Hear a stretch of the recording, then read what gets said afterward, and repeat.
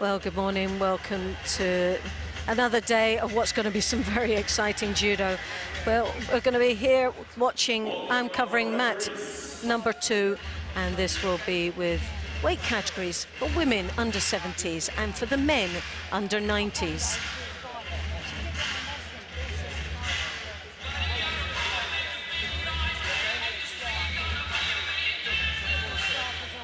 Imamov from Uzbekistan now in the white, and he's up against Nyman, Sweden, in blue.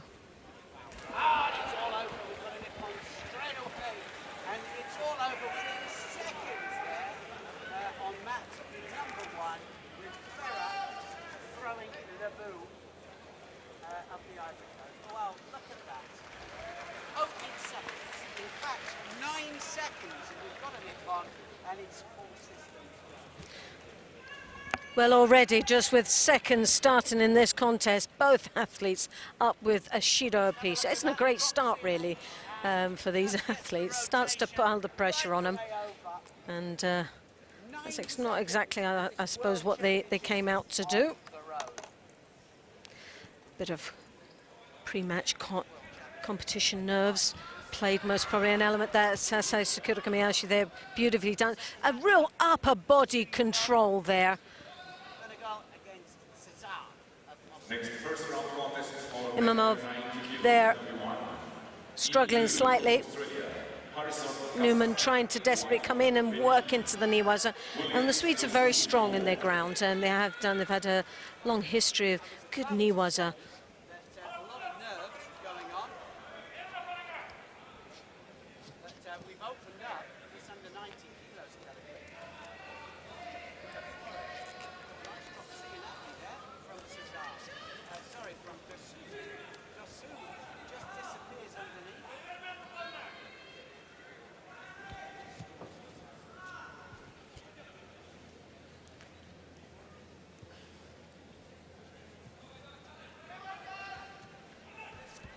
Whoa, that good as she was as Wazari. The Uzbek now takes the lead, just coming up to the halfway mark. Kosota Kuriashihara as well. Looked at that similar from that angle.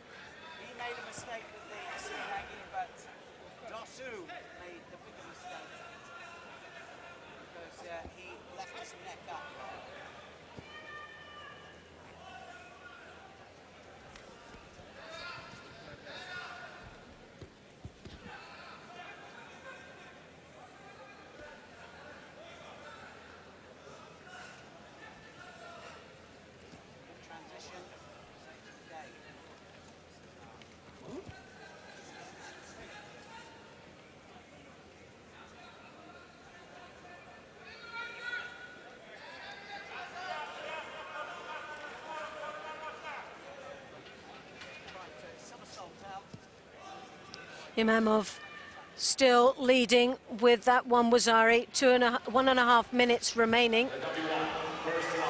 Good Tewaza move there, very little of the Sasai that came in, pure upper body control as he tried to power the Uzbek over.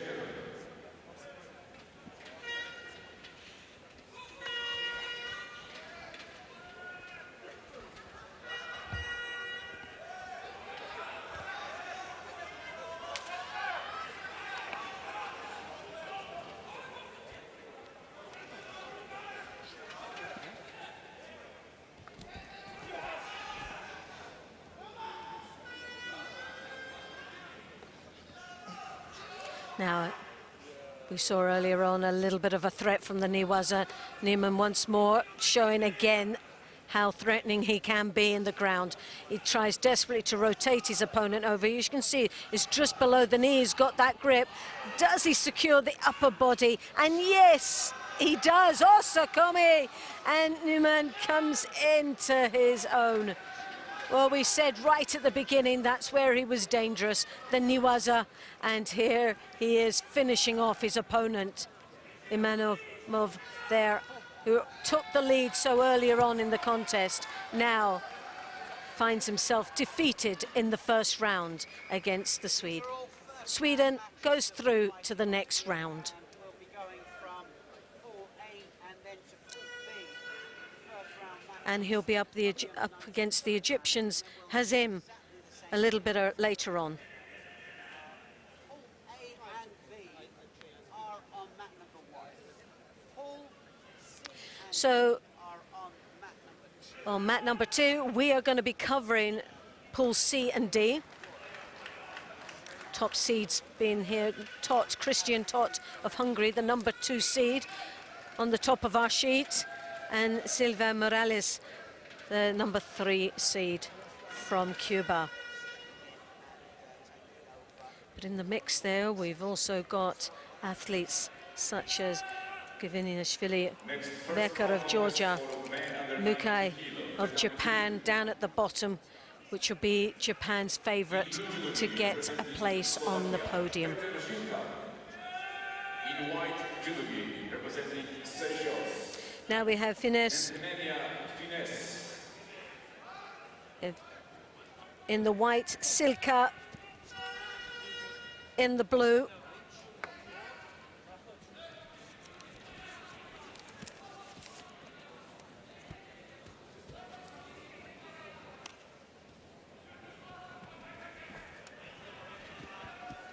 Finesse from the Seychelles. Sounds a lovely place indeed. It's not normally a country we see very often on the World Judo Tour.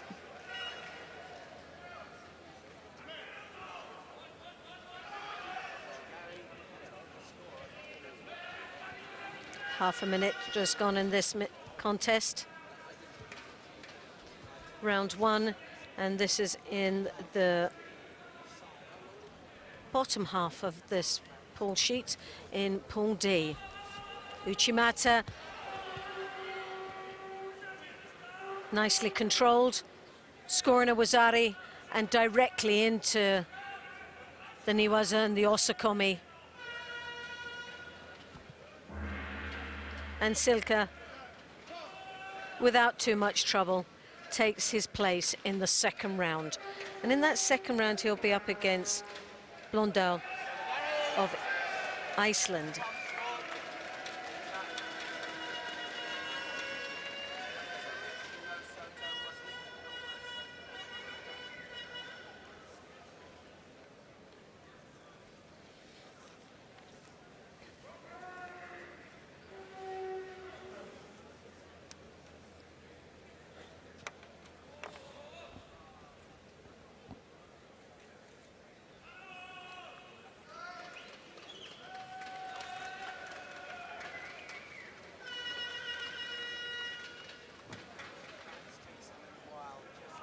And here's some of the highlights of that round. Number 2, it's time for the first round for women under 70 kilo. In blue for Greece, Elizabeth Sibu. In white for Chad, Demos Mendelon. Tatami 1 will start first round for. So now we have the women's under 70 kilos. In the white, we have Memnelum in the white, and in the blue, Telsitu.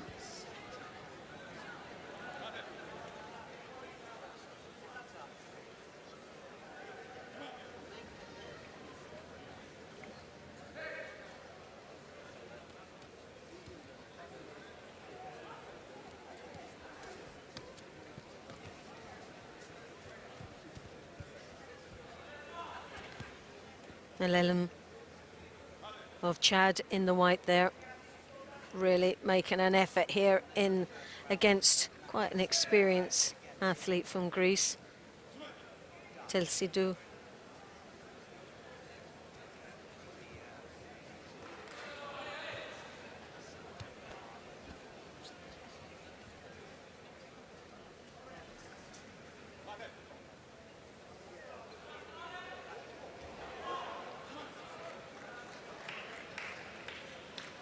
Well, Nelum really given this fight all that she has.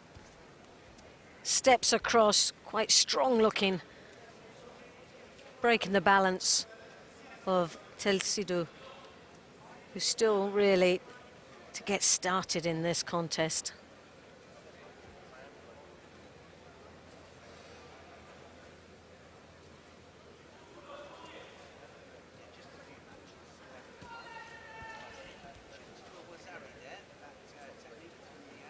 Once again, was an attempt of a Sutemi Waza just as she was trying to rescue herself against the attack just on the edge of the contest area. Telsidu takes the win by a pawn. Just under the halfway mark.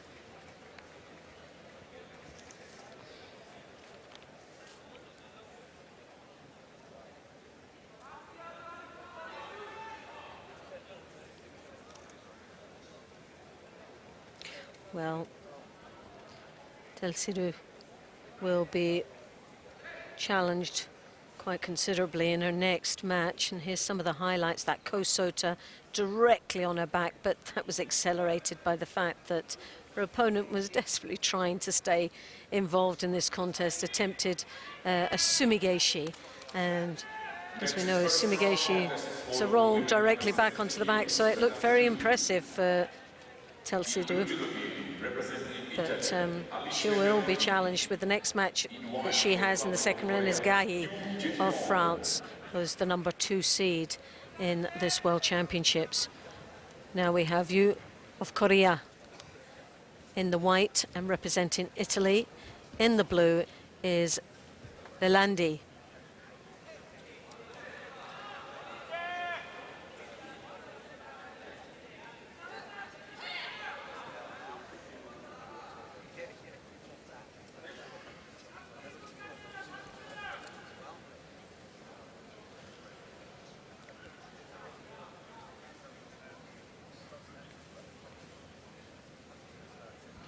Both opting for sleeve grips there, very low on the bottom of the gi.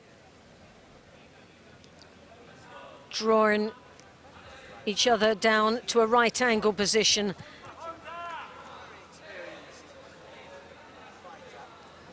A position that's very difficult for either one to be able to make any. Another strong attack from the Italian. She gets that little rocking movement as she seems to be like a ribs of some sort, but she's looking slightly flustered. And but the referee hasn't forgot about the fact that the Italian has put in 3 very strong attacks over her.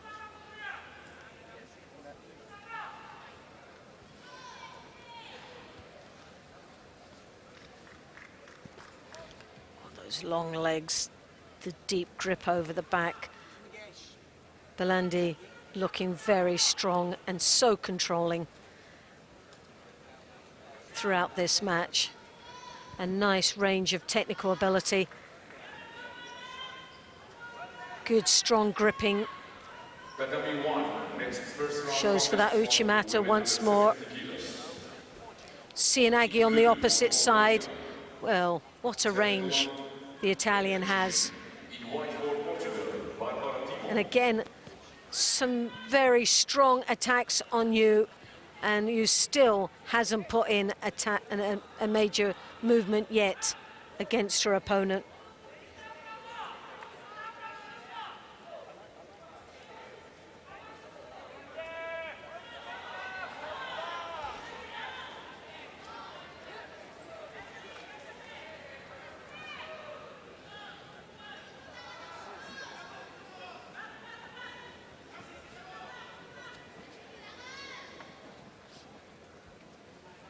Belandi towering over opponent.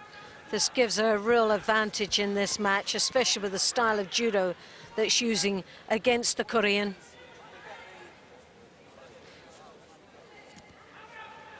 Belandi 23rd position in the world ranking. 2 shidos to Yu.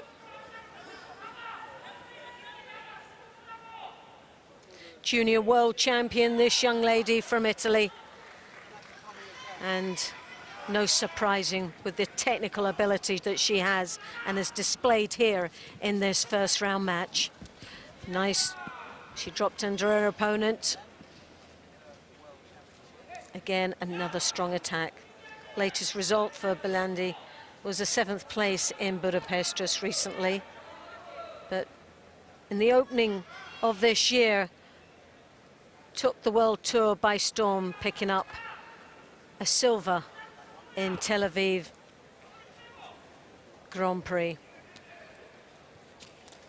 The junior European and junior world champion currently.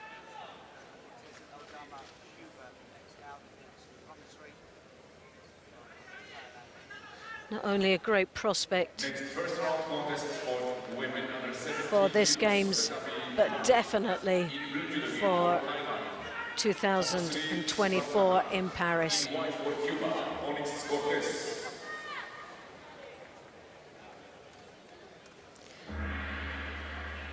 Right, 2 shidos to 1.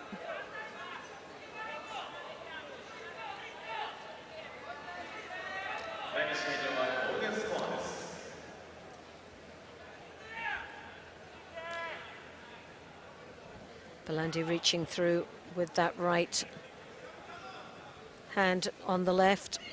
Oh, this is the danger. Oh, crikey. After all that work, the last thing you want is to see someone of this quality, as Belandi has shown, and the amount of work that she's put in to go out in this golden score. She needs to stay very focused here against her opponent, Yu.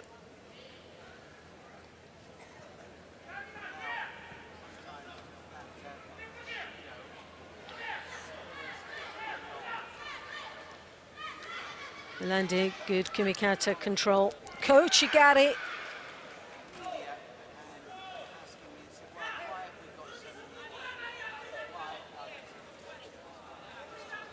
Well, let's have a look at that. It was the Kochigari. But she lost the control just at the latter stage where her opponent tried to counter her.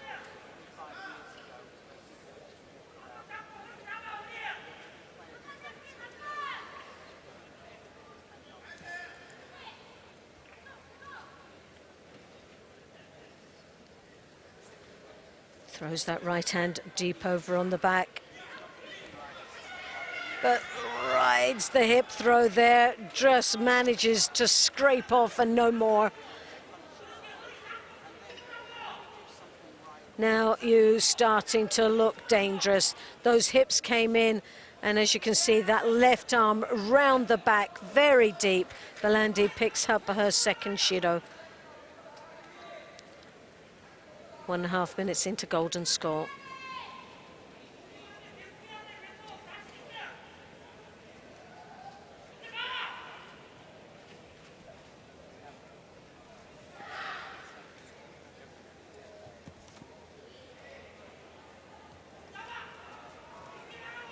Yi Yongyu, 26 years of age, started off in this contest as if she was just outclassed, and now into golden score, seems to be just pipping her opponent to the post.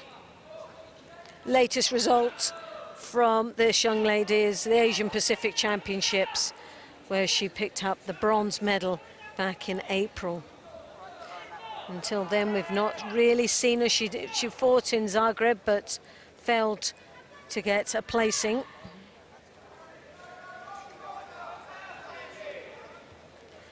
And the last medal was back in 2017 on the World Tour, and that was in the Paris Grand Slam, where it wasn't a medal, it was a place in the 5th place.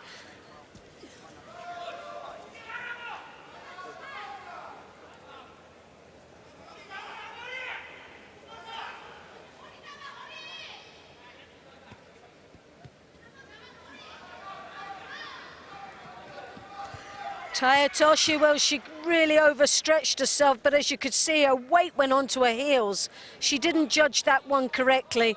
There was no pulling action. She didn't have the kazushi there to finish the technique off. As you can see, she leant back on that supporting leg. The knee bent a little bit too far, placing all her weight to the rear. Well, she is a very lucky lady, the Italian. And the coach was off his chair at that stage. 3 minutes into golden score. A battle for 7 minutes, these athletes.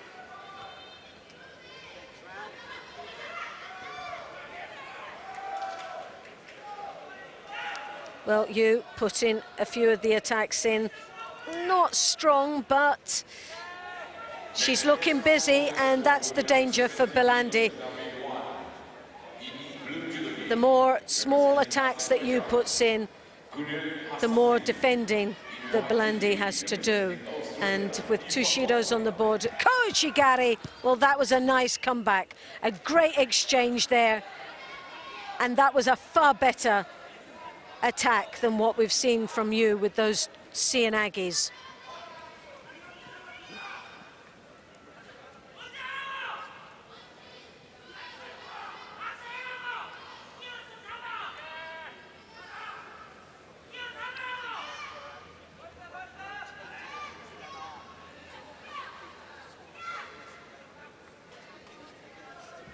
Uchimata, the danger coming out on those Uchimatas. Needs to, a beautiful Koichigari. A little bit more pulling. If that left hand did a little bit more of a pulling action. She's got a very strong grip. She enters in for that Taitoshi. She enters in for the Uchimata and the Koichigari.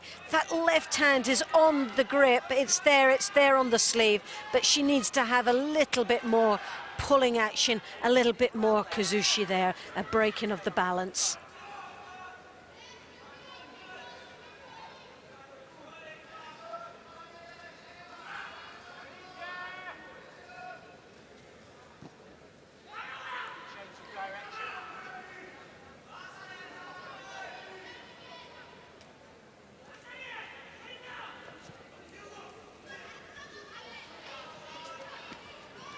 Oh, well, you could have timed that with an egg timer. And, well, a Wazari given.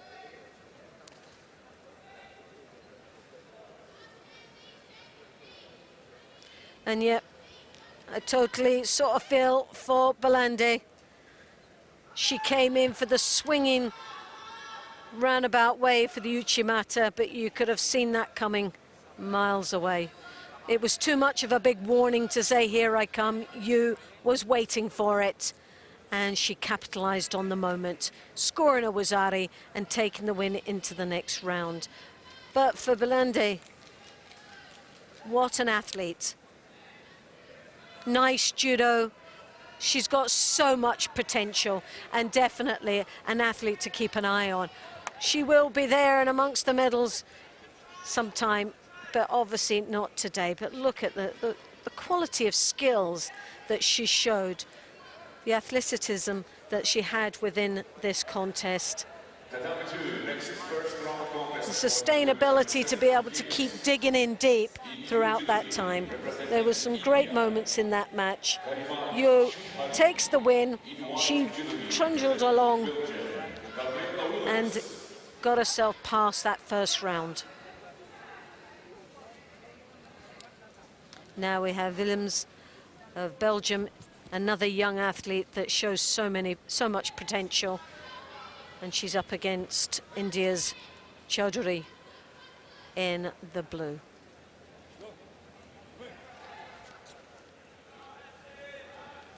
Now we've been watching this Williams on the world circuit for some time, and quite a nice judo player.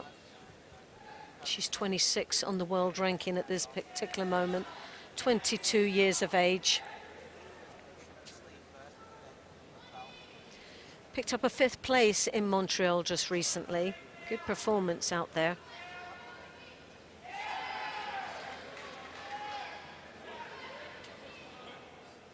junior world bronze medalist back in October 2017.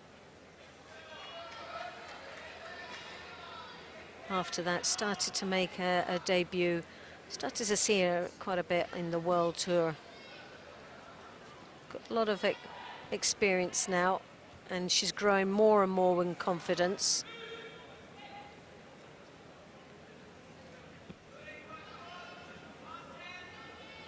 One of the taller athletes in this weight category.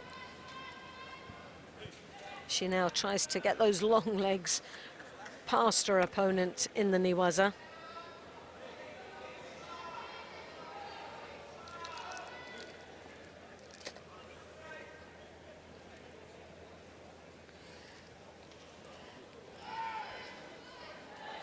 Two and a half minutes remaining in the contest. Chowdhury. Two Shidos on the board. It's not looking very good for her at this particular moment. And there you have it, the third and final Shido. Well, it was a short-lived contest and visiting this World Championships. Hopefully she'll have gained a bit of experience of being here in Tokyo.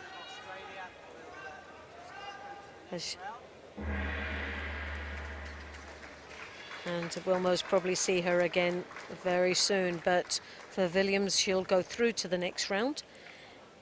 And in that next round, she will be up against Perez of Peru.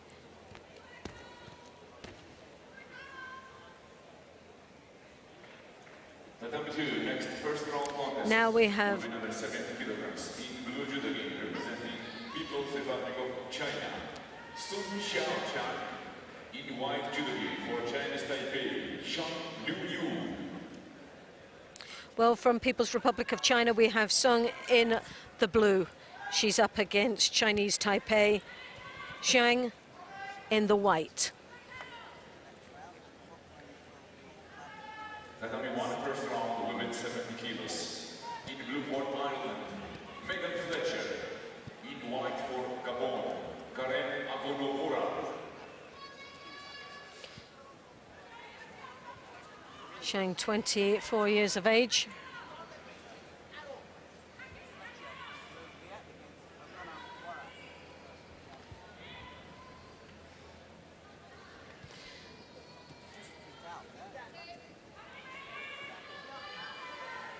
Still to get a result in the World Tour. Latest result that we have was back in 2018. Where in Hong Kong, in the Asian Open, she was 5th place there.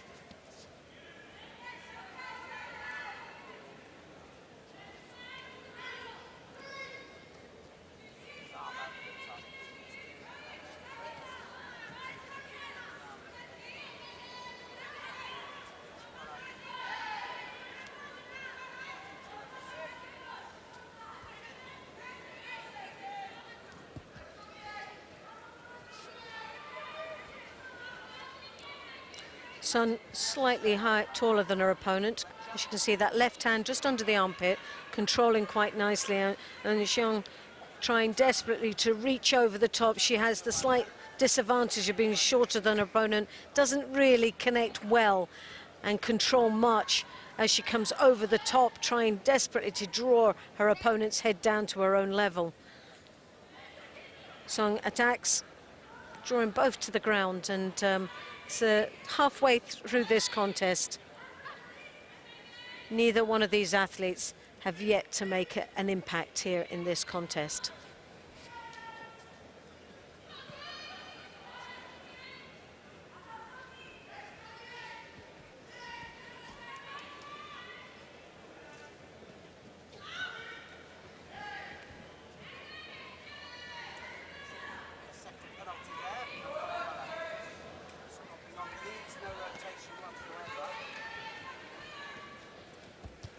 Working on lapel and sleeve.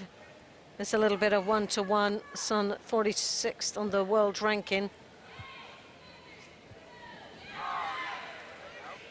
Has been on the world tour. She was in Zagreb, Budapest, picked up a 5th place as somebody's been knocking on the door a couple of times in the Grand Prix in Hoi Hot this year. Was 5th place, just missing out on a medal, and also in Antalya just missed out on a medal there with in 5th place. On paper you would say that Son has the ability to get through to the next round, but she's making hard work of this match. Just into the last minute, Zhang with a Shido comes in for an Ouchigari, still desperately trying to get past the strong defenses of her opponent.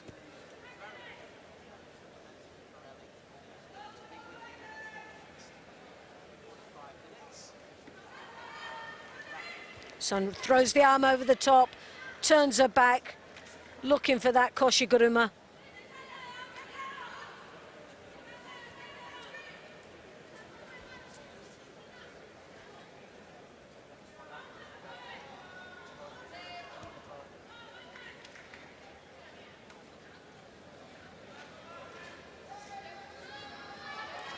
Next first round contest for women under 17. Well, for this weight category, Pool A and B is be covered by Matt on Tatami 1.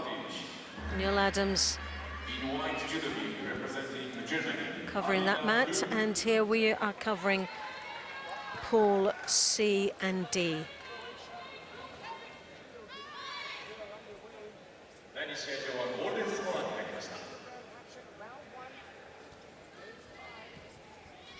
Ouchigari, Son takes her opponent down, follows through down into the Niwaza, rotates her opponent over, now tries there to finish her off, throwing the arm over the top, trapping that shoulder and pinning it to the ground. Now she has the problem of trying to take that leg out.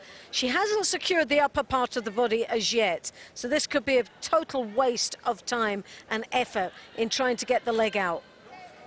Bit of a stale moment there, and referee feeling there's very little on offer. Calls a halt to the Niwaza transition, and Mate. Both athletes back up. Half a minute in golden score, the Ouchigari, and this time another good strong attack, and once more follows into the ground. She gets the rotation, comes under, taking the lapel.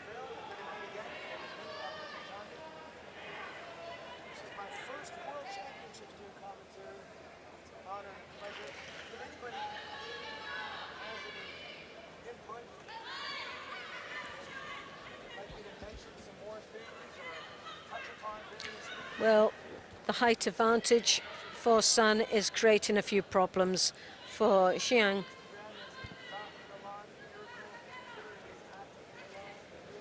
Trying desperately to reach high to draw her opponent's head down. And as you can see, that right hand constantly cross grip with the left, throws the right hand around the back and comes in with that Uchimata, and that's the danger.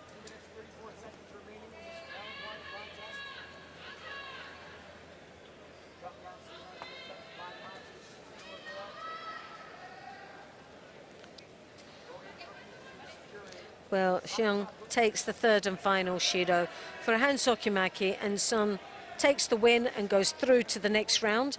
And in that next round, she'll be up against Polling of the Netherlands.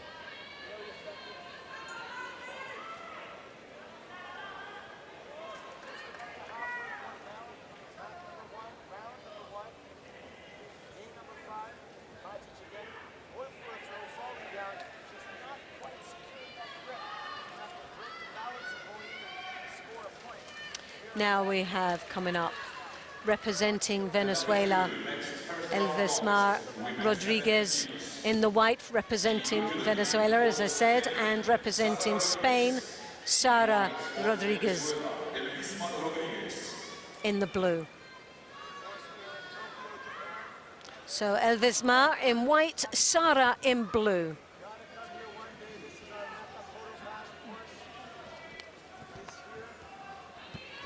Elvismar, an aggressive start to this contest, draws her opponent down into the ground, and there looks for the shimiwaza in Niwaza there, straight in. It's looking like can't see really the angle, but it is on. And what a start for Elvisma Rodriguez of Venezuela. Now she'll be up against in the next round one of the top seeds, Anna Berholm of Sweden. And that will most probably be a little bit more of a challenging match, but she's got one contest out of the way, unlike Berholm, who had a bye in the first round.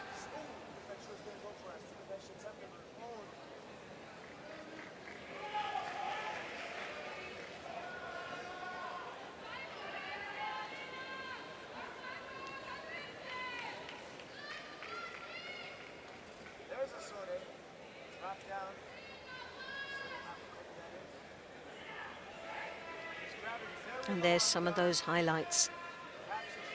Oh. Next contest on Tatami 2, first round for women, 70 kilograms. In blue judo gi, representing Kazakhstan, Boldu Narinova. In white judo gi, representing Colombia, 3 times world champion in Olympic silver and bronze medalist, Yuri Avia. Yuri Avia of Colombia in the white. Narinova of Kazakhstan in the blue.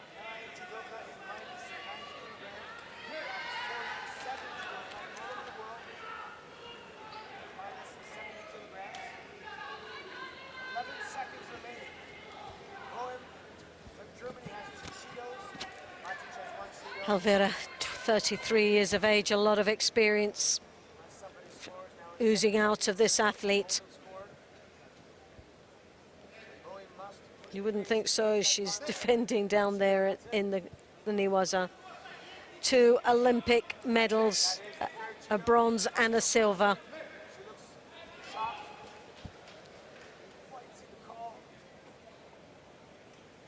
And with a bronze medal in last year's World Championships. She comes over the top.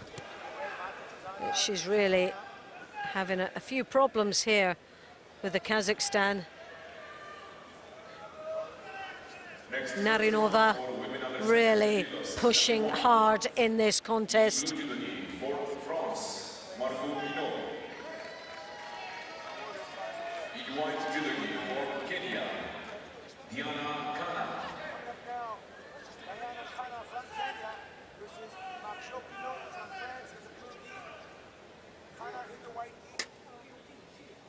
Narinova, 20 years of age, world ranked #1 in the juniors. Well, my goodness me. Well, she gave a really good, impressionable start here in this contest, but eventually the experience came through. And I say eventually, there was a real challenge for this young athlete, continental junior champion, and someone to keep an eye on. 20 years of age, she made a very impressive start here against a very experienced athlete. But the Ouchigari nicely controlled, scoring upon and taking a little bit of pressure off Yuri. Next, first round for women under 70 kilograms, Tatami 2. In blue for Uzbekistan, Gulnoza Matnyazova. And Elvira will be up against Takiwara of Fuji a little bit later on.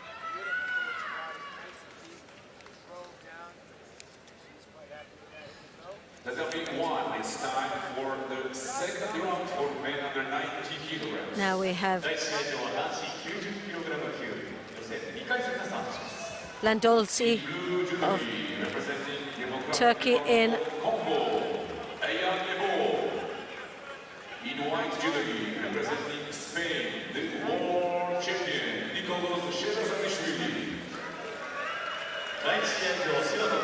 Landolsi of Tunisia in the white. She's up against Uzbeks. Martiniazova in the blue. Martiniazova, strong looking start of this contest. Having to deal with the height advantage of her opponent from Tunisia, but as you can see, deals with it very nicely indeed. With the Sianagi scoring Ippon and goes through within a minute and 6 seconds.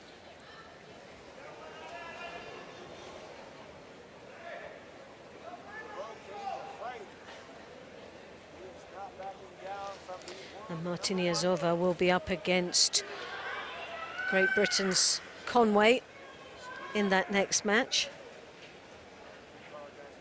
And when you look at the lineup of Pool D, it's an awesome draw there. Where you can see Bernholm topping of the Pool D. Elvis Ma Rodriguez amongst there. Yuri Alver also in there. Conway. Scocimaro just now gracing our tatami.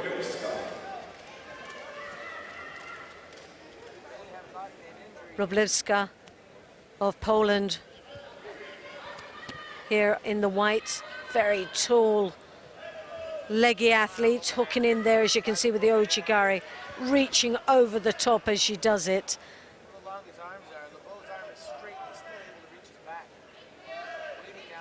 Scocimaro, strong athlete, has had some quite impressive performances throughout the year for Germany.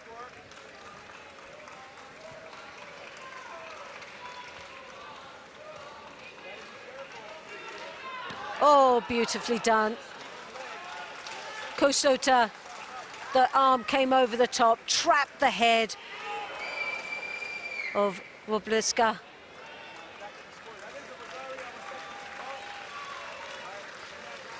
And takes the win for Germany.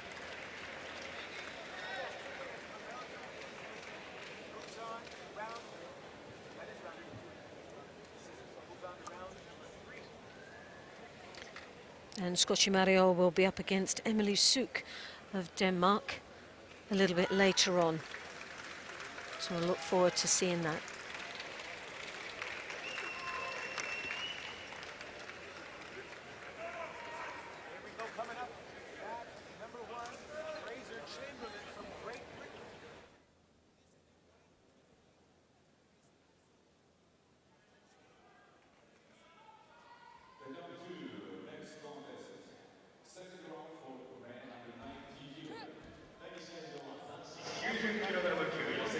Well, now we have Hungary's Tot in the white, and he's up against Zachary Burke of Canada in the blue.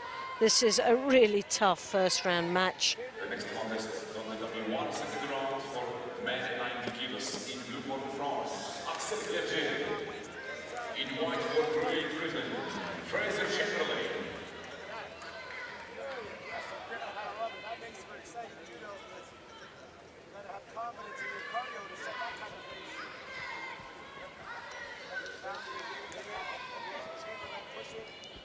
Tot being held back at the edge of the contest area. But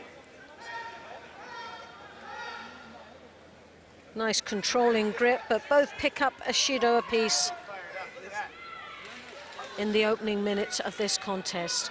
Now, we spoke about Tot and thinking that although he's a strong contender for a place on that podium, the disadvantage that he really has a lot of the time is that his size is actually quite small.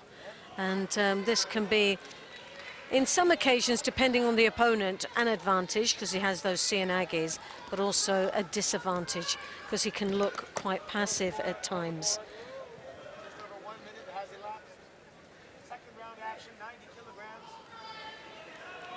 2.5 minutes remaining. No score, a Judo apiece. Well, what's really been impressive is the Canadian team throughout this World Championships.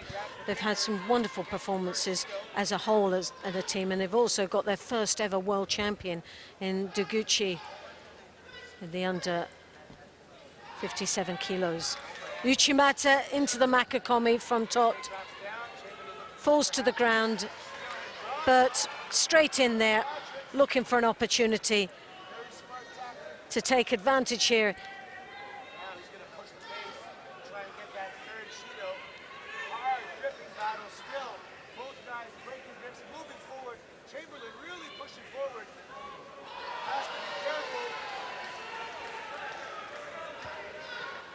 Circular motion around each other, both trying to get in past the defenses of each other.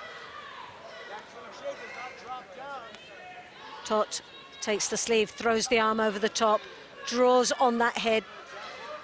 Needs to really tuck the elbow in, as you can see, but pushing on that elbow to keep it out and the pressure off his head. But no, opens up. Tot in there with the Ashiwaza, stumbling but to the ground.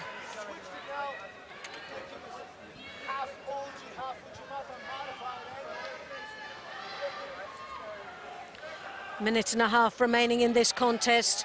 2 Judos to 1. Bert really has to come in and dig in deep. He has to be confident enough in his ability. Those legs in there, he had the Ochigari, he took the leg out, and that allowed Tot to lift him off the ground and get the counter. Well, a bit of a mistake there for Zachary Bert. He had Tot on the ropes there, as you could see, deep in with the Ochigari. Kosotri changed. Part of me felt if he stuck in with that Ochigari, he may have just got that score. Sianagi, though, Tot straight in, a Wazari possibly. It looked a good attack from here. Now, Tot works in the Niwaza,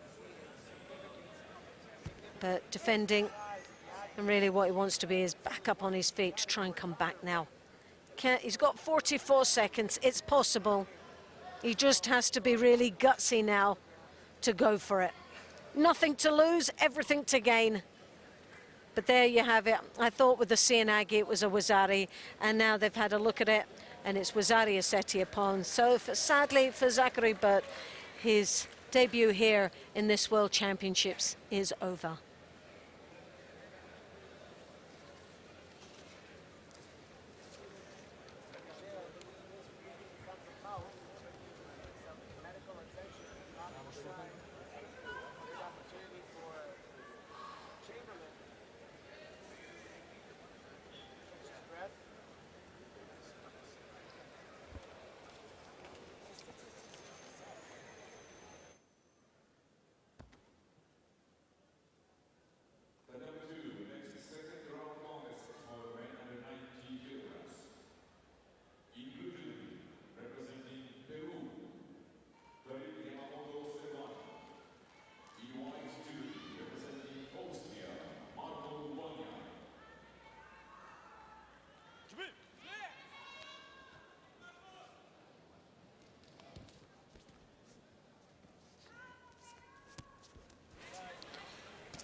Second round for men under 90 kilograms. In blue for Peru, Yamamoto Servan, and in white for Austria, Bubanya.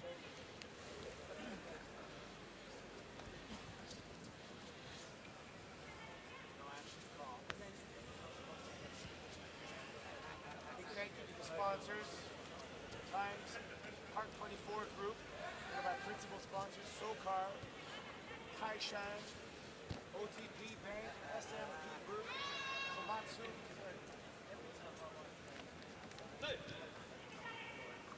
The latest IJF fashion, go to judopower.com. Make sure you follow us on social media. They both pick up a penalty after 45 seconds in the match.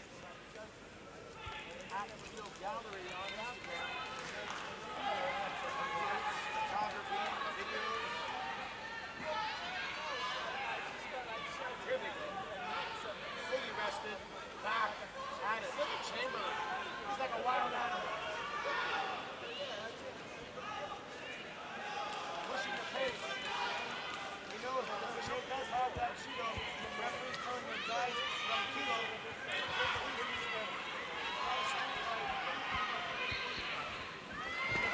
Oh. Was already scored by Bubanja. You saw Yamamoto. He thought that it was Mate because they were out of the contest area, but because they were still in motion, Bubanja had the time to make the score.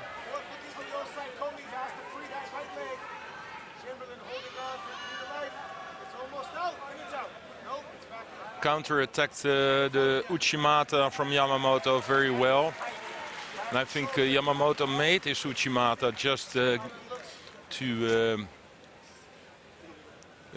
make like an attack because he was outside of the area, but not like a real attack, more like a false attack to prevent him from getting another Shido. But well, this is not the result he was hoping for, because now he was already down. They got that medical attention. It changed the complexion of the match. Momentum changed. The outcome changed. Now Shane moves on to the third round. With a keep-on victory. They both got a Shido, so 2 Shidos on the board. And Yamamoto is still working really hard. So for Bubanja, it's important that he had to do something himself, but he got like the Uchimata.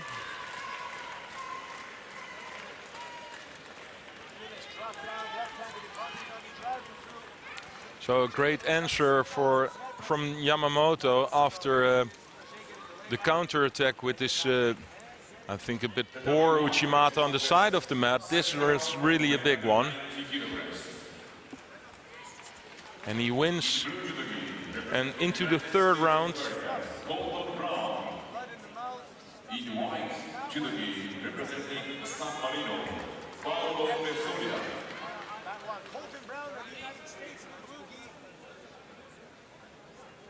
Here it is. 3-4 attempts. Just trying to work his hip into Bubanja. Great finish. Elbow completely raised, just to get more driving power. In blue judo representing Italy, In white judo representing Mongolia, process here, strong left-handed overhand grip by Colton Brown. And now on the tatami in blue for Italy, Mungai, and for Mongolia, Gantulga.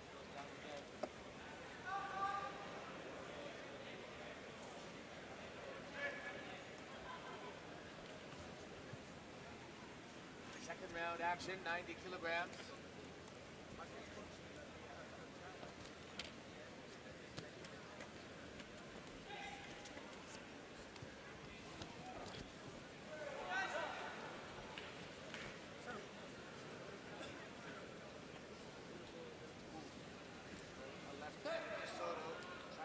Chop the knee of Colton Brown.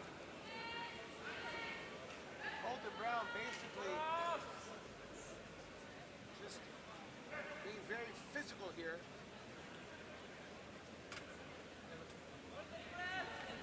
That's the second Shido now.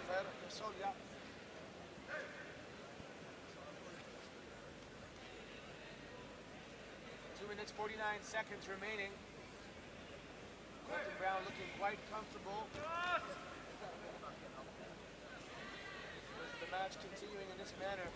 Really pushing forward and playing that boundary game. Solya has a real hard time now trying to figure out the tactics of Colton Brown. Oh, nice foot sweep by Mungai. And the Tatami afterwards. Great combination.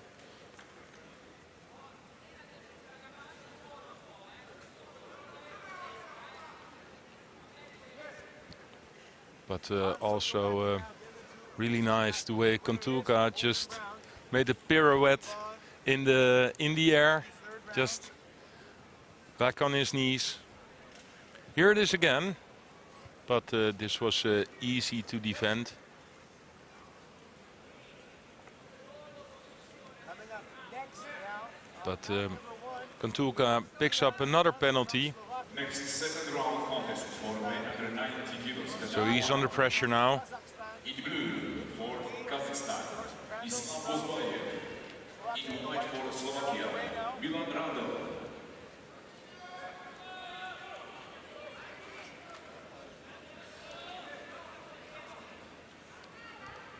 Left hand versus right hand situation. Drop down, attempt, that's going to be it. Bozbayev, winner by pawn. 16 seconds. That's going to help him conserve some energy for the third round, which he has now qualified for. Well, and for Mungai, yeah, every time he makes this Tatami, it's just good enough. Kontuka cannot stand up and show the referee that it's not a real good attack. He has to do something.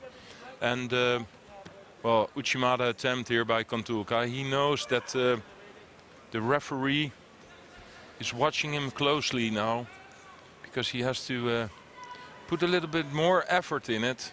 Otherwise he will be penalized again, and then he's out. Representing Turkmenistan, the Judo.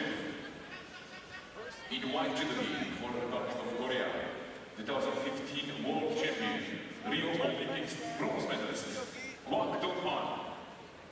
第2試合場、白の道着韓国のカク・ドンハン選手は2015年の世界選手権金メダリスト、リオオリンピックの銅メダリストです。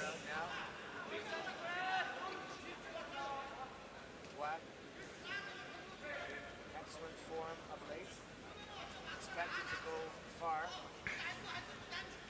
Let's see what he can do here. This has to be a Shido for Mungai. Just drops on his knees. Here it is. For Kontuka, the Uchimata attempts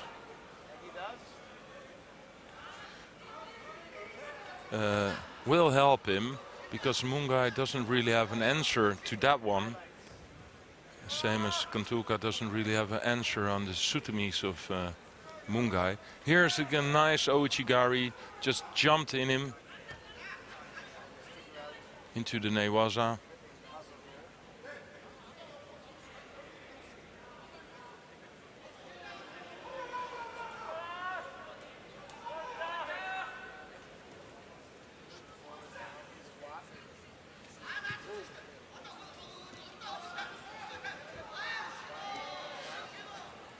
Well,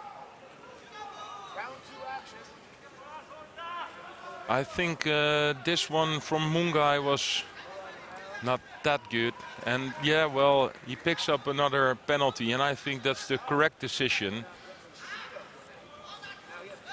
So Kontuka completely fought himself back into this fight, and we're into golden score.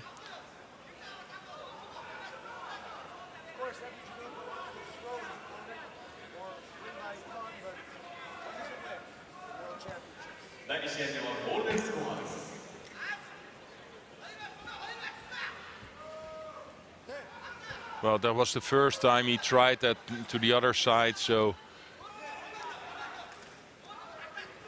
Oh!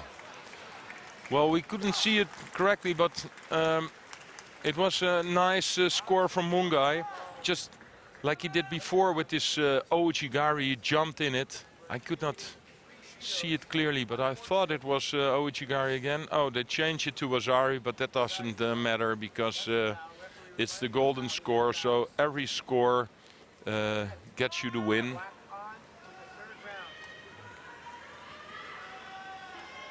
So it's just from Mate, just jumping into him and make a Wazari. Yep, there it was again, the Ouchigari. So we saw it one time before. Two hands on the back. Great score. The other one is still busy with the kumikata, not paying attention.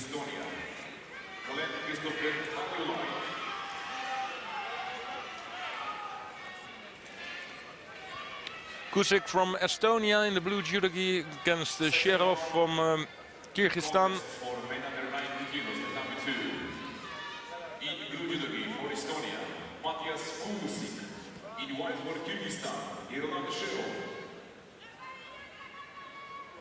Who already has a head bandage, and if I look at the way it's been taped, it's because of his ear.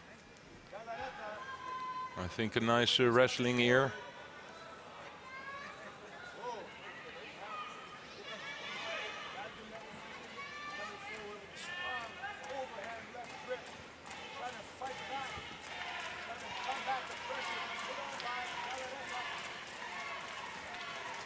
Drop down, Shionage. Right stance to the left. Shido for Kusik.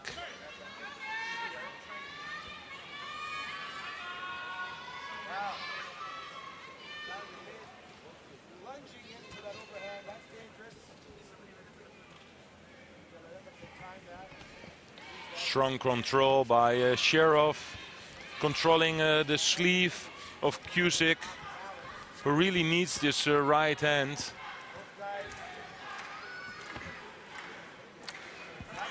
But I think he needs too much time to get this right kumikata. And for Sherov that's really easy because he's a little bit faster with his techniques.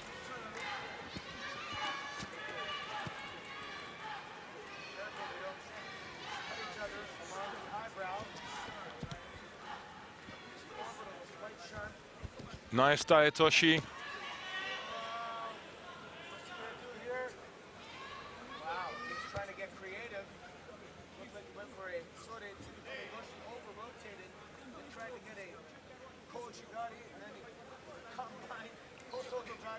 And another Shido for Kusik.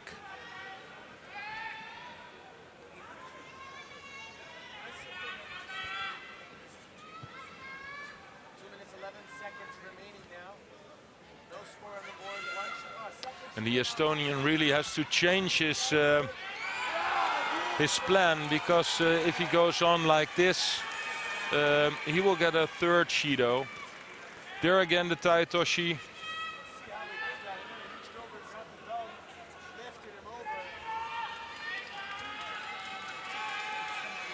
It's Sherov who looks really confident, just grabbing the right sleeve every time, putting his right hand really out. And you see Kusik doesn't really know how to get into the fight. Next, second round contest for men under 90 kilos, Tatami 1. In blue judo gi, for the Netherlands, Noah Fontaine. Seonage attempt by Kusik. And you see, you know, he has the right stance now. But I think he's a left-handed player. So that says everything about Sherov, who's really dominating the kumikata fight here.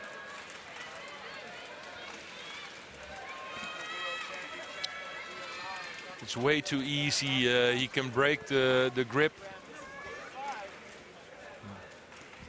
Well, and you can see Kusik try something, but he has absolutely no control of Sherov. Jumps in with a few techniques, but doesn't break the balance of Sherov.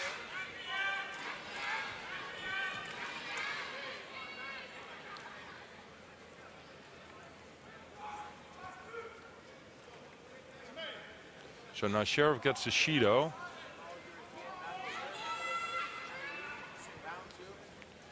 Took it a little bit too easy. he still feels confident. I think that he will get this third Judo on the board. I think the Tai Toshi will come. There it is again. Yeah, you could see it. He was waiting for it, but I think his right hand was way too low on the lapel of Kusic.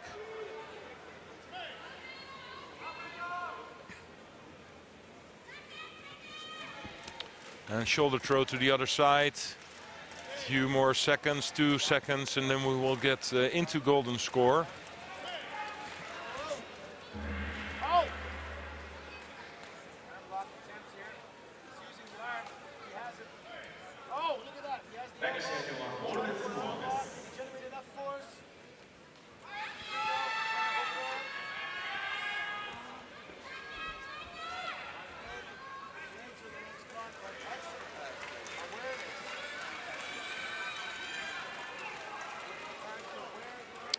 Well, he gets a Shido for this dropped Seonage, and I think that's maybe a little bit too fast, but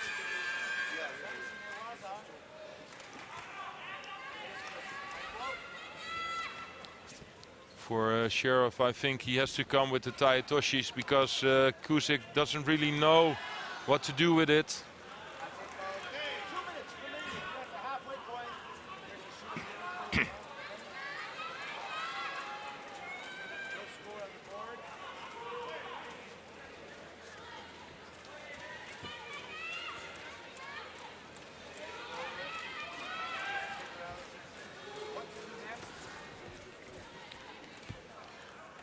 Yeah, well, Kusic shows the referee like, hey, this was also a bad attempt, and I think Sheriff cannot make 2 or 3 more of these. So this is okay, but he just stands up in 1 second. But I think the referee will he give him the third Shido? No. And I think this is the right decision because he just stood up. Sometimes, but this is a real strange, but okay, well, this maybe will help him that Kusic, he pulled Kusic to the ground. But this was really a strange technique.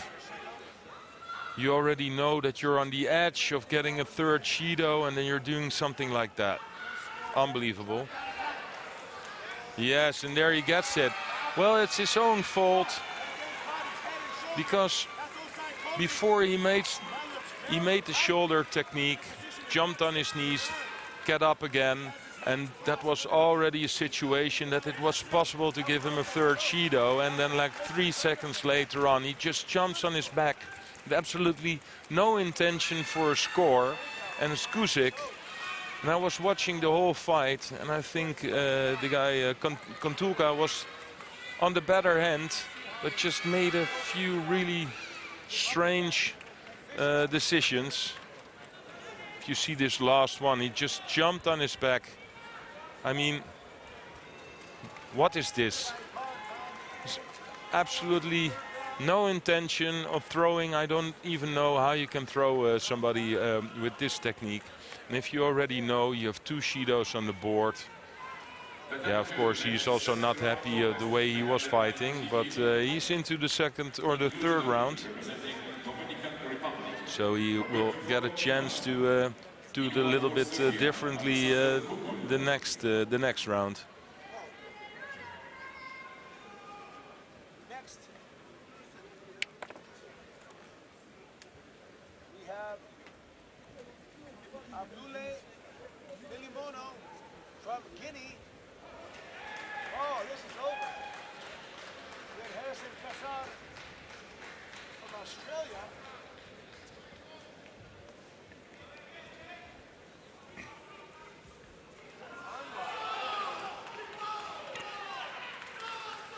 Ippon by Kukoye from Serbia.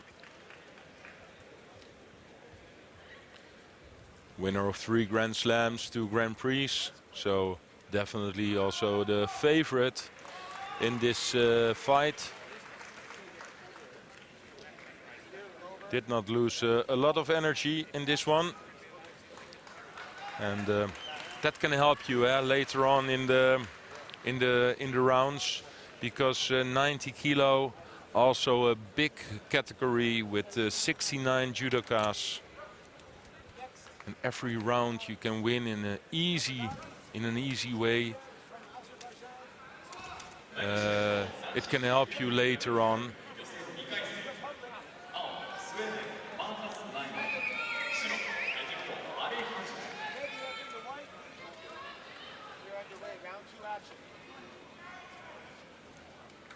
It's Marcus Niemann from Sweden fighting Ali Hazem from Egypt.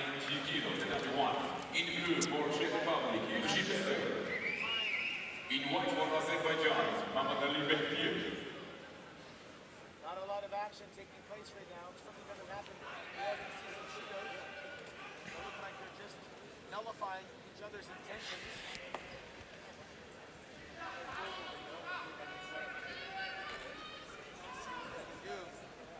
This is when it becomes a chess match. You gotta anticipate, solve the riddle that is your opponent.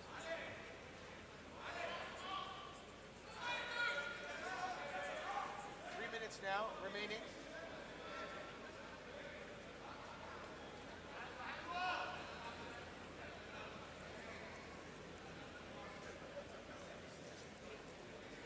Referee calls Mate. Some Shidos being given out here. One, oh, both. Okay, both guys get Shidos, so it is equal.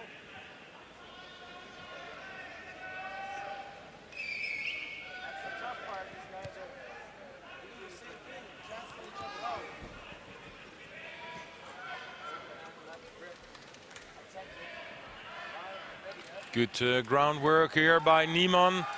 Great to see the way he worked out with the leg, the arm around the head and also the leg. Grabbing his own hands, you know, the fingers in each other. I think the Egyptian guy tries to grab the right leg of Niemann, but of course you have more power in your legs than in your hand, so it was easy for Niemann to control Hazem underground. Great work. Nice name was nice to see how he actually had the head and the leg. Had his hands like really with his fingers in each other.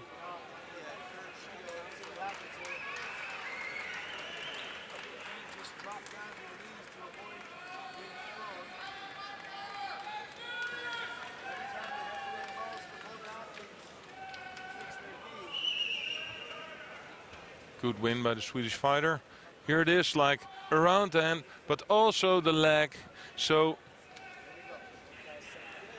for Hazem, it's impossible to put power out of his legs to get out of the Osaikomi.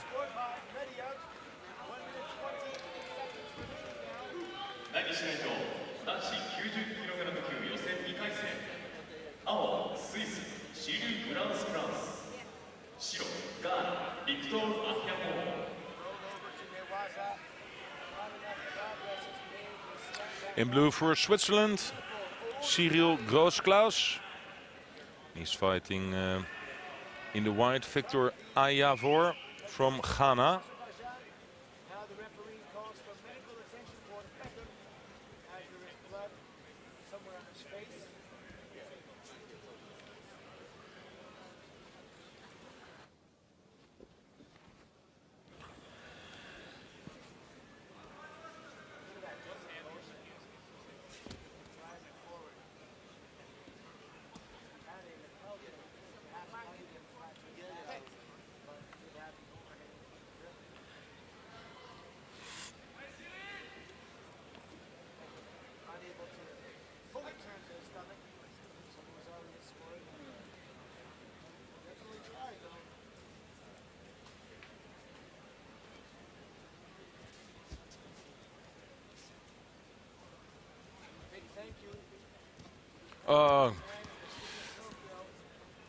It's good to see Ayavor is really searching for a big throw. Groosklaus has to pay attention because the left hand there on the back of Groosklaus. It gives Ayavor the chance of making a big throw. And here it is. That was really close for Ayavor to make a score. I think for Groosklaus, he's taking it a little bit too easy with his kumikata, giving Ayavor too much space to work.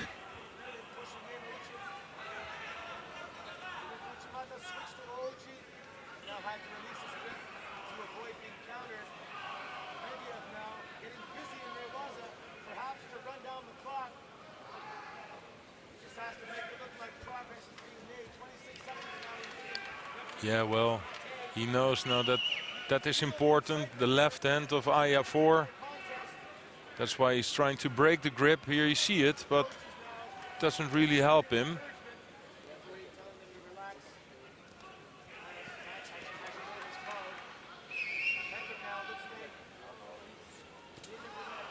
Ayavor just changes from the left to a right stance. I think he has a better chance against Groosklaus when he is fighting left-handed.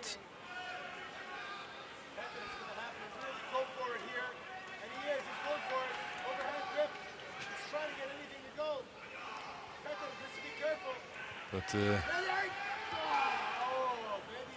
he disagrees with me because he starts with the right hand over the head of Groosklaus.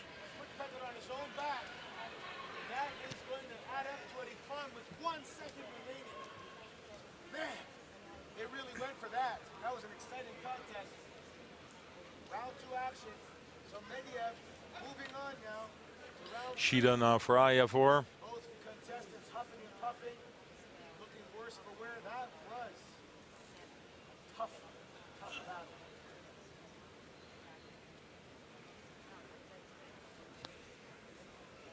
Here he has again the left grip on the back of Groosklaus. That puts Groosklaus in danger, trying to defend with his right hand. Good left seonagi attempt. The right hand on the lapel of Ayavor, pushing him away because Ayavor already showed Groosklaus that when he's close to the body of Groosklaus, that he's capable of throwing in a real big hip throw. Here it is again.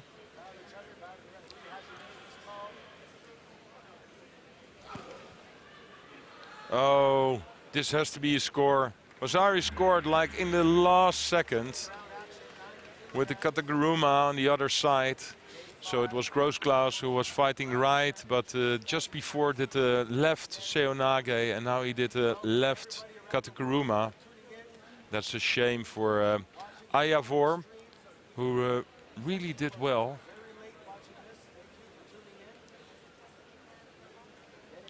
But loses in the last second.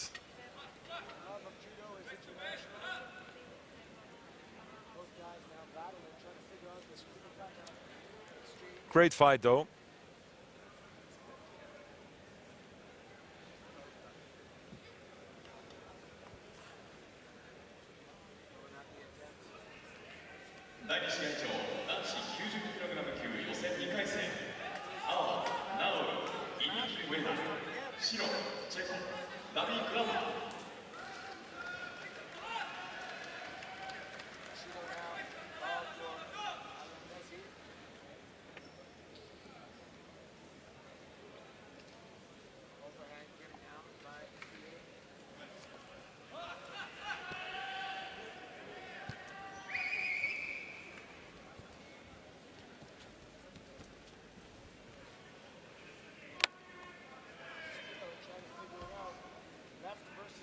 situation once again, battling now for the pulling hat.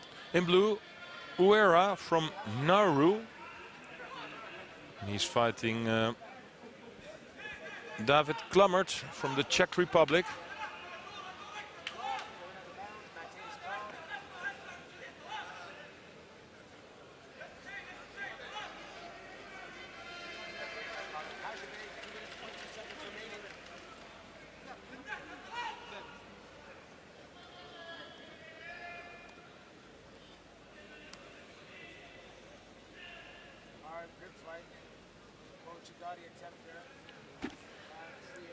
For people who don't know where Nauru is, I did not know, but it's a small island somewhere in the Great Ocean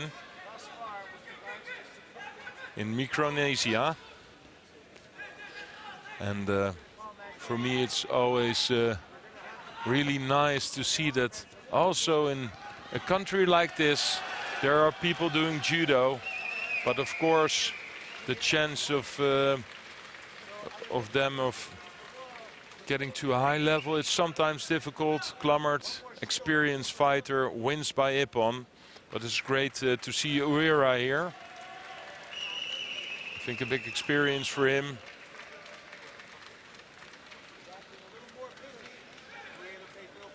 But it ends for him here. Klummert is the one who wins the fight, and he will fight Grossklaus later on. Big Makikomi.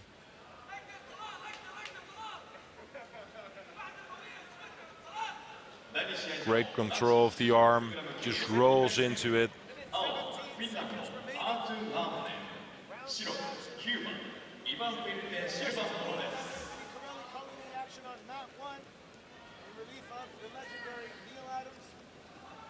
So this really is one to watch.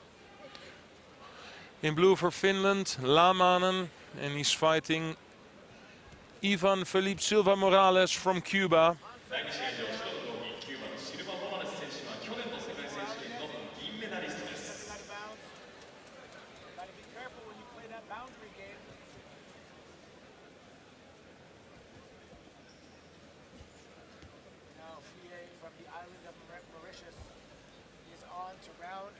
Silva Morales, the number 2 of the world, 2018, lost the final against Sherazadishvili from Spain. Of course, we see him also today.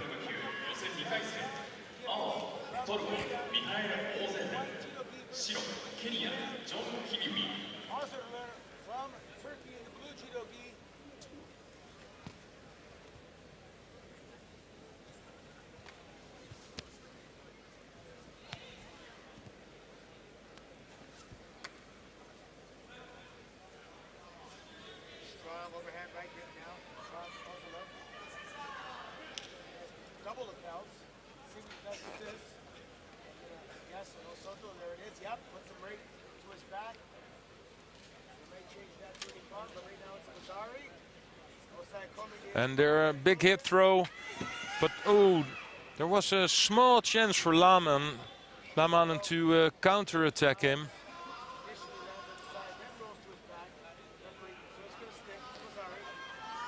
But picks up another Shido. Because, well, it's really clear that Silva Morales is the more active one in this fight. But there was a chance for Lamanen. Sometimes you see it like Silva Morales trying to make a big hip throw. Then you lose a little bit of control and you go on into the Uchimata. But then you're already a bit off balance. And that's the moment that, that your opponent gets a chance of counter-attacking you.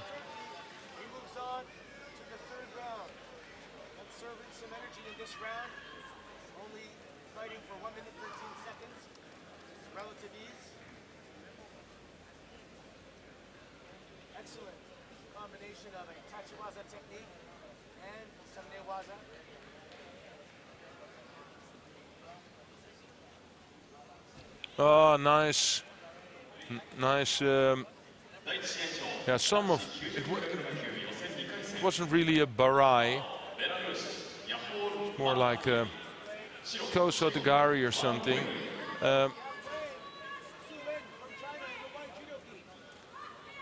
But good work with the feet and good control from Silva Morales, pushing Lamanen to his back.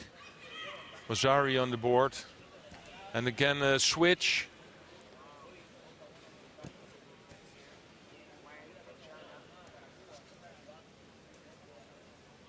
Faking an attack to the front, and then switch with your leg to the back.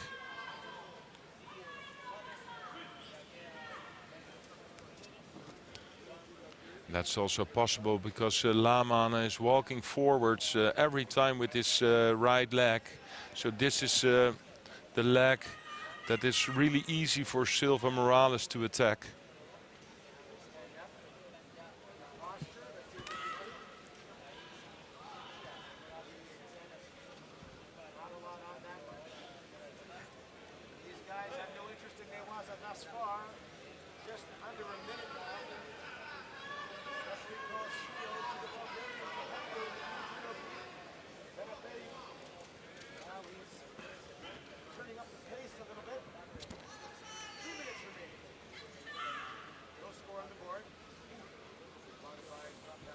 I think still a lot of risk in it for Silva Morales with the Mazzari on the board. But here's a great Uchimata, so he really felt confident.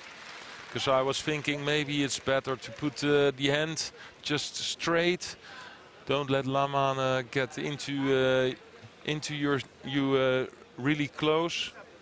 But of course, I don't feel what Silva Morales felt, and I think Silva Morales was so confident that it was possible to throw Lamanen again, and he did with a really nice Uchimata.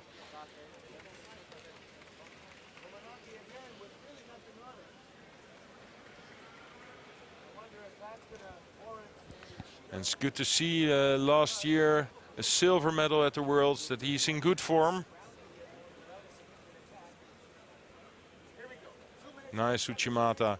You see Lamanen had his favorite grip, hand on the back of Silva Morales, but he was so confident that he could throw him. Good pulling power also by the right hand on the sleeve of Lamanen. And Silva is into the third round. And he will fight the winner of this round. In blue for Colombia, Balanta, and in white for Algeria, Benamadi.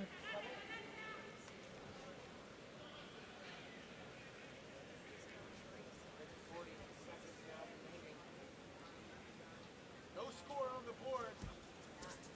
One Judo apiece. No.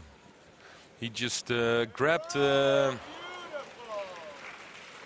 trousers of Balanta. I don't think the referee saw it, and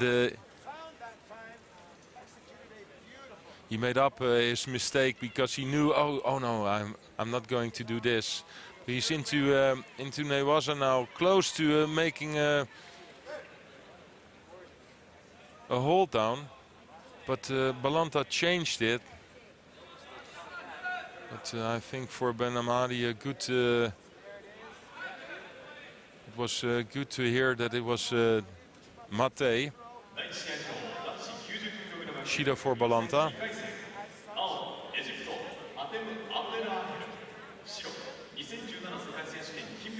Switch, oh man, what a great well. I thought it was Ippon, but just because of the speed, I did not completely see how Benamadi touched the ground. But Benamadi was fighting himself into the body of Balanta again, but Balanta came up with a really nice Uchimata. Look at this one. There's the twist from the Algerian, wanted to make the twist from the front to the back, and that was completely well timed by Balanta, the Tsuchimata.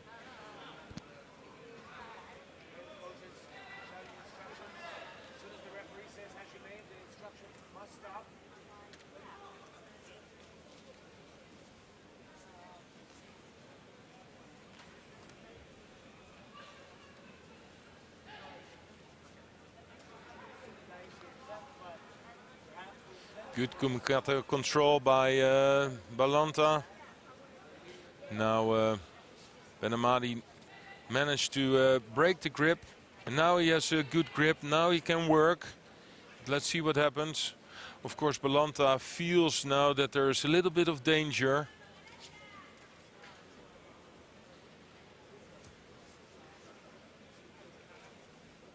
Still trying to figure out grip situation. Nice. That's a counter for Madoff of Serbia. He's going to get a Wazari for that. I think for Balanta it's possible to put his right leg in with an Ochigari or something. Oh, and that's a Wazari scored also for Benamadi.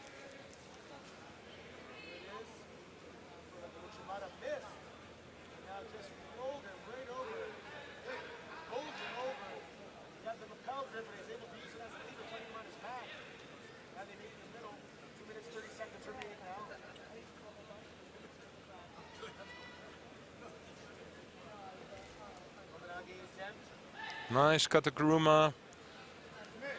The leg behind the leg of Balanta to get him off balance.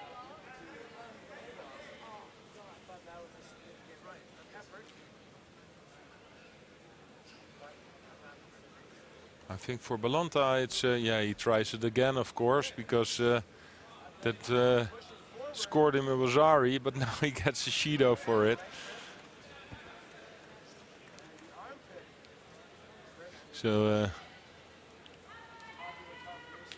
exactly the same technique can give you a Wazari or a Shido. I think this is the stance what is better for Benamadi. I think Balanta has to make more movement if he's using his arms a little bit more. Then he has a chance, but now he's a little bit too static, and that's in the favorite of Benamadi.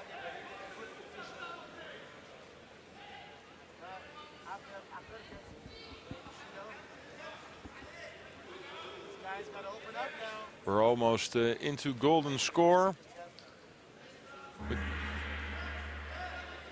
Well, here you saw what I'm thinking Balanta has to do. Dragging Benamadi around. Because when he's standing still, he gets into the power of Benamadi.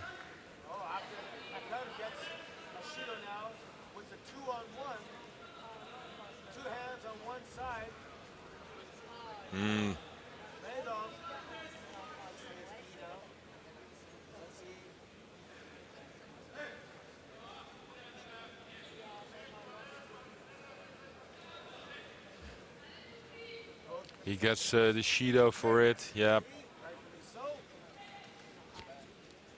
I mean, it was an attempt, not, yeah, well, I think this is what Balanta has to do. Just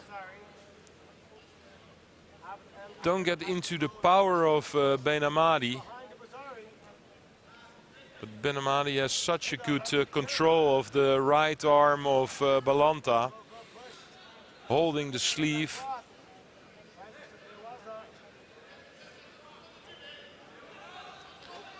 That makes it difficult for Balanta to move around. But I think there is his chance to win this fight.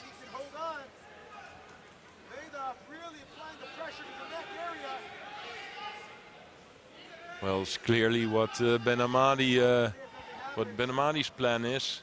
Just getting the sleeve of Balanta, the right sleeve. Oh, and here it is, second Wazari. Nice fight. He held on though, he did not tap. This is the world And I think champion. Benamadi is the winner just because he overpowered Balanta. Not because he was the better judo player, but really strong in his grips. For Balanta it was very important to have his arms loose, so he could like work and jump around, and making it difficult for Benamadi to put his the right grip on his opponent. But Benamadi managed to make another score. Just jumps in it with a Kouchigari. Nice point of view here for the coach. イギリスマックス・スチュワート、白タジキスタンコモロン賞ウストピリオン。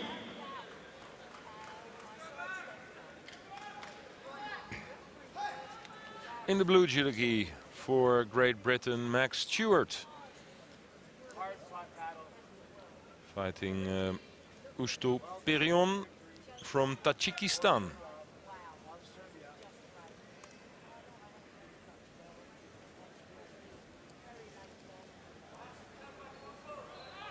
Coming up next, Johannes Pacher of Austria in the white judo gi. He's fighting Mohammed 第1試合男子 90kg 級予選2回戦。青、ヨルダン、モハメド・ハーシム・ハヤ白、オーストリア、ヨハネス・パーシャ Hayati from Jordan. Usto Perion, very experienced fighter. White judo gi. Hayati blue judo gi. Hard overhand grip. I heard the slap from across the arena. We are live in the Budokan Theater, Winner of 3 Grand Prix, very famous judo venue. but never a medal at a Grand Slam, the Masters. One time a 5th place at the Worlds. Olympics return to Tokyo 2020. So tough opponent for Stewart. Lesser, the initiator. Hayati reacting. That's a Lazari. It's Mate called. Hayati's going to have to take the initiative and attack first. He's reacting. Problem is, in good faith, he'll react the wrong way. Oh, beautiful piece of Ashiwaza there. Hayati transitioning into Newaza, has the hooks in, trying to get his back. Pacher raising his hands like, this is not working. They stand back up, 2 minutes, 59 seconds. Max Stewart, also a winner of Grand Prix himself.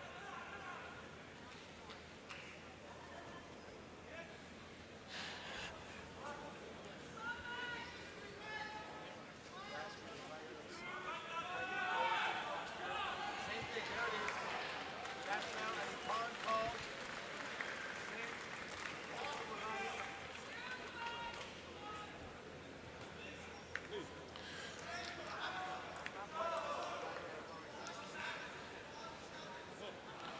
Yeah, well, another Shido for Stewart, and they're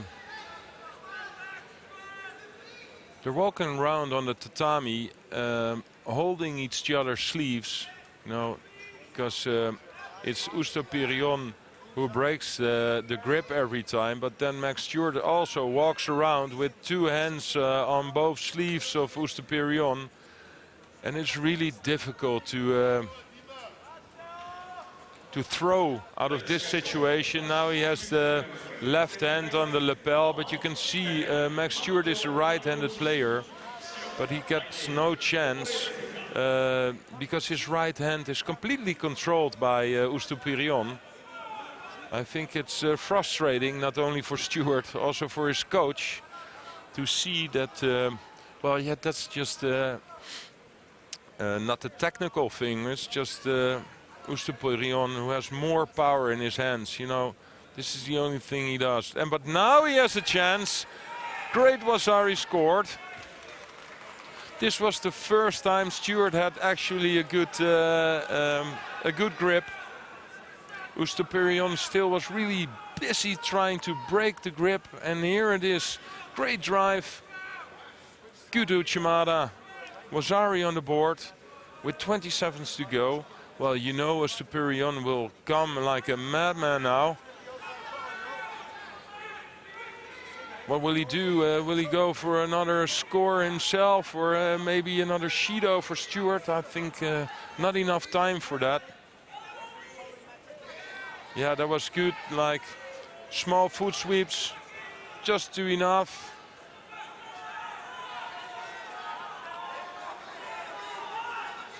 And again with the foot sweeps. Yeah, I don't know what Oosteperion is complaining about, because he was the one who tried to kill the fight every time with Kumikata, tried to prevent Stewart from getting his grip, and that's okay, you know. 2 Judos on the board for Stewart, so tactical plan it's okay. But yeah, well, in the end it's a score that gets you the win. And this was a great score with a double lapel grip from Stewart.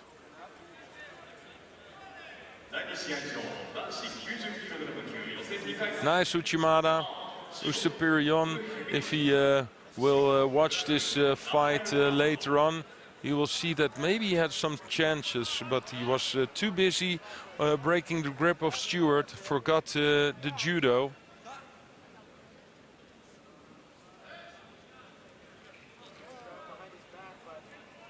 And Stewart will be facing Bu from the People's Republic of China in blue, or Macedo from Brazil.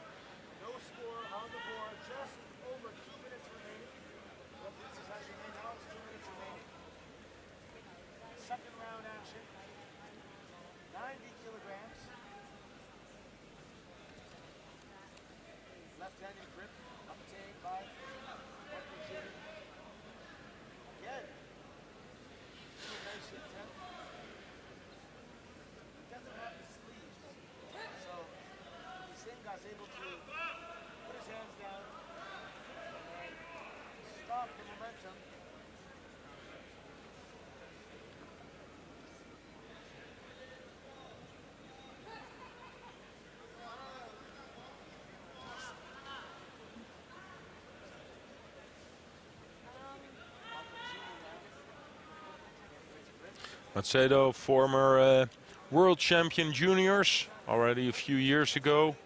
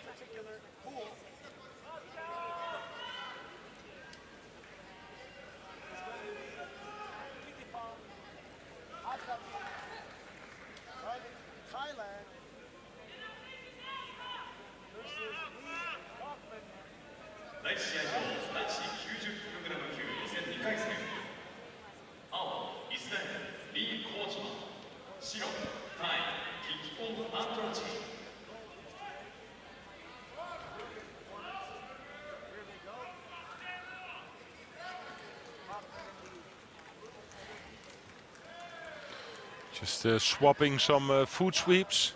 Well, it looked a little bit more like the start of a kickbox fight. Oh, this is a real nice Ashiguruma by Macedo. Wasari, and that's not because Bu did something. No, it was because it was so hard that Bu was over-rotating. Thought that was in fun, but it's how they land, not how they fly through the air. Osai is cold. If Macedo put a little bit more or less spinning power in it, but well, maybe then it wouldn't happen. Then it was an ippon, but the spin was really great. Great to watch. Great Ashikuruma. And Wazari on the board for Macedo.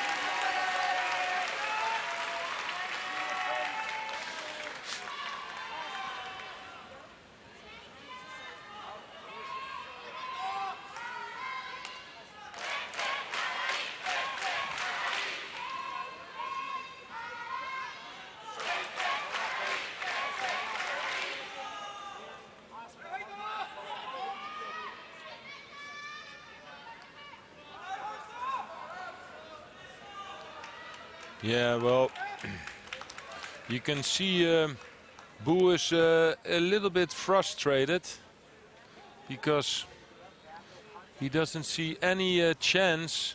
Now maybe he has a chance because he's a little bit closer to Macedo. But Macedo just holding him away with his right hand. Will get a Shido for it maybe. And then there will be 2 Shidos on the board, so that's still close. But with 13 seconds to go, well, he has to stand up. Here it is again. The arm straight, the right hand. Pushing Bu away. This is the last second.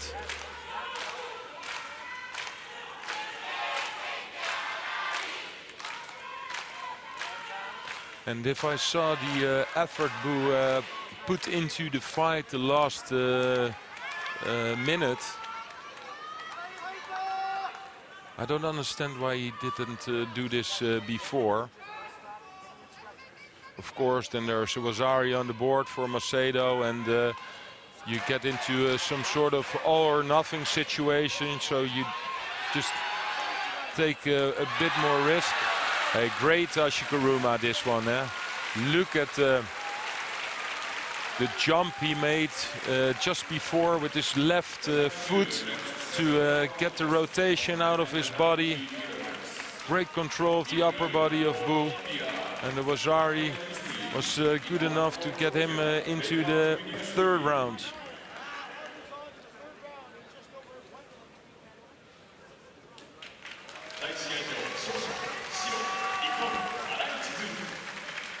In blue for India, Mystery, and in white, one of the favorites today for Georgia, Gviniashvili.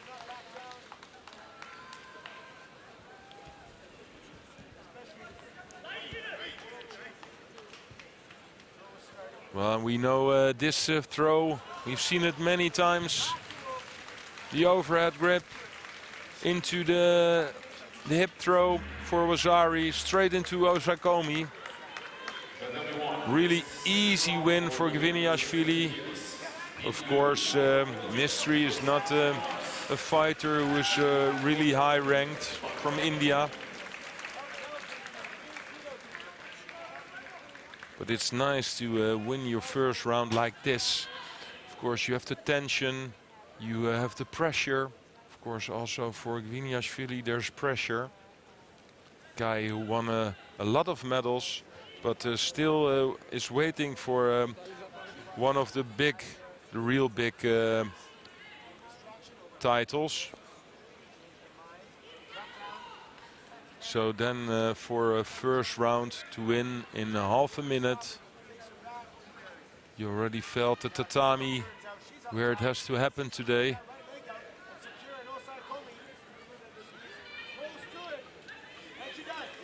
And we will see who he will fight in the third round, because this fight already started.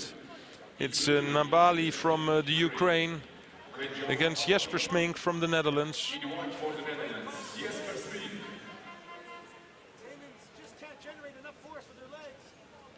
Well, you cannot blame me as a Dutchman. Of course, I want Smink to win. But it will be difficult because Nabali is a strong fighter. Wazari by Smink. Countered attacked Nabali, but I think the referee will, the video referee will be there. I think it's no score.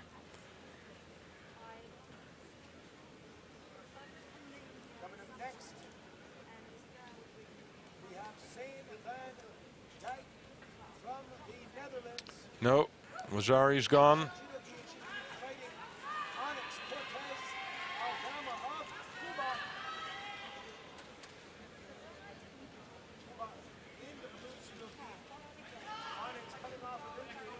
Next second round contest for women under 70 kilograms, number 1. In blue for Cuba, Onyx Cortez. In white for the Netherlands, Sander van Dijk. For Smink, it's important that he has the lapel of Nabali with his right hand. But the way he's doing it now, he gets the Judo for it. Now he has the grip. This is good. You can see Nabali puts a lot of power in it with his left hand, trying to get close to the body of Smink. You can really see two completely different styles of judo here. It's Nabali with more the wrestling style of judo. Tries to get to the back of Smink. Smink really needs to push out with his right hand. But if he pushes out, he also has to attack. With already the Judo on the board. And there it is, left Seonage.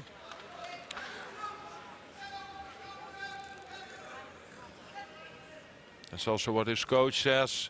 Okay, it's good that you have the right hand on the lapel of Nabali, but you also have to work with it. For me, Nabali looks a little bit static.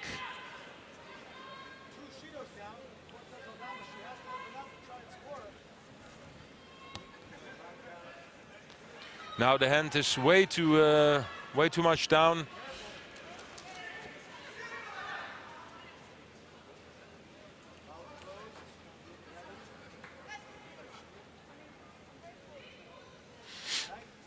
Oh, this is dangerous. Nabali now has his favorite grip. But Smink managed to fight himself out.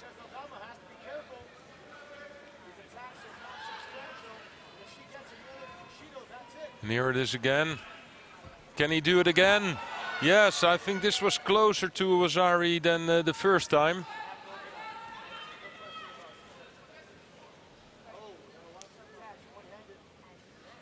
But Nabali managed to... No, it's the Wazari for Smink. He has to work underground now. Winning some valuable seconds here. It's the moment the coach will say, look busy, because he has no control of the upper body. So yeah, here now he's working on the head. So, but no control, so it's almost impossible to make Osai Komi out of this one. But yeah, that's also what Nabali says with his hand, like to the referee, call Mate, because I'm waiting for it. Look at the way the right hand from Smink is in the jacket of Nabali. just the completely other way around. So not with the thumb inside, but with the fingers inside. So he has more pulling power. That was really great to see. We will see it later on, I think, when we will see the replay.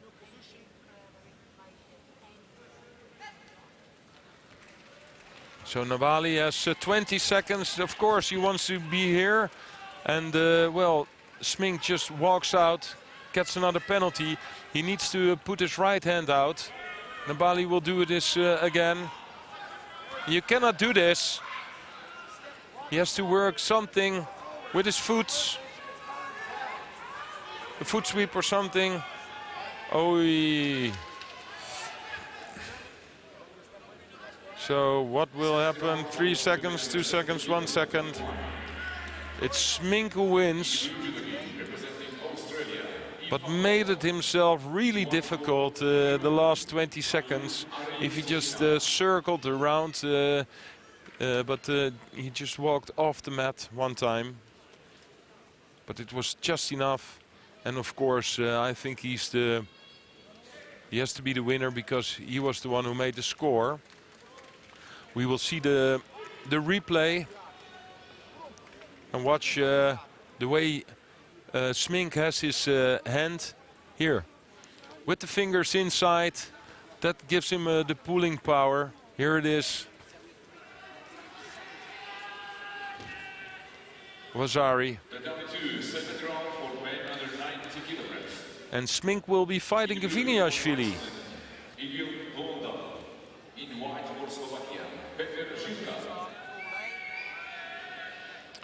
And I think this is one of the hardest pools, Pool D, because with Gaviniashvili in it, it's also Mukai from Japan. Mukai fighting his first world championship.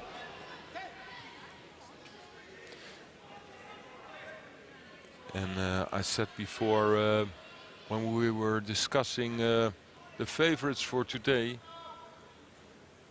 I don't know if it will be easy for Mukai to show here on his home ground that he's the #1. Of course, with Mashu Baker, they have a really good Japanese player, the Olympic champion from 2016. He's not here. So the pressure is on Mukai if he wants to show the Japanese that he's the one who they have to send to the Olympics next year. He has to win the title. And with Gaviniashvili also in his block. Of course, Gaviniashvili is fighting Smink, so it's not decided yet that they will meet. But I think Gaviniashvili is a really difficult fighter for Mukai because of his strength.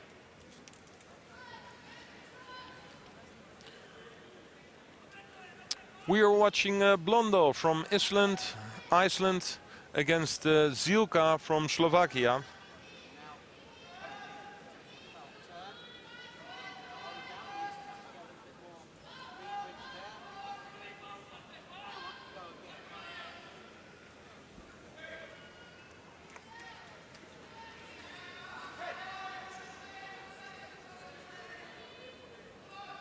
Judo for Blondel.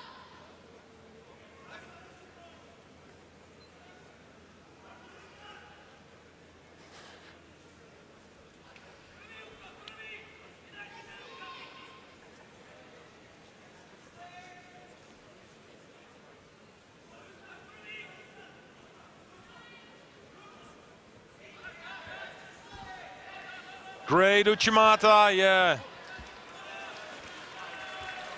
I just wanted to say Zilka is really controlling this fight. He was so much stronger with his kumikata, where Blondel was jumping around and trying to get a bit of grip on Zilka. Zilka was the one who was really easy, waiting for the moment. And this was it, this Uchimata.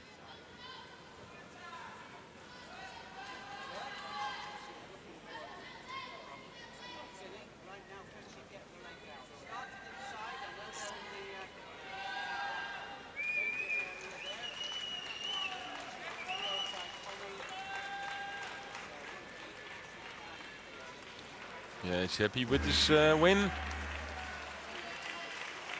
Strong right hand grip on the back.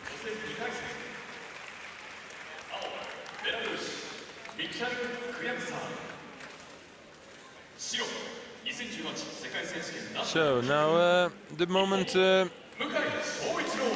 Japanese are waiting for, the first fight of Shoichiro Mukai.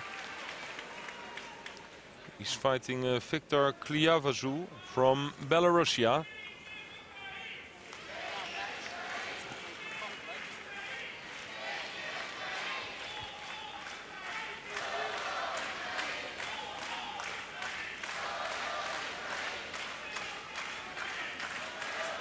Second round for women under 70 kilos, Tatami 1. In blue for Ireland, Megan Fletcher. In white for Austria, Michaela Torres.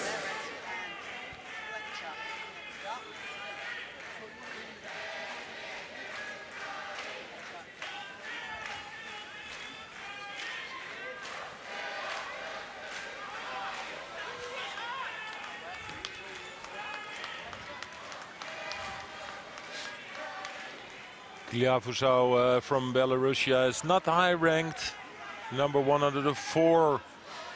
So if you see this, then you would think that this would be not too difficult for Mukai.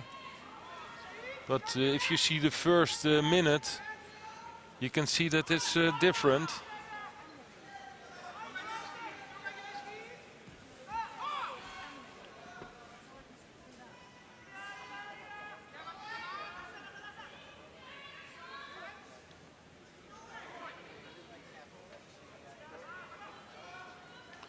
Mukai was asking for the left arm of Kliavazu, like, well, give it to me.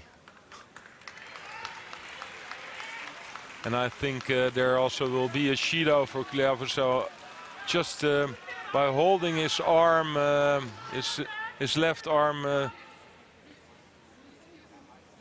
away.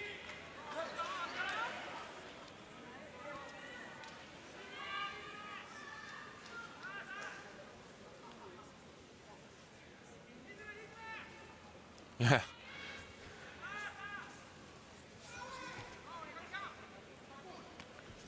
Of course, Kliavazu knows that if Mukai has both hands on the lapel and on the sleeve, that he's dangerous. But you cannot, like, you have to grab your opponent once. And the minute or the second he did, Mukai came out with a really nice left seonage. And that, yeah, well, a little bit of blood on his lip.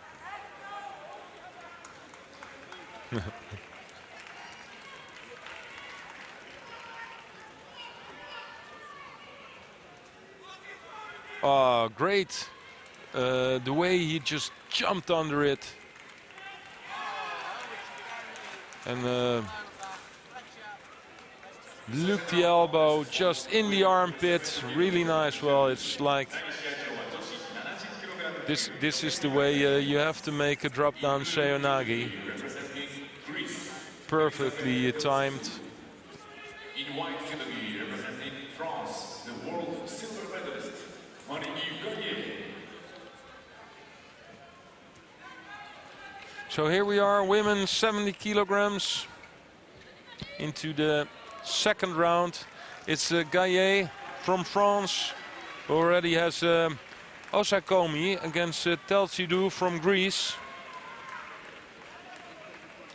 Teltsidou,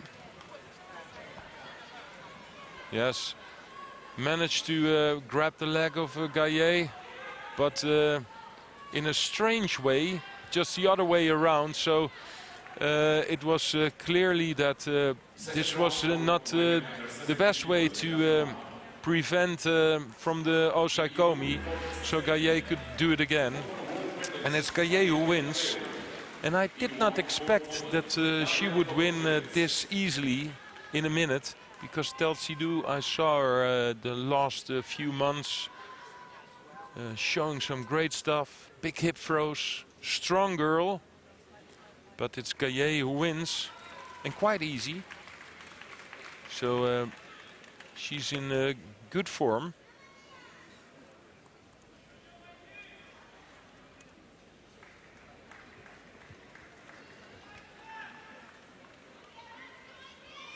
Straight into the roll. Something for sure she's done millions of time. Just out of the tachiwaza straight into the newaza. Sometimes you still see judoka who have problems with that. When they come from tachiwaza into newaza, they're like for 1 or 2 seconds not really clever. And you see some judoka who really know that if they come into newaza, they still have something out of the tachiwaza, like a sleeve or a lapel, and they know what to do with it.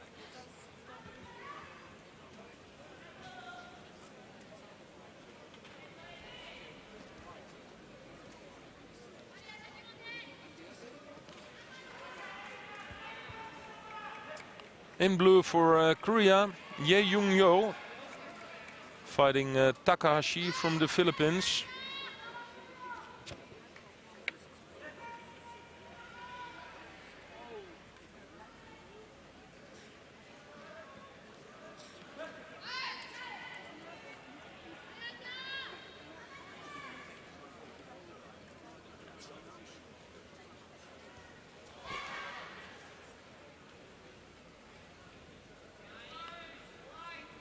Nice Koso de Kage attempt by Yo.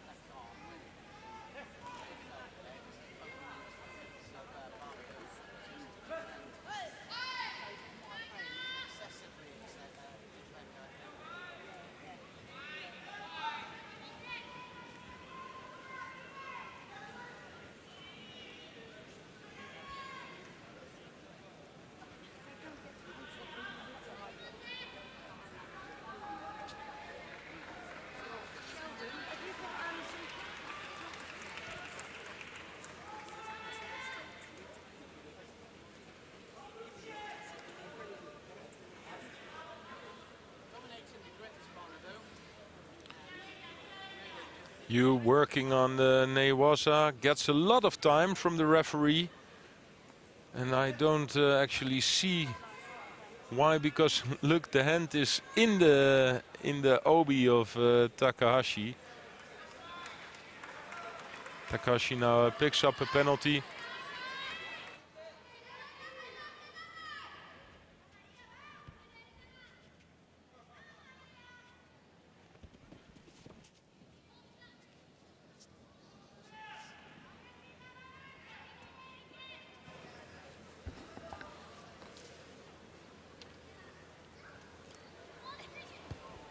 Well, that was a good attempt by Takahashi, but you saw the Korean, she had too much power in her body.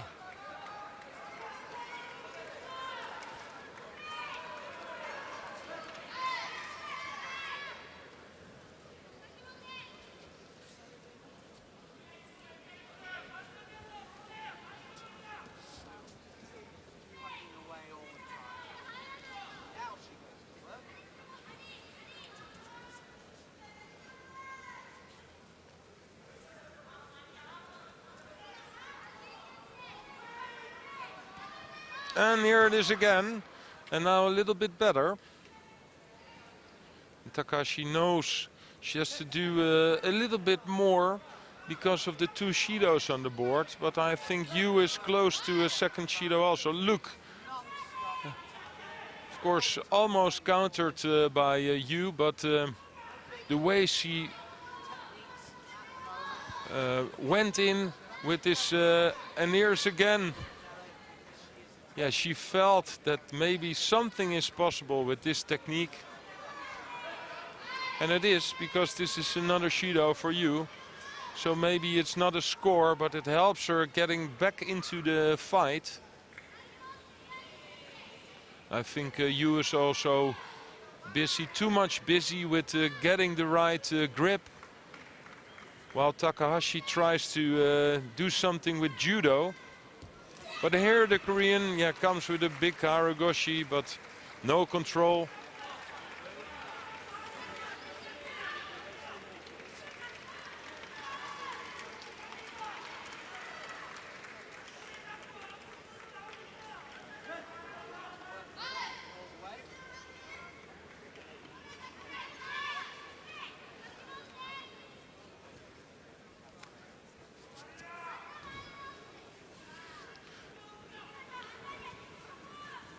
It's a strong grip by the Korean girl.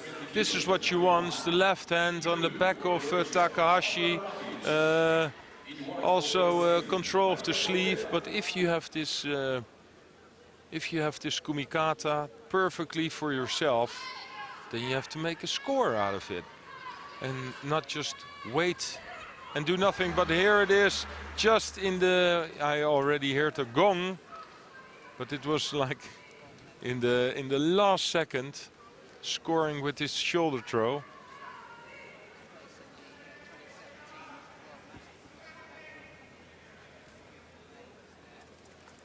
Well, Takahashi did everything she could, but it wasn't good enough. It's the Korean who wins.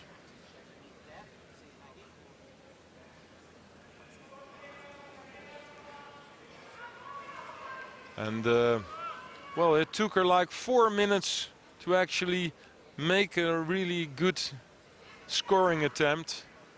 With this Seonage, I think Takahashi doesn't even know which way she fell off. Next, second round Oh, they gave each other a head bomb in the head, but not on purpose. Gabriela Williams. In white for Puerto Rico, the former world silver medalist, Maria Perez.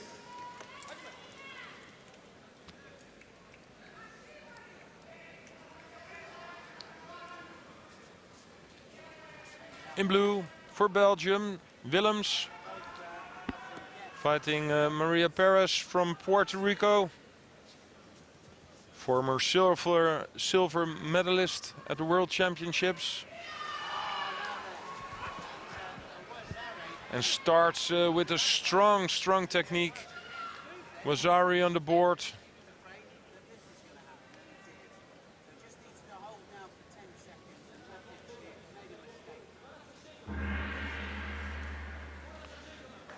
Great to see, left grip, left on the lapel, right on the sleeve, and then just turns it around the other side to a right-handed Osotagari.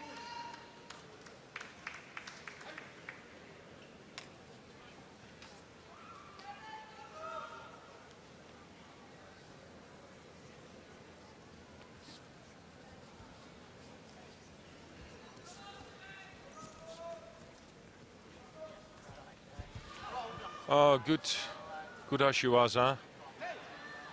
You can see Perez is in control. There's a big difference in height. Willems was really concentrated by listening to the coach.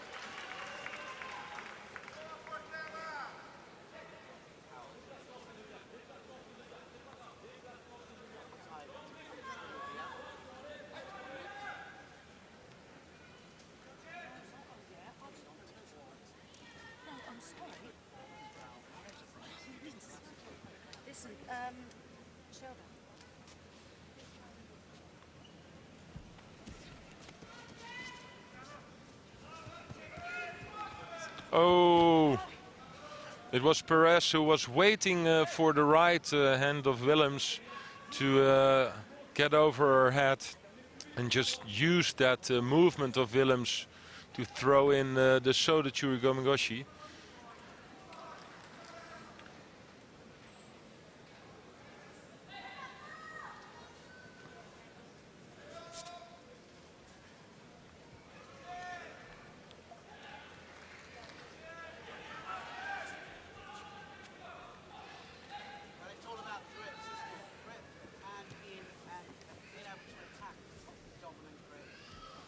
There it is again. Perez gets in with also the Gari straight from the back to the front. But you can see that Perez already is in a tactical fight. The Wazari is off the board, so it's 0-0 again.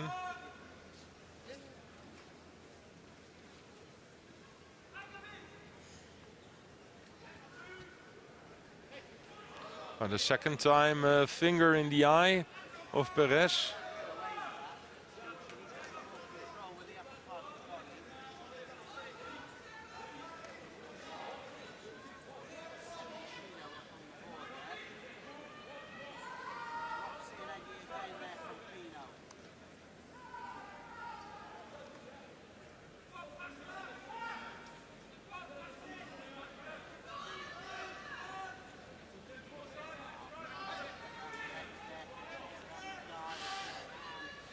Well, Willem said sorry again, but Perez still has some trouble with it.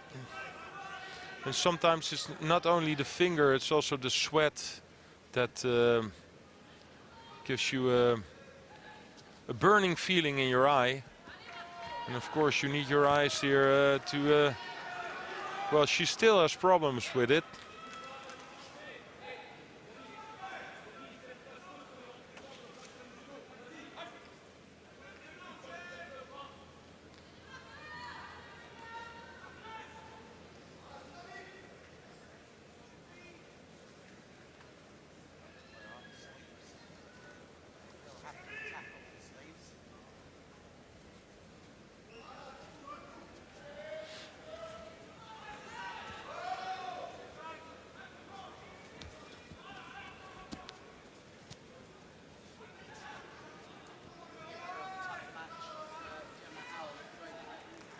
They're both getting a Judo.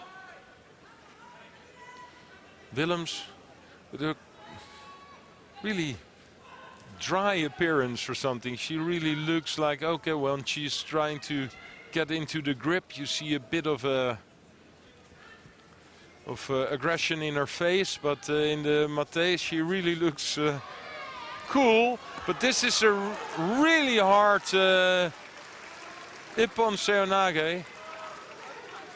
Maybe Willems injured herself.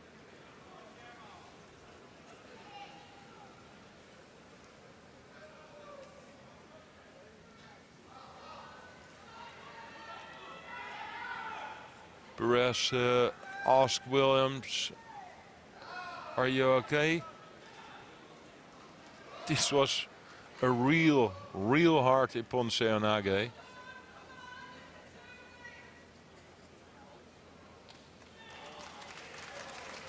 The Belgium doctor on the mat helping Willems, and Perez also well, not saying sorry, but I hope you're okay. But she wins. Had to work hard for it. Oh, really hard one. They're from one-sided. Well, I cannot see if something happened. You don't know. Let's hope it's okay for Willems. But it's Perez who wins this fight.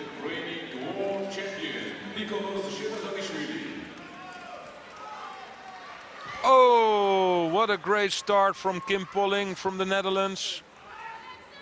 Big Uranage, straight into the hold down. Well, opponents who fought Polling many times know that this is one of her biggest weapons. You don't just jump in with a big hip throw in the first second, because this is what Polling can do. Oh yeah, she said, well, that's in Dutch. That was very stupid of her. And it was really stupid, because if you know Kim Polling, you know, well, don't make a Ouchigari or Uchimata attempt, not in the beginning of the fight, because you will see the ceiling and the tatami, and that's what happened with Sun from China, pulling his through to the next round, fighting Perez, and that will be a really interesting fight. Top players. We did not see Polling for a while because of a back injury, but won a silver medal not so long ago, and I saw that she was close to the form she had before of her injury. So let's see what will happen. It's a real hard pool with Polling, also Perez, and Marie-Yves Gaillet.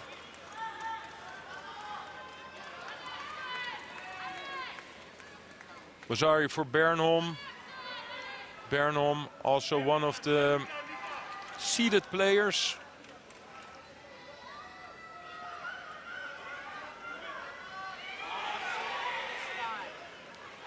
This was really out of her toes, you know. She was trying to make this Uranake, but really close. Rodriguez. Now we are in the same situation.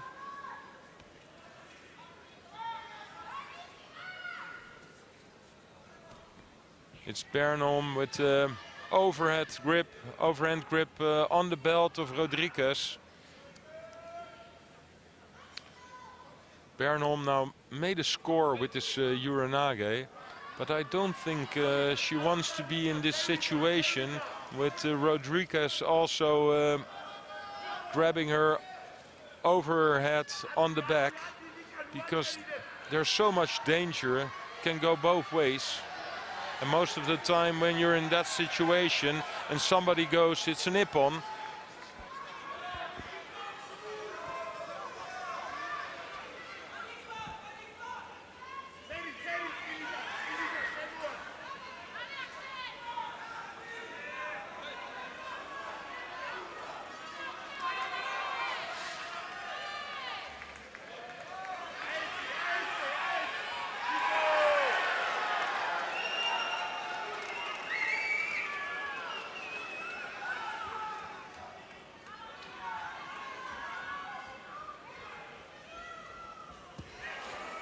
Ooh.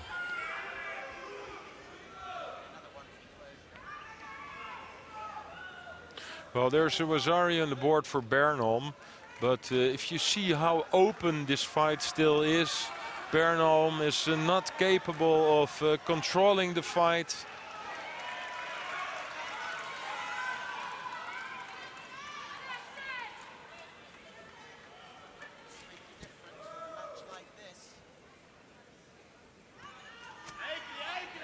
Oh, but this is a good Wazari.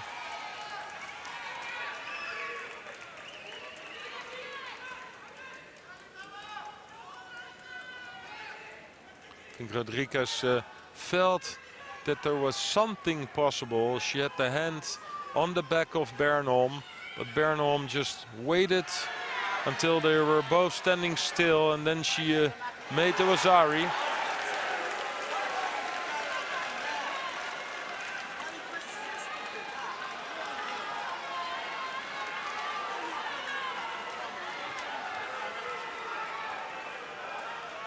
Here, this was the first one. Just pulled her on her back. And here another one, already sitting on her knees, but because of the control of the upper body, she managed to turn her around for a second Wazari.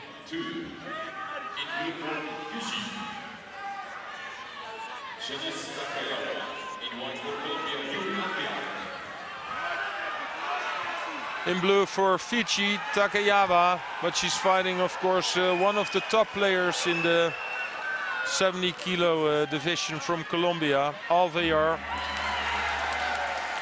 And already Wazari on the board into the hold down.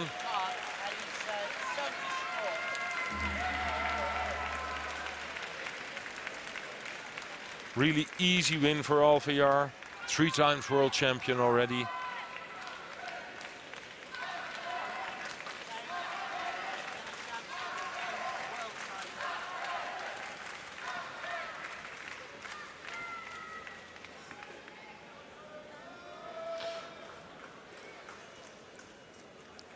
Some top players in the 70 kilo category. If I look on this side of the draw, now with Gaillet, with Perez, Polling, Bernholm fighting Alvear, who has the easy win here.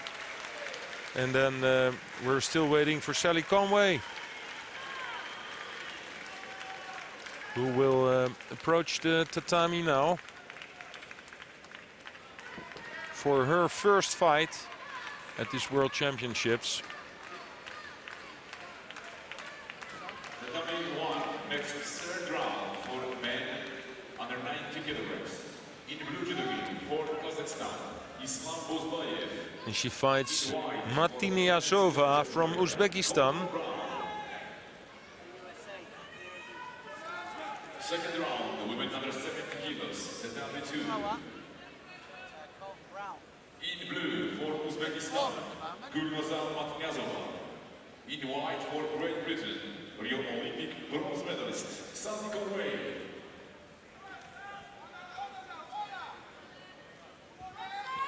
Yes, really nice. But it was out of the Newasa situation already.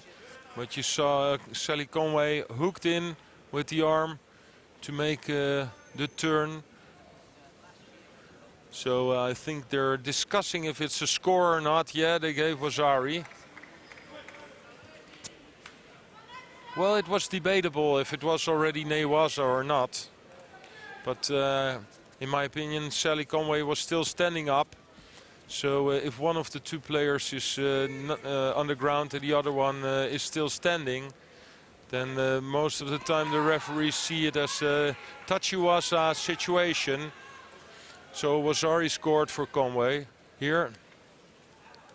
The only thing you can say is that she grabs the leg, the trousers, and so the Wazari's away, yeah, and now she's getting a Judo. And in my opinion, that, of course, it's the oh, and she gets a Wazari Matniazova with a big Uchimata into the hold down. I think Sally Conway at this moment was still thinking of, hey, why did I lose this Wazari? But because she grabbed the trousers, look at this Uchimata, oh, great spin, 2 hands on the sleeves. But Sally Conway was, because she was grabbing the trousers, I think she also thought that she was already in a Newasa situation. Otherwise, she wouldn't have done this. And again, but this is a Wazari for Conway. Counter-attack to Uchimata. What a strange fight it is.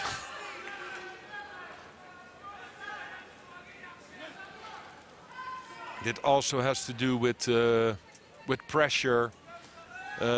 With nerves, because normally you would make this fight a little bit more comfortable, more relaxed. Here it is again, the Uchimata. One time Matniasova managed to make a Wazari with this Uchimata. Second time Sally Conway could counter-attack her. Here it is, the counter-attack by Sally Conway. Wazari scored. It's also a strange way because Matniasova fights with the... Oh, but this is the second Wazari. Yeah, well, straight into Ippon for Sally Conway.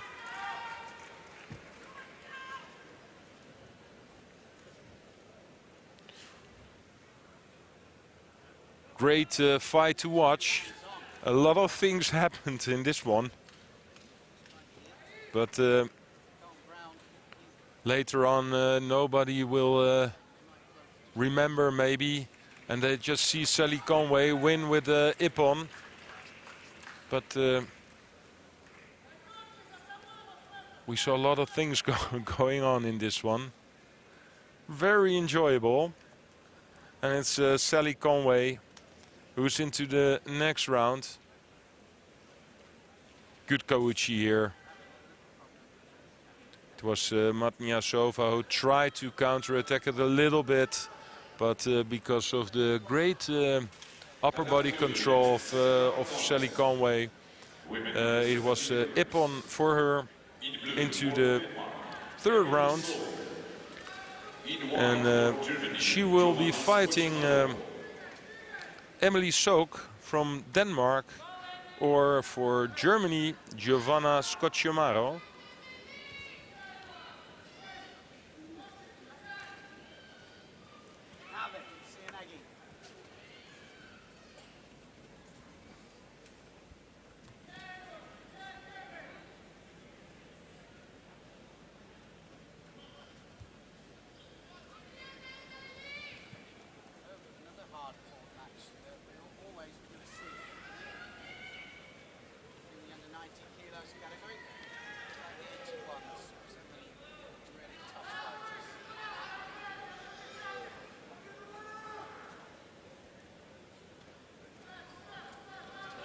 Scocciamaro, former world champion juniors, 2017.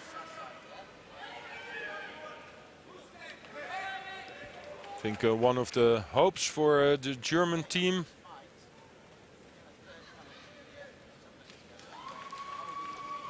With not so many results. Yesterday, of course, they had a bronze medal with Traidos.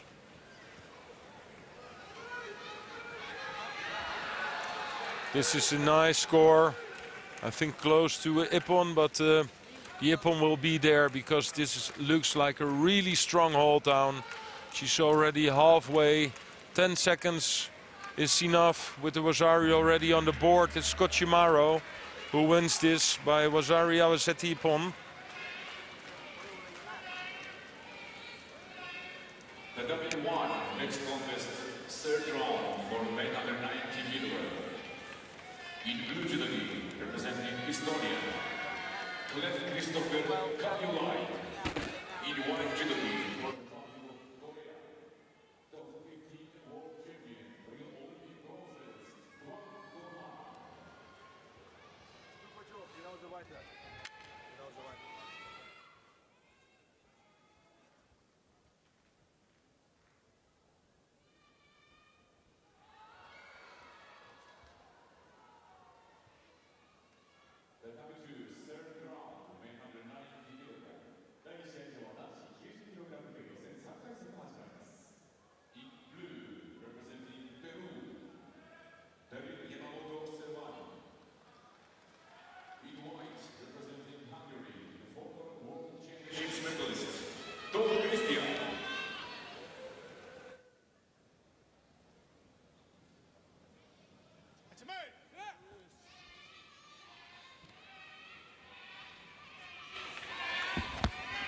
So here we have the under 90 kilos, third round, and this is up against Christian Tot of Hungary and Yamamoto of Peru.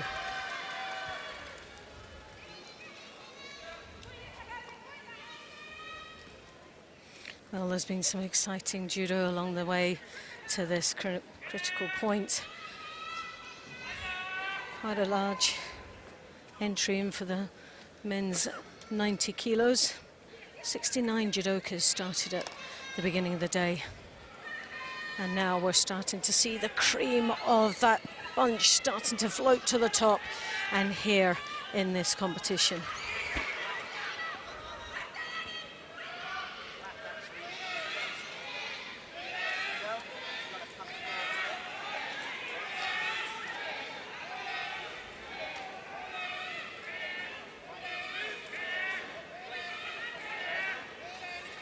Well, Shiro been awarded to Yamamoto. A little bit of a wake-up call for him.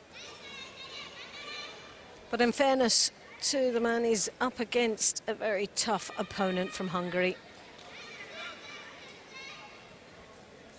Very strong, very compact, good gripping skills, and a wonderful Seoinage to contend with.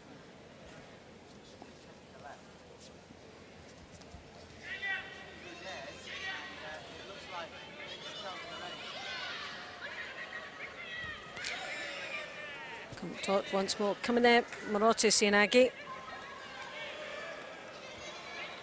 Reacted well, Yamamoto.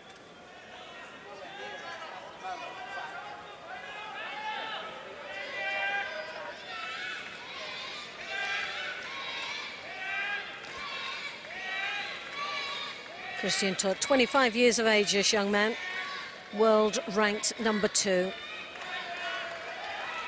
Latest result was with a good performance in Zagreb, where he picked up the bronze medal there. Just marginally missing out on a place in the final.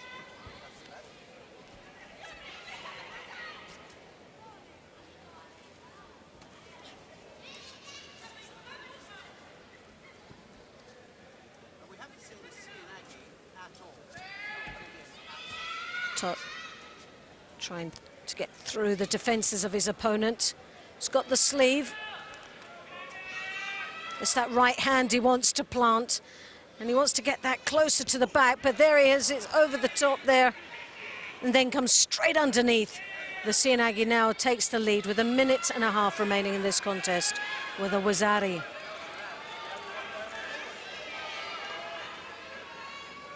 And there, nice execution. Yamamoto Servan did so well to escape the Ippon. In that front leg all the time.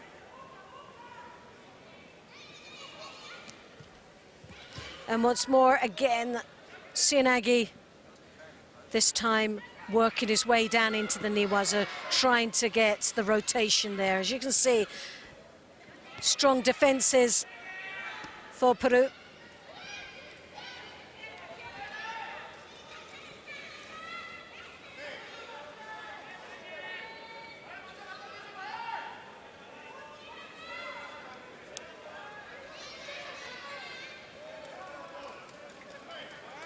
Second Shido goes to Yamamoto Servan. Just under 1 minute remaining, 40 seconds. And Tot, the more experienced of the athletes, will know how to pace the last half a minute of this contest. It's going to be a tall order now for Yamamoto Servan.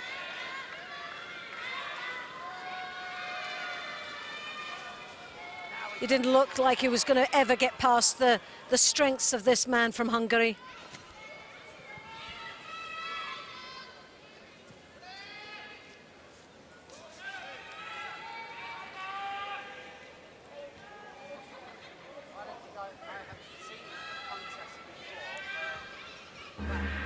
And there you have it. Christian Tot from Hungary goes through to the 4th round of the under 90 kilos.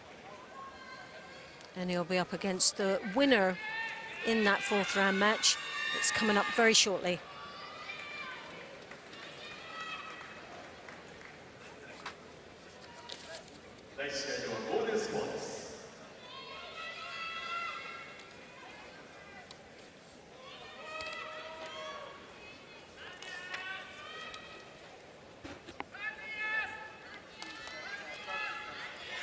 And there's the highlights of that round and the journey into the 4th round for Christian Tot.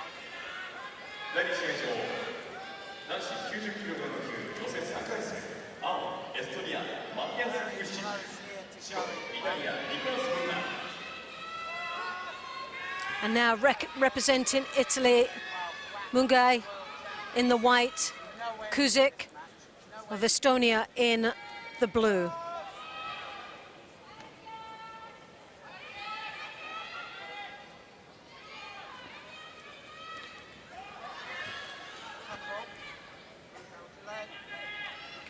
Kuzik in for the first attack.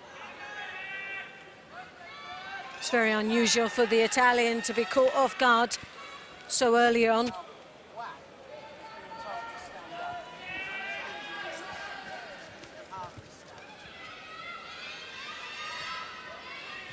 Once again, coming in for that Cianagi. This time it wasn't as convincing.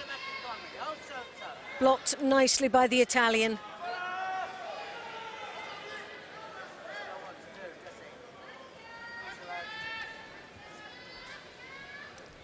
The attempt of an Ashiwaza there, returned with the Tomonagi.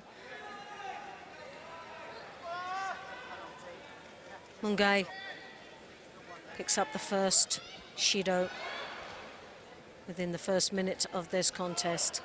Well, hopefully that will give him a little bit of a shake-up to get started in this contest, because he's been a little bit slow on the uptake. Good, strong kumikata. But sadly, the feet are not working at this moment. It's got that side skip, but returned by Kuzik, attempting the Kuriashihara.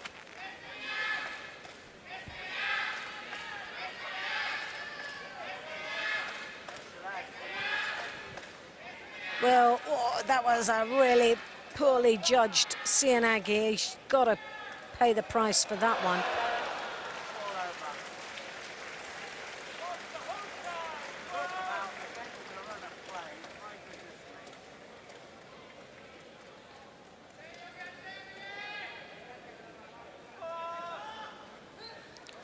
And so he does. Not surprised with that. He really misjudged the timing on the entry of the Cianagi, right near the edge of the contest area.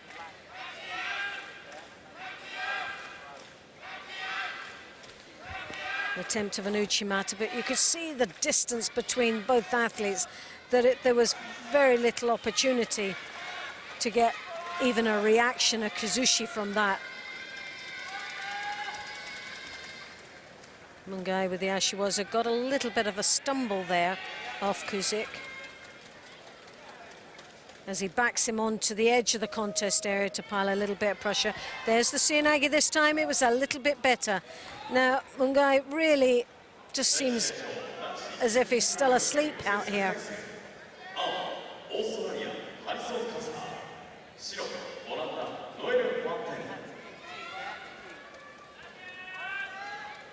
In my opinion, the Italian it's so unusual to see the Italians fight this way.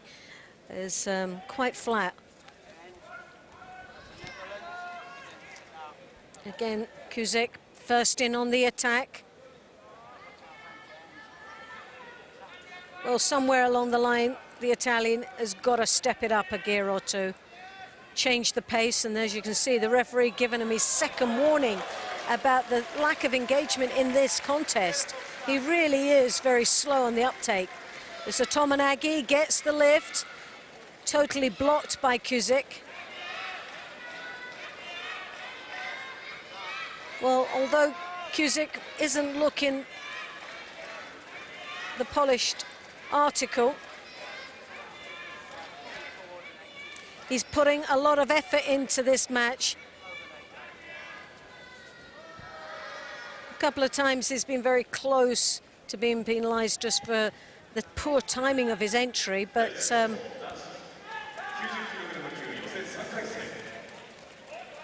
he's definitely keeping this Italian on the run at the moment.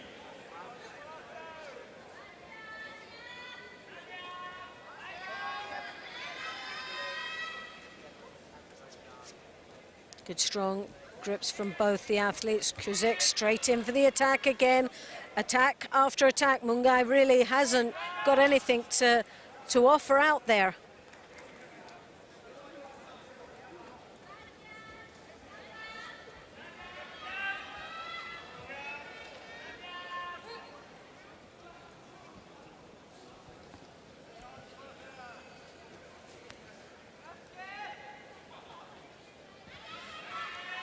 Another attack, yes! Oh, it almost got him there.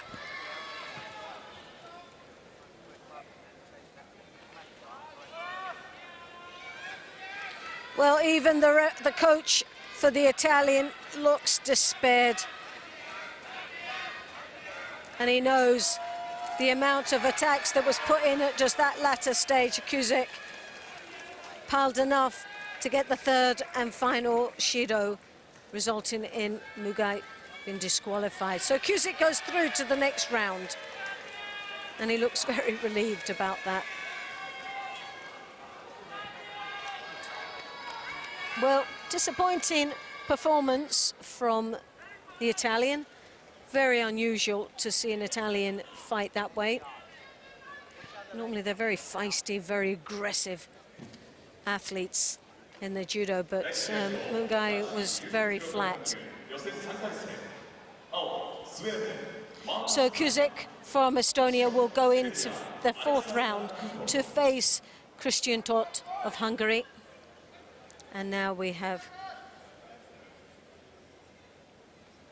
Kukulia of Serbia in the white, Nyman of Sweden in the blue.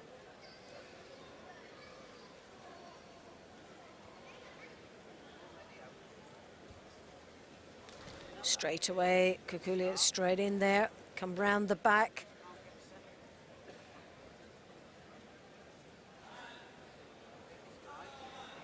Then works away in the Niwaza. Referee obviously feels there's nothing down there and calls a halt.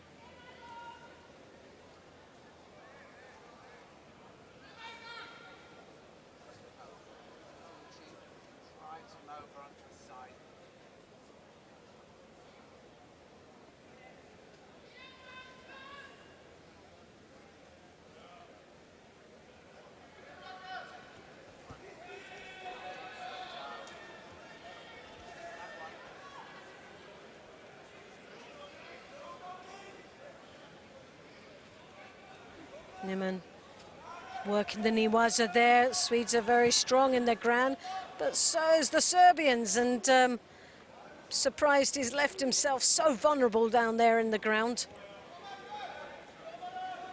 But the upper body hasn't really been controlled as yet, but there you have it. Needs that head, needs to draw on that head a little bit, just so that he can pin that shoulder to the tatami. As the clock ticks away, Nyman looks strong. He's now settled into the osakomi. As the clock ticks away, it's looking like Sweden will go through to the fourth round. And he punches the air. He knows that is a good win for him.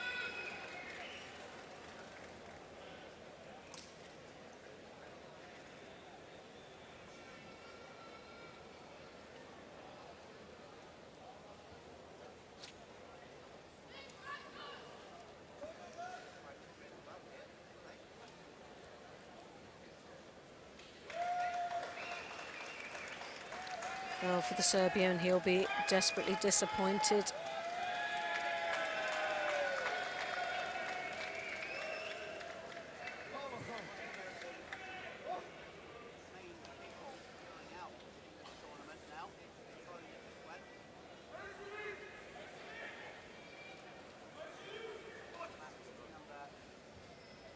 Nyman looking strong there in that osakomi.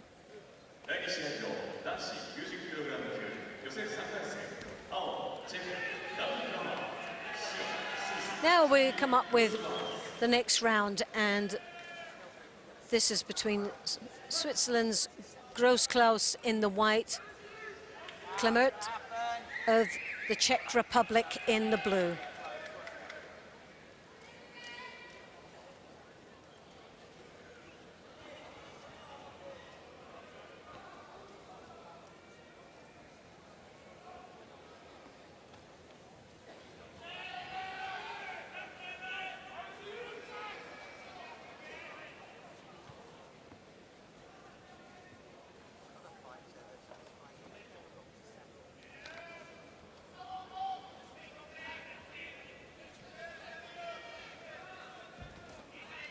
Klemert coming over the arm, working his way round for the makikomi.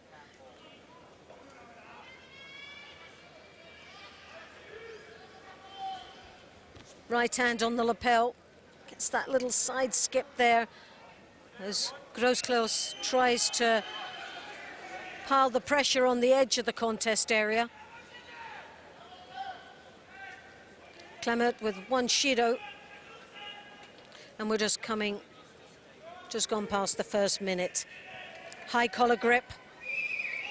Gross-Klaus looking very strong in that positioning, trying desperately to set up the next move. Needs to really start reacting. He's got it there, but just seems to be a little bit apprehensive to engage in the next step. Sianagi, though, from Clement.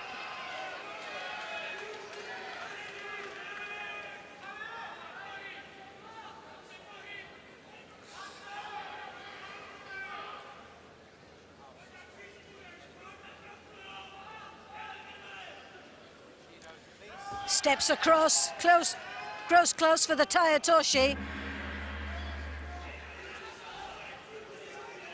Clement tried to counter him on that, but it was a very dangerous situation there.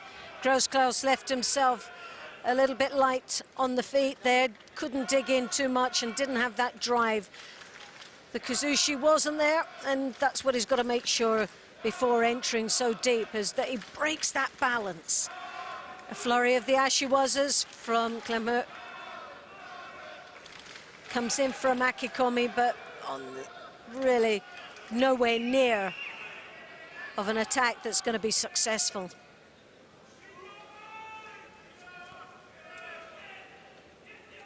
Oh, Chigari! Tomonagi returned.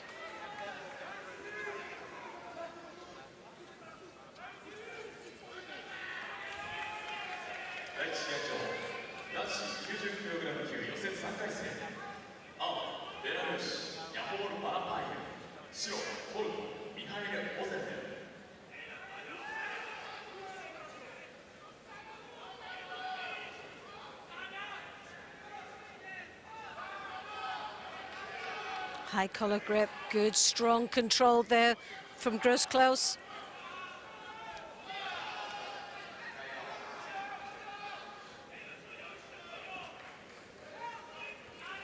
That right hand digging in deep on the bit, it just seems to be holding on to it far too long. Needs to really start following through on that.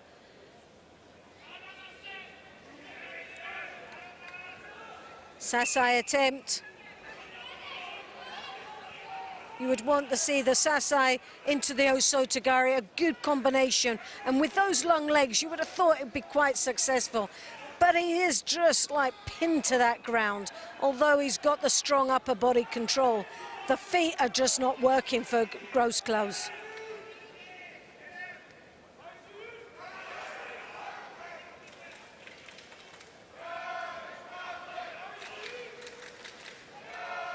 Sianagi! Oh!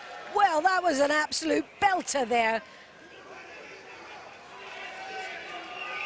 Gross-Klaus did so well to spin out at the end. But a very dynamic move from Clement that's been a little bit quiet in the last minutes of this contest. So, Tushido's to 1, golden score. Gross-Klaus has really been trying to play a tactical match throughout the first 4 minutes. He's got good upper body control. He gets that high collar grip. He's got the sleeve, but his feet seem to be pinned to the ground as he tries to ruffle up the Czech Republic.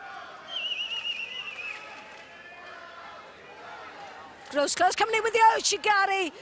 Returned again with the Sutemi Waza.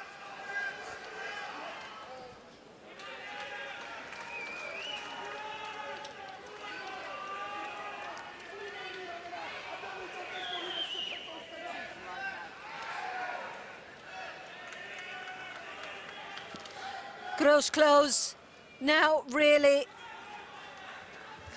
is tactically trying to steal this match, knowing that he's in the driving seat. He's only got the one Shido, unlike his opponent that's got the 2. One more would result the Hansokumaki.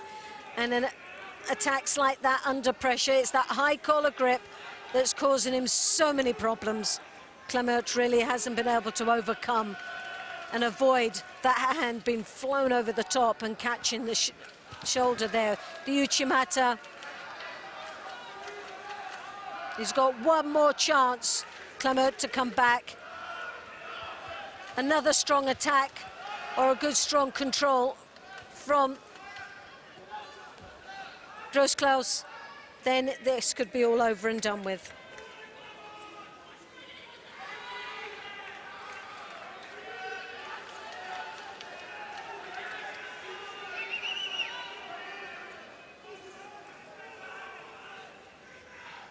One and a half minutes into golden score. Tie Toshi into a Makakomi. Well, you could have read that yesterday. It was so slow and so open, it was never going to work. It was a very poor attempt there.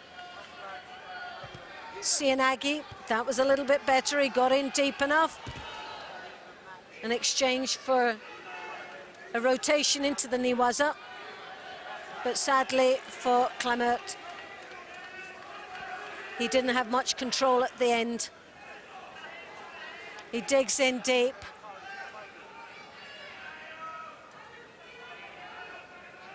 Draws down on that arm. Grossklaus coming in, and for me that looked like a score. Not quite sure.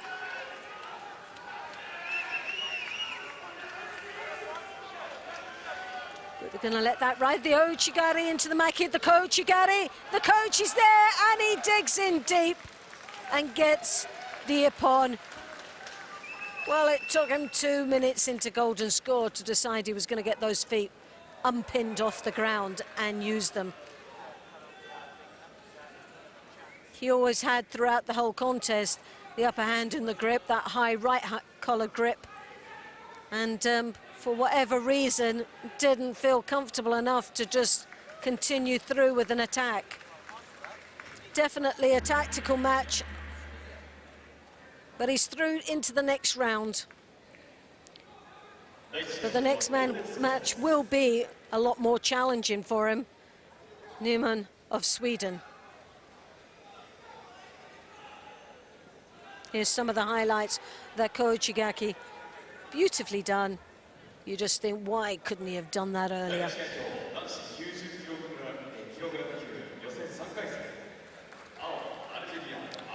Well, now we have one of my favorites here, someone that can be very, very dangerous. If you give him a free hand there, give him that space, and he'll throw anybody. Silva Morales of Cuba.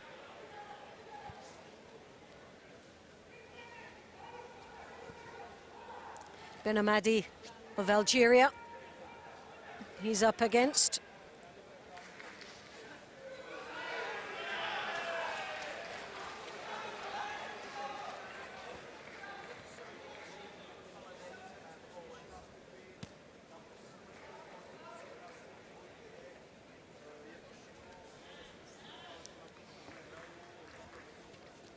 Cuban using his feet quite nicely, looking towering over his opponent from this angle.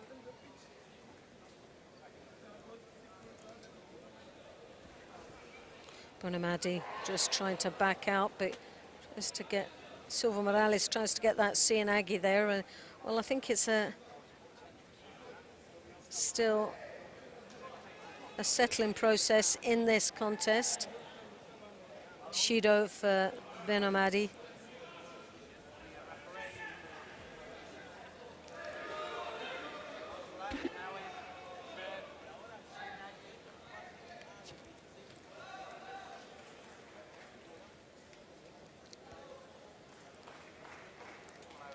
A minute gone in this contest.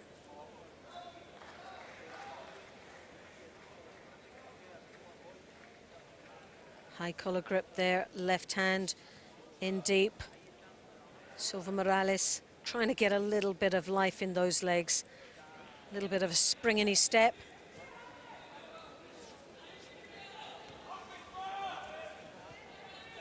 Koreashi Harai.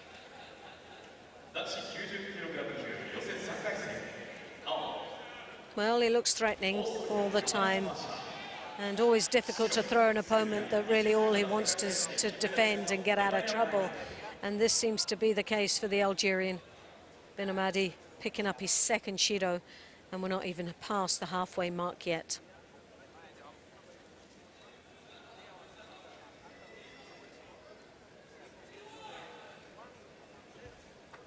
Ben Amadi trying to desperately come over the shoulders. As you can see, he's trying to throw that right hand over. Silva Morales there, controlling. He's got the lapel, he's got just the shoulder he's controlling there as a sleeve grip. Wants that free hand, though, to float around and to be able to come over the top. But Koichigari for the Algerian. Well, I'm a bit surprised. Silva Morales is, unfortunately, in my opinion, making a little bit of, making this match hard work for himself.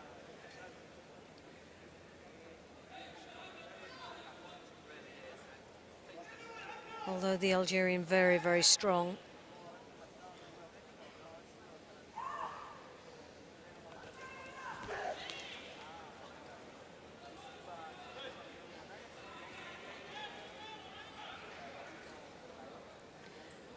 Ben Amadi, 33 on the world ranking list from Algeria.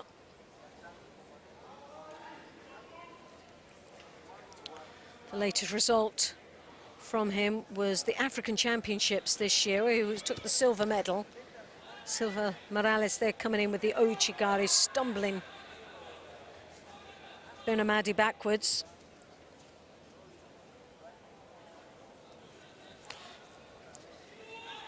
Ben Amadi dominating, dominating and being a consistent competitor and athlete within the African continent.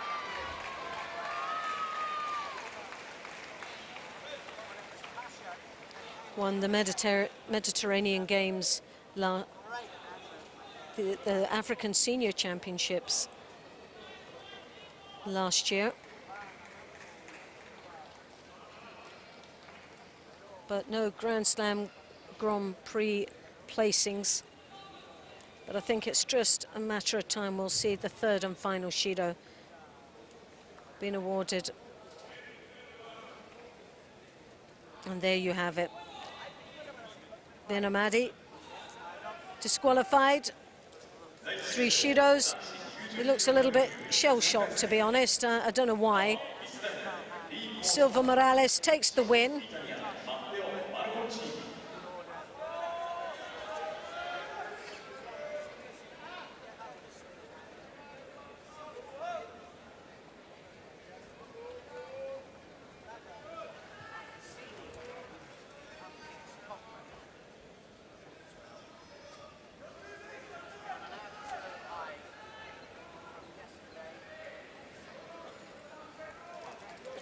And now we have Stewart of Great Britain. And he's up against the Brazilian Machado in blue.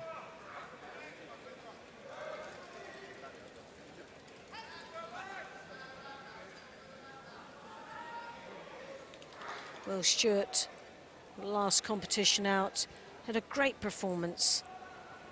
Really is starting to come back into form.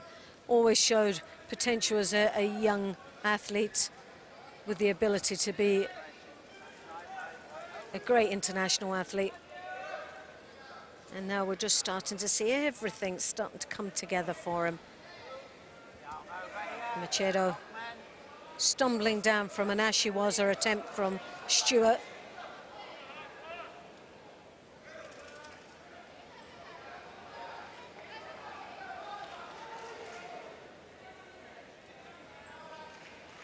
Machado 15th on the world ranking list, 25 years of age. And the last result we have from him, took a bronze medal in Montreal.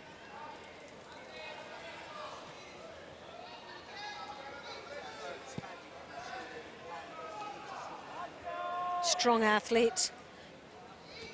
2014 was junior world champion.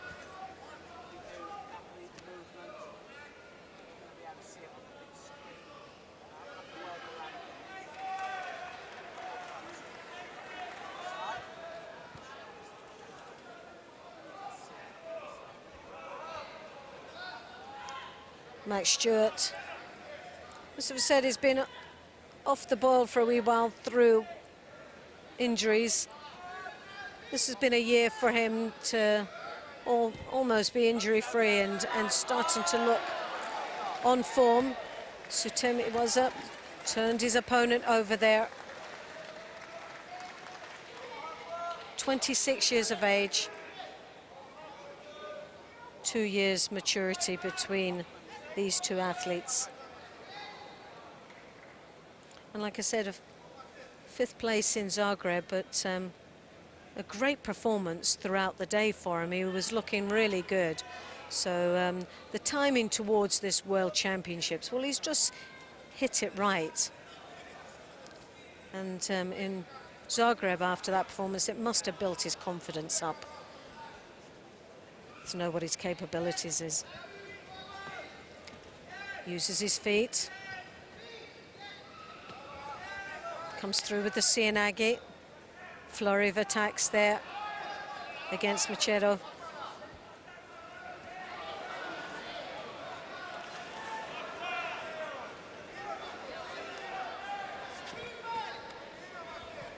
Tominagi tries to get that lift at the end. Blocked quite nicely there from Machado. 1 minute and 18 seconds remaining. Well, nerve-wracking times here for Stewart's coach. And you wonder why. Cianagi, oh, they were so close there. But Max Stewart, Olympic bronze medalist, on the chair for his son, as he's now one of the national coaches for Great Britain. And I don't know how he manages it, to build the nerves that must be going through Dennis Stewart's mind and body at this moment, flinching all the way in this contest. A couple of attacks there, the Uchimata, nicely done. Now, my concern here is not the score, is how the head was positioned. Was that over the top of his head? Oh, well, he crunched his head down there. Now, it'll be interesting to see how they perceive that.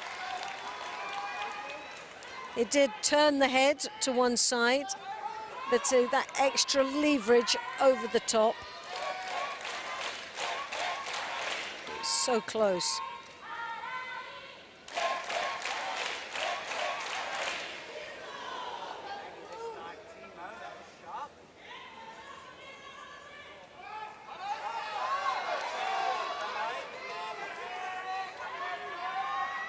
Well, they've given the Wazari. I was a little bit nervous of that head, but he takes the lead, 21 seconds, and this is great now for Stewart. Really has to just keep his wits about him, stay in control, good gripping strategy, and a good defense here. He can't afford to be defense because he's got only one Shido. And with only 3 seconds to go, he's playing this contest extremely well.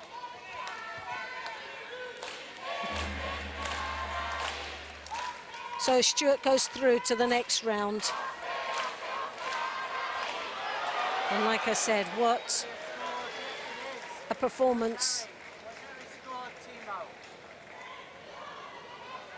this young man is starting to produce.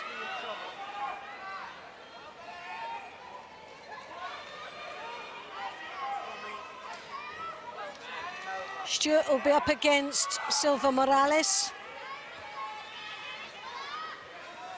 It was definitely a Wazari, but my concern was the positioning of the head. He just clipped the shoulder and no more. You could see the landing of the shoulder.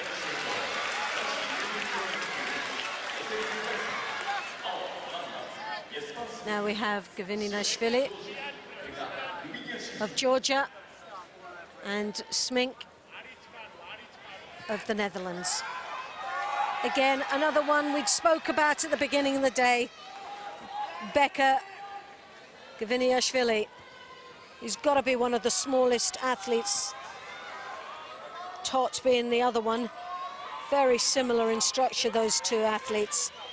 And you just sort of sense that they're in the wrong category. Although they handle the size of their athletes so well in the under-90s. You just wonder if they were in the 81s, would they have a better performance? They do well, not taking it away, especially for Becker. But sometimes you just think that he gives so much away.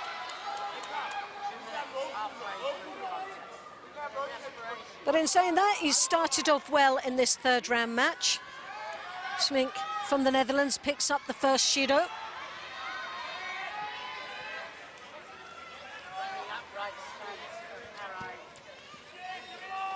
And as far as form is concerned, Gviniashvili is on form. Took a gold medal in Zagreb just recently, and he looked really good there. Most probably one of the best performances we'd seen for a long time from the Georgian.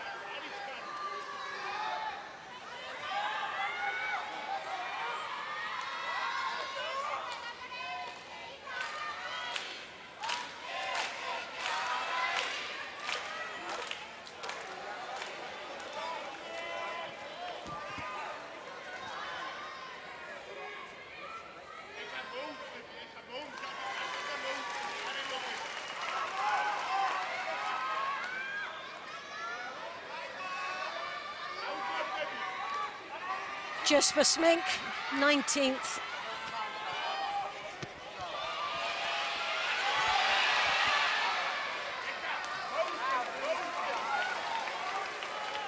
'19th on the senior world ranking. 21 years of age, this athlete.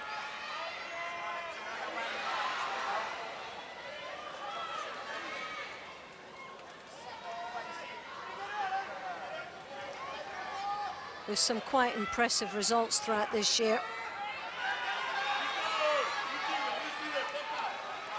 The last medal we've got from Usa in Dusseldorf, where he picked up the bronze medal. Before that was Tel Aviv right at the beginning of the year. So he started off very well throughout the year.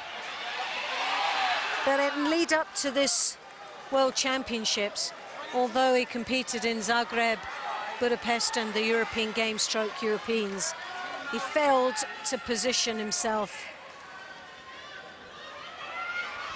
So you just wonder how the actual form is, but there's no questioning what his form is like now. He's really giving the Georgian a good run for his money. 2 Judos to 1 though. We're coming up to the last minute of the contest. Smink has had a couple of opportunities.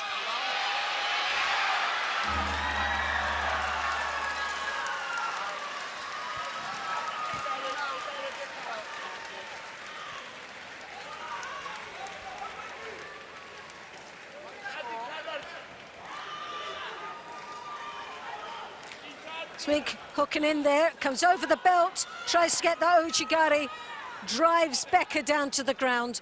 But this is like the situation we were talking about earlier on, is that the size of Gviniashvili, he's so small that his opponents can come right over the top, and if they're powerful enough, and this is the thing, is to get over the power of the Georgian overpowering him, which is a difficult thing on its own because the Georgian is so strong. He comes in with a hip throw, but there is Smink, works for the counter. Again, he shows the Dutchman that he's capable of leveling up the amount of power that's generated between both of them. There's very even between. The only advantage that the Dutchman has is that height. Ashiwaza. And now we're into golden score. 2 Shidos to 1. Now for me, Jesper Smink is looking confident out there. And he's looking comfortable, as you can see. He looks like he could do another 4 minutes. I'd question how much Gviniashvili could do. He looks like he's breathing very, very heavily, and he has had a war out there against his opponent. But he's sharp. He's got nice technique if he's allowed to get in. Smink has come in with a very good game plan tactically. He, in a way, he's outfought him, although he is down with 2 Shidos. He's still chasing the win here.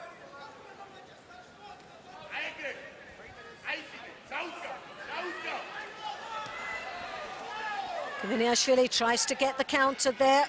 Smink does well to avoid being scored upon.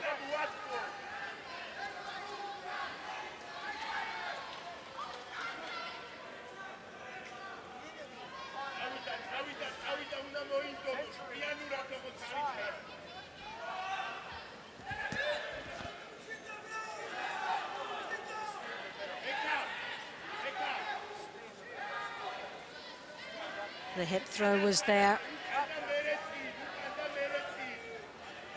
Into the first, almost the first minute. Yes! And Smink takes the win. Gviniashvili is out. And he's holding down, making sure, but when you've got a score like that, you don't need it. He's forgot he's actually in golden score. So that wins enough for him. Gviniashvili, yeah, well, he will be devastated. No doubt about that. He was our top favourite here. He was one of the top 4 seeds. And he goes out to Jesper Smink of the Netherlands, who went under our radar at the beginning of the day, but definitely in the forefront of our minds right now.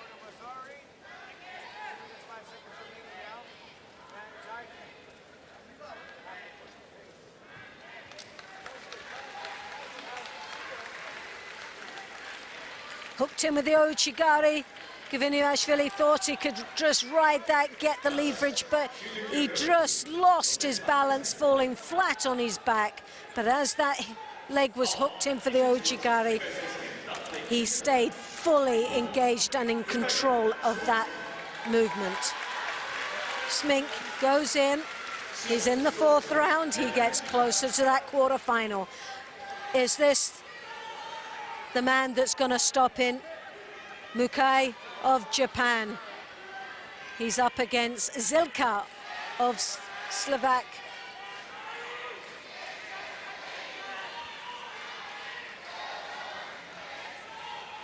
Now Zilka, for me, has started off well in this competition. He's looking really on form here today at the World Championships. One of the best I've seen him fight for a long, long time. Mukai, one of the ones is the outside chance. He wasn't on the top seed. But we can't write off the Japanese. They're on home soil. They have the technical excellence to be able to beat anybody in the world, regardless what positioning they are on that world ranking. He's a reasonable new one that's coming through from Japan.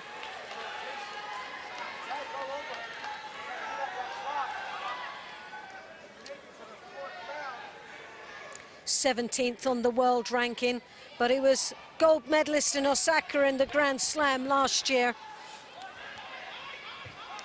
and this year in Budapest was silver medalist.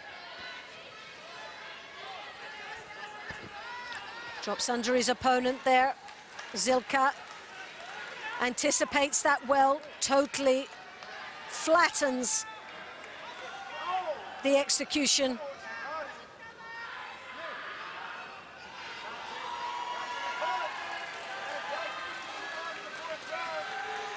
Two and a half minutes remaining, a Shido apiece for both these athletes.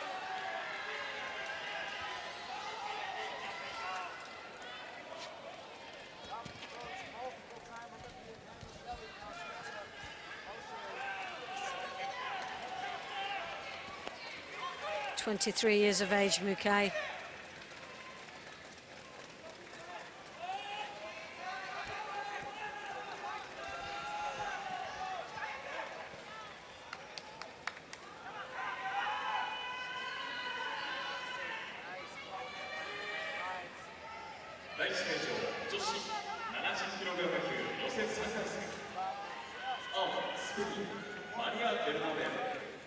Petr Silka, 37th in the world ranking. And the last time Silka was on that podium was back in 2018 at The Hague, where he picked up the bronze medal. He's only ever had one Grand Prix medal, and that was last year. Still to get a Grand Slam.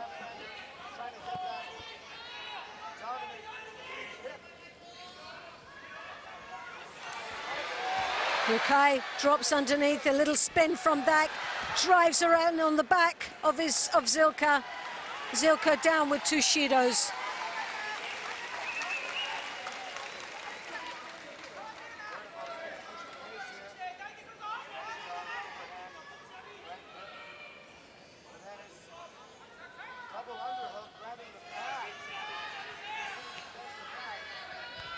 Sianagi fell a bit short on making that.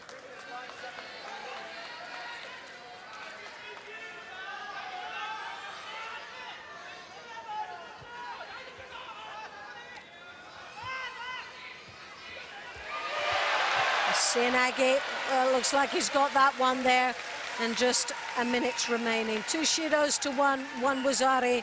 Mukai, although he's really struggling to get past the defenses, that spin under there and the drive towards the shoulder was enough to pin the backside of the shoulder for a Wazari.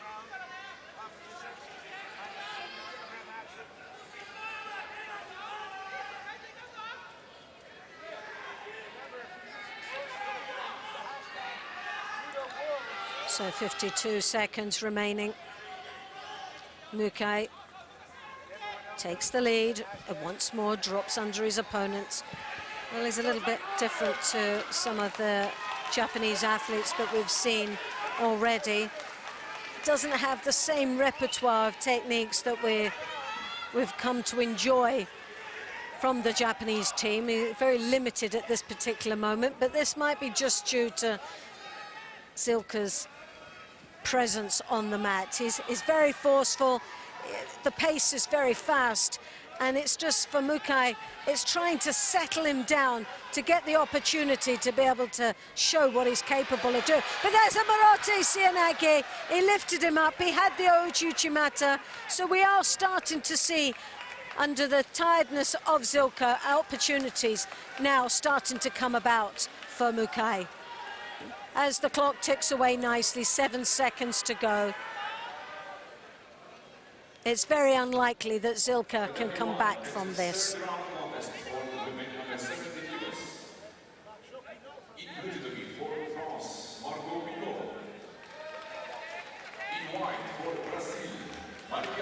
And there you have it. The third and final Shido goes to Zilka. Mukai takes the win with 7 seconds remaining.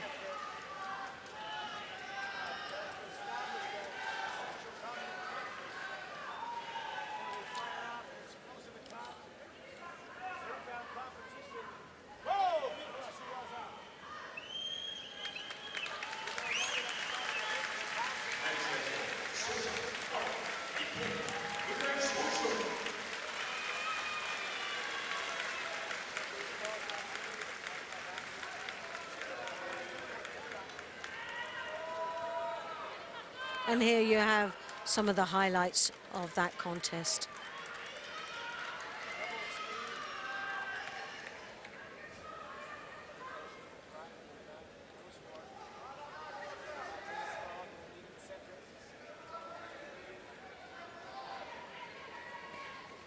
Tatami 2, now it's time for the third round for women under 70 kilograms. 第2試合場は女子 70kg 級予選3回戦が始まります。 In blue judo here from the start. Well, here we have a very tough match indeed. This is between Gahi of France in the white and Yu from Korea in the blue. Well, we watched you defeat Belandi in the first match of the day. Very, very interesting match indeed. It took her a little bit of a time to warm up. It looked like Belandi was all over her in the first openings of that contest. But here Gahi straight Koshiguruma, straight in for the Osakomi. Not sure if they've actually called it yet. Normally we see the clock, but there you have it. It's been called. Took a little bit of time, but now the leg's been caught up, so all that effort came to nothing. But it didn't come to nothing completely. She's got a Wazari on the board, and that's a good start. 3 minutes and 11 seconds to go, and here it is. Hips went through, Koshiguruma. Nicely done, controlled that head well. Caught you by surprise. Now she's got some work to try and come back. She's towered over by Gahi. So to get past those long limbs is going to be very difficult. Gahi takes the lapel, works with the feet, has the sleeve. Now she's setting it up nicely. Nice change of direction from a forward attack, looking for the Ouchigari, and now turns her opponent over and secures the Osakomi here. Needs to really secure the head just to pin it in and make it tighter. And there you have it. No headroom there for you at all. Gahi never looked like she was in ever any trouble, and strides just swiftly through into the next round.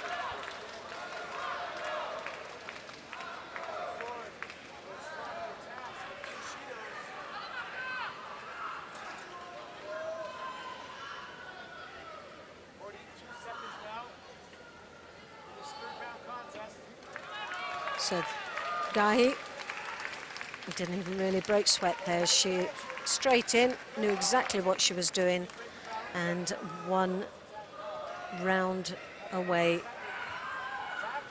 for a place in the quarterfinal stage. And that's really always the crucial point, isn't it? To get in that quarterfinal, and there you have it. She's there, she's secured that place. Now it's to move on into the semi-final. Now we have Perez Maria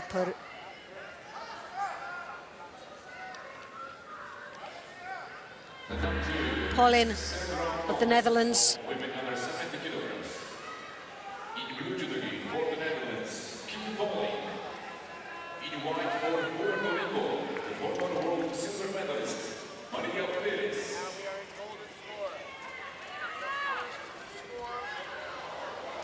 Perez from Puerto Rico. Looks like she's in a little bit of trouble there. She comes in. Oh my goodness, oh my goodness. Right. Well, I cannot believe that.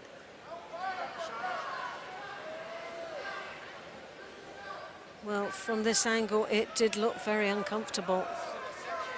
She came over for the head, but she caught that arm, and that lock was there, and that's the hand sokyumaki.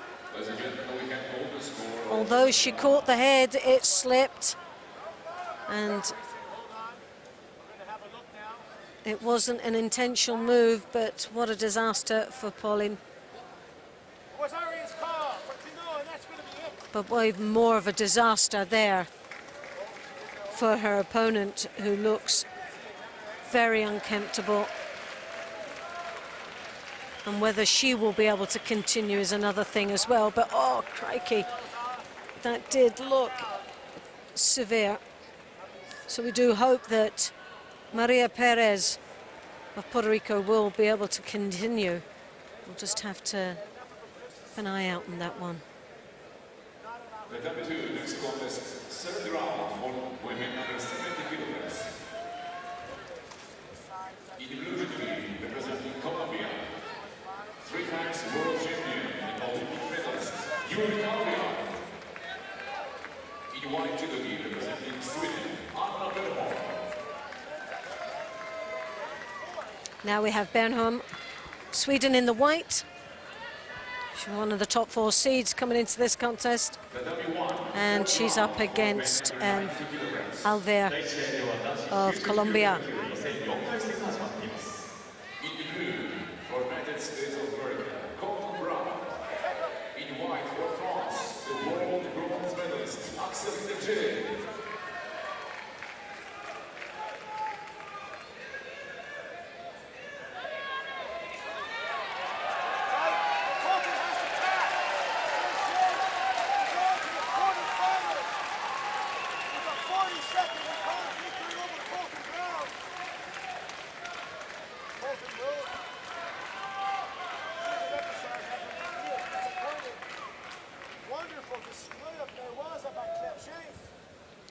Well, Alver, double Olympic medalist. Strong competition for Bernholm, but you wouldn't think it at this moment the way they're fighting. Swede, strong. The coach, he has that arm over the top. Now looking to work on the arm lock. Takes the lead with a Wazari.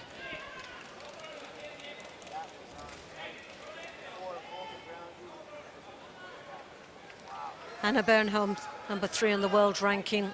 Somebody that we've seen over the past couple of years just become stronger and stronger.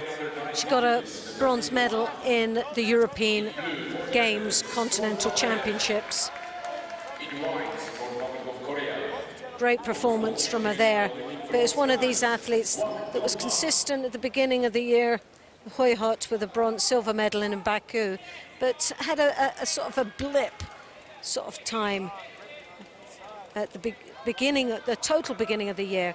She started off well. She got a gold medal in Tel Aviv and then went into 4 events where she didn't place at all, and came back, started to pick the silvers up, and the European Games the bronze. So now has built herself back up and is starting to look strong, and this is the result we're looking at right now. She has really prepped herself and targeted well for this World Championships. She digs in there looking for the shimiwaza. She's got a leg caught up there as well, but although she may not look closer to finishing her in the ground, what she is doing is that clock's ticking away quite nicely. So tactically, this is a really good position for Bernholm to be in.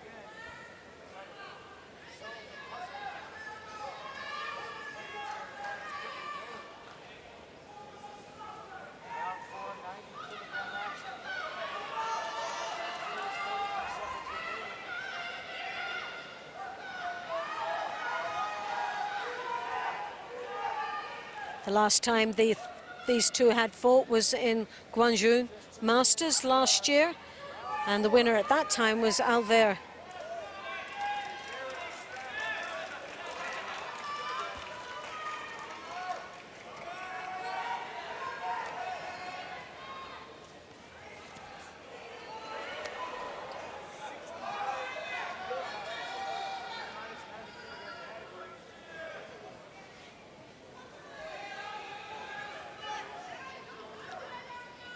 Bernholm maintains that lead.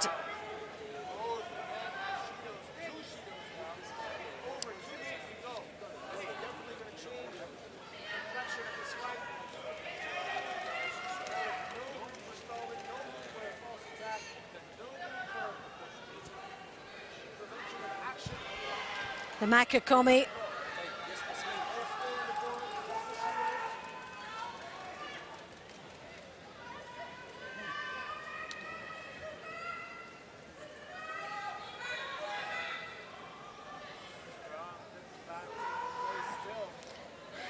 Niwaza transition, very, very good indeed. She is punishing the Colombian down there with seconds remaining. This is a brilliant win for Bernholm.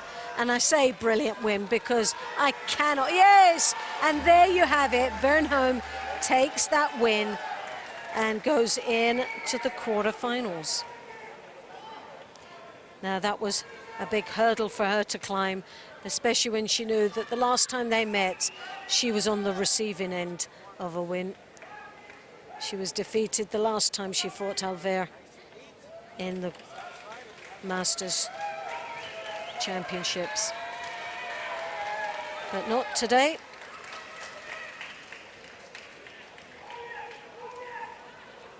But who will she be up against? Oh, she's got Conway of Great Britain.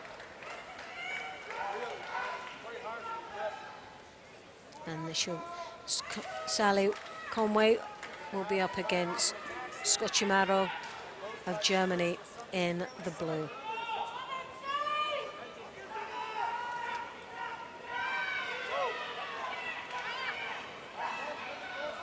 Next third contest for women under 70 kilos, Tatami 2.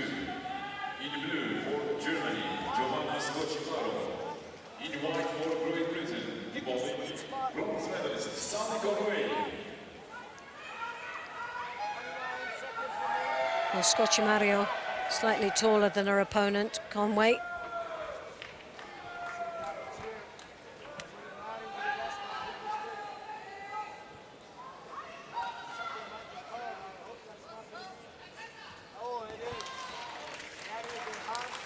Last time these two fought was back in 2018 in the Abu Dhabi Grand Slam. And Scocchimaro of Germany had defeated her there with a Wazari and an Ippon. She also did pick up 2 penalties along the way before she defeated her. It was a tough match.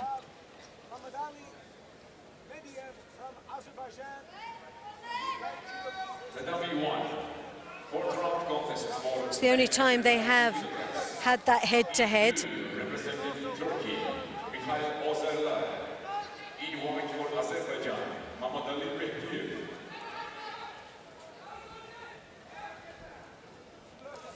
Scocchimaro working on the sleeves, those long legs coming in for the Uchimata and scoring a Wazari in the opening minute of this contest.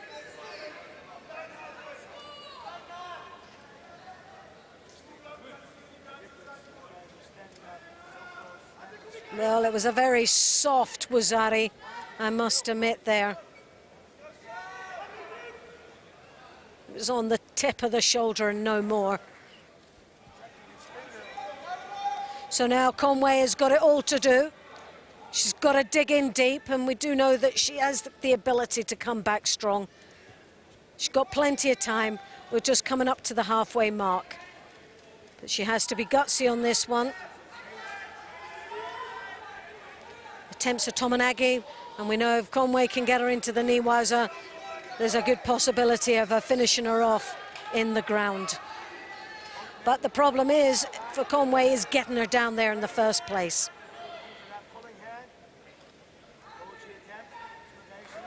She gets the lapel grip, she uses her feet, tries to break the balance of her opponent. But for breaking off the grips, she picks up a Shido. So now Conway not only down on the Shidos, but also on a Wazari. 1 minute, 27 seconds remaining. Uses her feet, she draws the head down. Now this is a strong position for Conway. Needs to maintain that, but leaves herself very exposed for that Oso. But there you have it, a good attack. Manages to rescue what looked to be a very dangerous situation.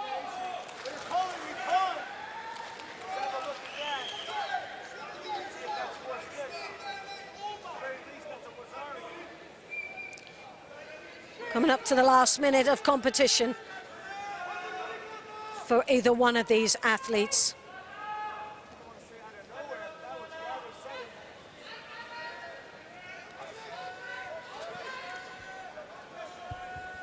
Conway totally misjudged.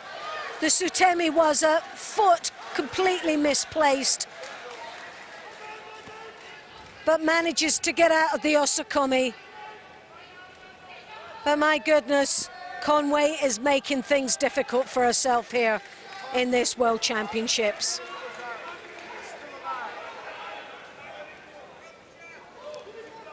35 seconds, still time to come back, but it is going to be a tall order for her against someone that's already defeated her once. She tries to get high up on that collar.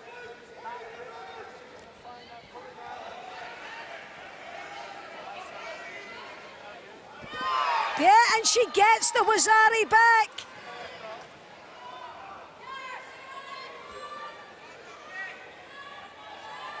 And then she works, and this is where her forte is, the Niwaza. But sadly wasn't able to continue the punishment down there in the ground. Scotchimaro comes into the Niwaza again, looking very strong, but here we have a golden score. So this gives a little bit of a timeout for both these athletes to compose themselves to what's going to be a very interesting golden score now between both these athletes.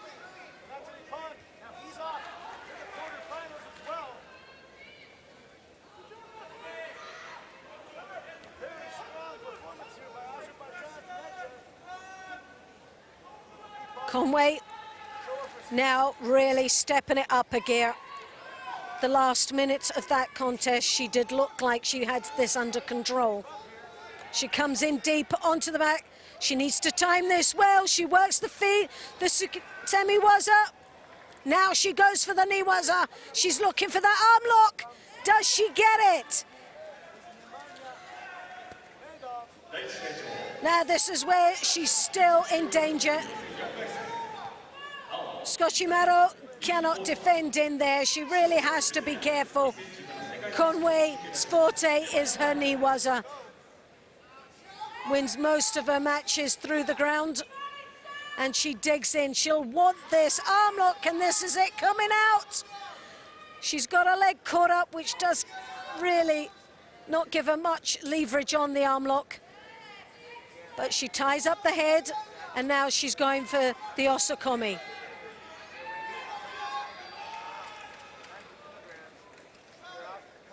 Well, a nice little bit of Niwaza there from Conway. A lot of pressure.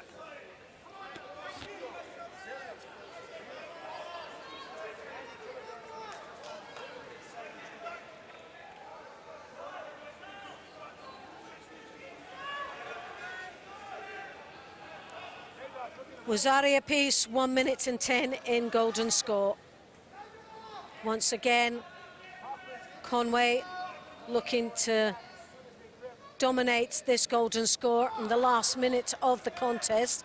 So the last 2 minutes, Conway has looked the one more likely to go through, but there's been glimmers right in the, on the code, Shigari.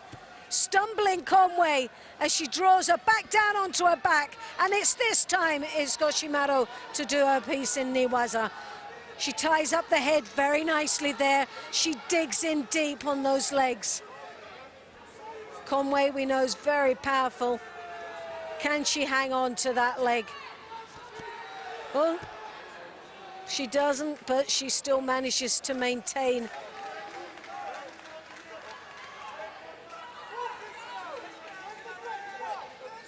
One minute, 48 seconds, golden score. Now that was a good comeback from Scotchimaro. Well, this could go either way. It's been an absolute battle between both these athletes. This is the hurdle that Conway needs to get over.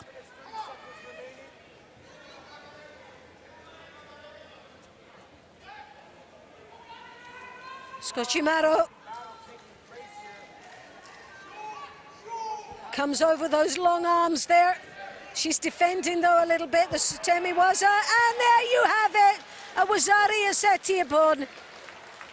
And Conway goes into the quarter-final stage. Well, there were scary moments there for Conway, but what a performance for Scotchimaro. who did so well in the opening 3 minutes of this contest, putting Conway on the ropes right throughout until she was able to even up.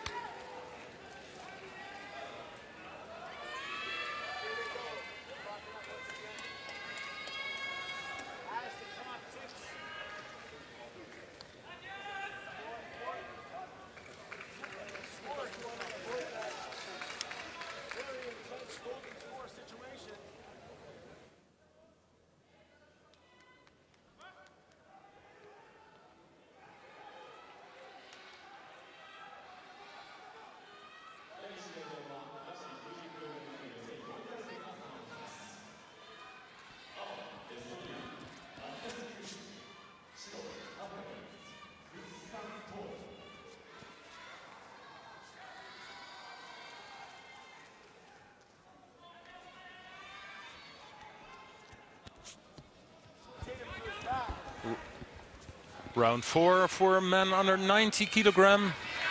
In blue for Estonia, Kusic, and he's fighting Toth from Hungary.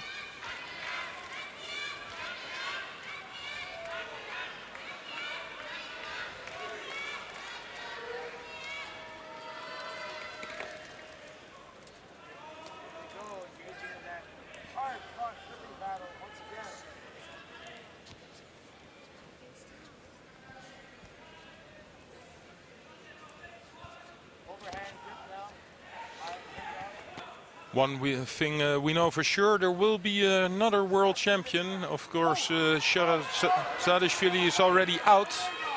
Big upset. But who will it be?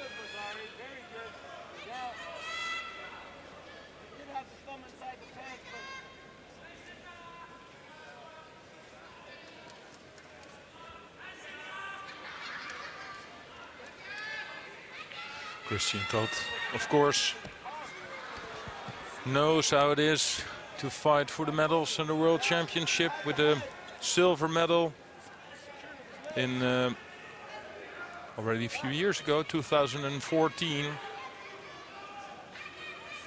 Same year he also won the World Championships Juniors, but that was a great year for him.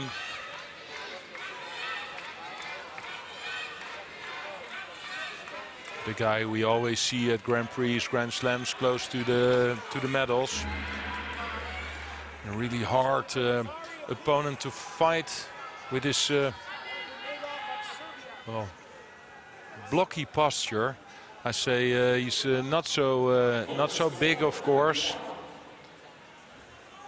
One of the smaller competitors in the 90 kilo category, but that suits him really well with this way of fighting. This is what he can do, yes, and this is a big Uranage.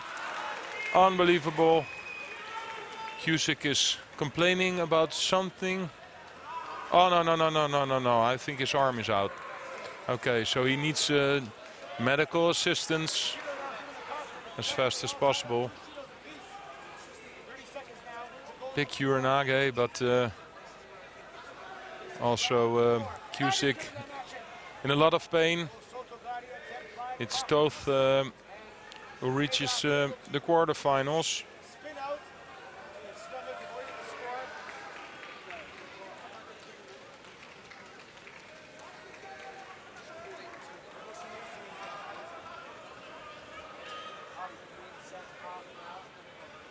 Yes, here there's the arm. He put his arm out to prevent the score, but oh yes, well, I think elbow or shoulder. Toth lifted him up so high. Of course, it's not the best thing you want to see.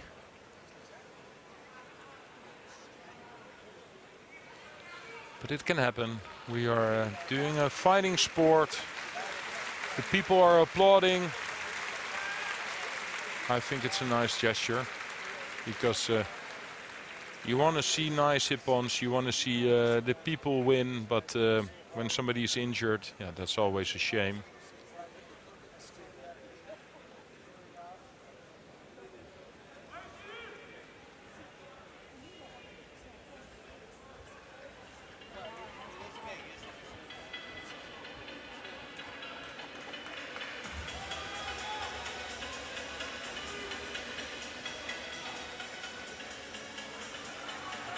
The next round in blue for Switzerland, Cyril Groosklaus. And he's fighting Marcus Niemann from Sweden. Niemann, who this round before won against Kukoye. Kukoye, in my opinion, made a mistake by fighting Niemann on the ground. I think Niemann is one of the best Newaza specialists in this category.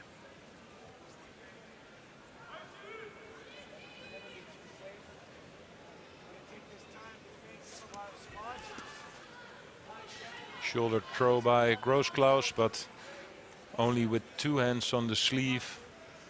And then the gap is so big that is difficult. Well, this is what I said. I think Niemann is one of the best Newaza guys around, and he shows it again because within a half a minute he already makes the Osai Komi. And I don't understand that Groosklaus. He knows that Niemann is so good in Newaza, made the shoulder throw and was just sitting on his knees waiting like, okay, well, that was my specialty, standing, trying to make a throw. So, Mr. Niemann, now you can show your specialty, and that's in Newaza.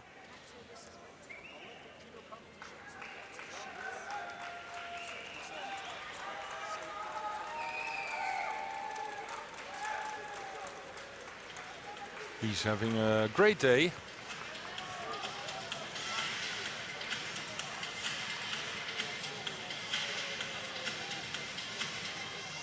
Great Newaza.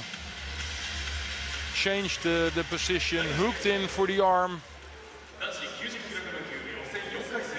And the legs, Sankaku style. So it's impossible for Groosklaus also to use his head to get out of the hold down. Niemann really pinned him down. And he's in the quarterfinal against Christian Toth.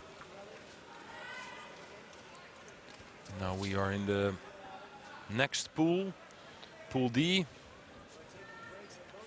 with one of the favorites for a medal, I think, Ivan Felipe Silva Morales. He's fighting Max Stewart. And Stewart is having a great tournament.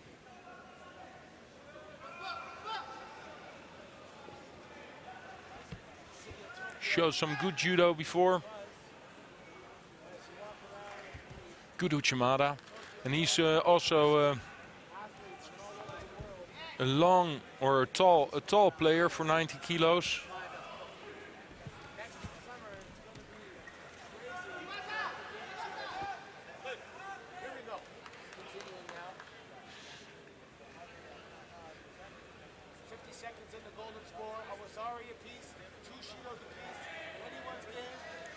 But for sure, Silva Morales has done his homework.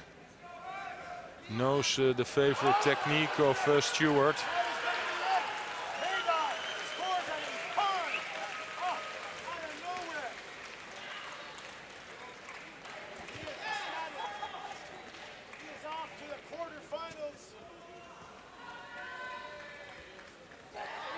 And there it is, the Uchimata from Silva Morales. And because it's a left-handed to a right-handed player, this is easy for them to put in the hip. You don't see a lot of fighting for the grip, because they both want to have the same sleeve and they both want to have the hand on the back of the opponent. But I think it's Stewart who now understands that maybe it's a better solution to put his right hand on the lapel of Silva Morales, because every time when Silva Morales works himself into the body of Stewart, gets close to him, then there's danger. It's time for the quarterfinals. Women under 70 kg. 第1試合場は女子70 kg 級準々決勝が始まります。In blue judo gi, representing the Netherlands, Sarah van Dijken. In white judo gi, representing Portugal, Barbara Timo.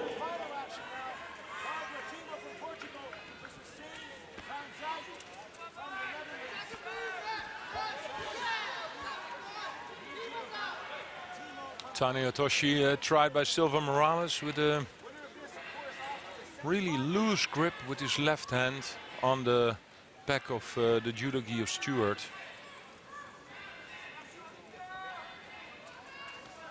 Now he has a stronger grip, but almost counter-attacked by Stewart.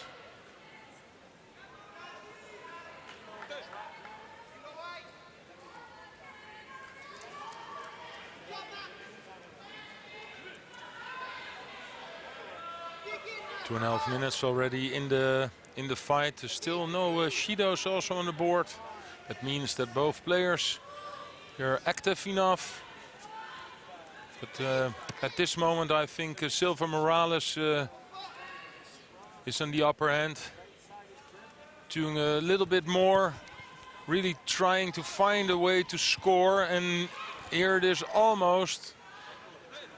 It was still possible for Stewart to stay on his knees. But I think Stewart is now close to a first Shido. Well, he gets the benefit of the doubt, but he has to do a little bit more.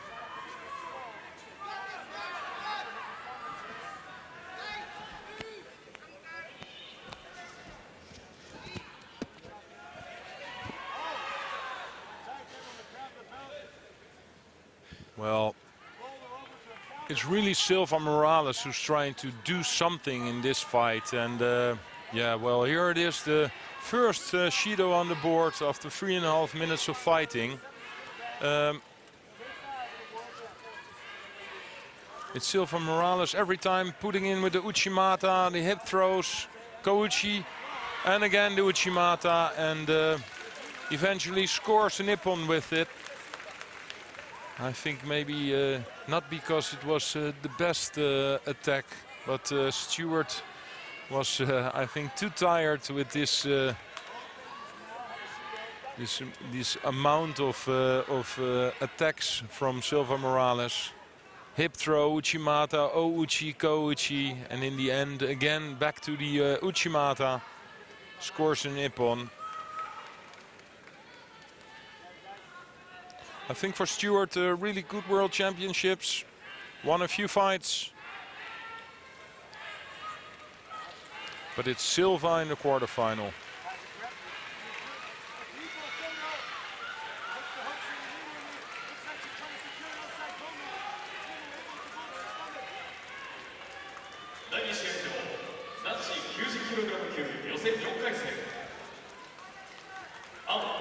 And now on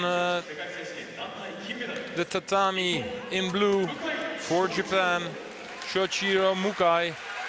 And he's fighting a Dutch guy, Jesper Smink. Jesper Smink, who won the last round against Gwiniashvili. Gwiniashvili, of course, one of the athletes who won a lot of medals. But as I said before, I think he's a little too small for the category. And Jesper Smink is well, one of the taller players in the circuit, and did a great job.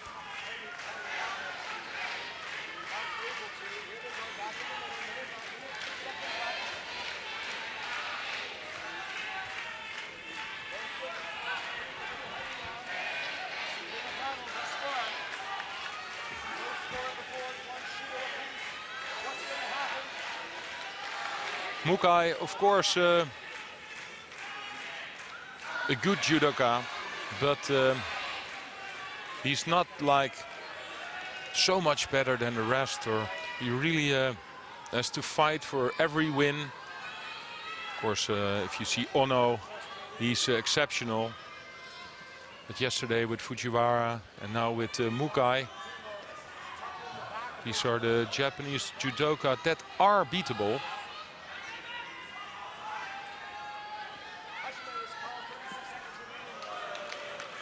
I think Smink is doing a great job now by pulling Mukai really close to him with the double lapel grip. One in the neck, one on the lapel. Because Mukai needs space to make his shoulder throw. And he also needs the sleeve. That's what we saw already a few rounds now. That everybody who's fighting Mukai, there's one thing they don't want to give away, and that's the left sleeve.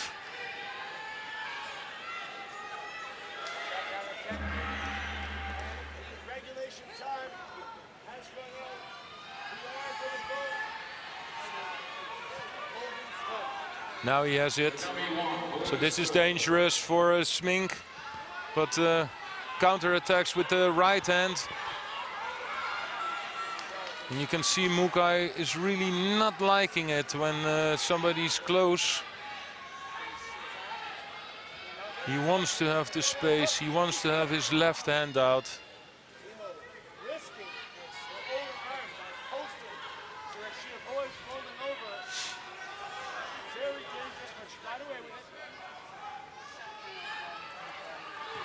Oh! Wazari scored. This was I think the first time we saw Mukai with a right-handed throw, fighting for his left grip for minutes, and just turns around with a double sleeve Moroto Seonage.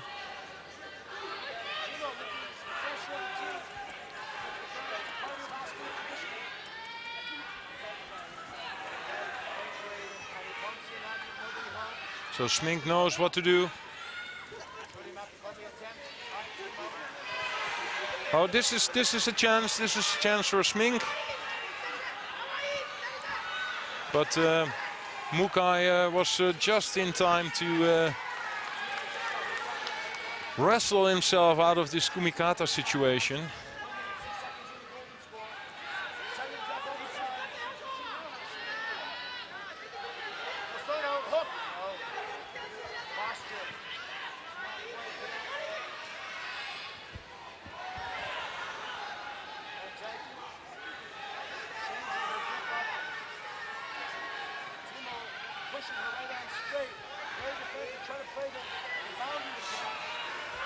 Oh!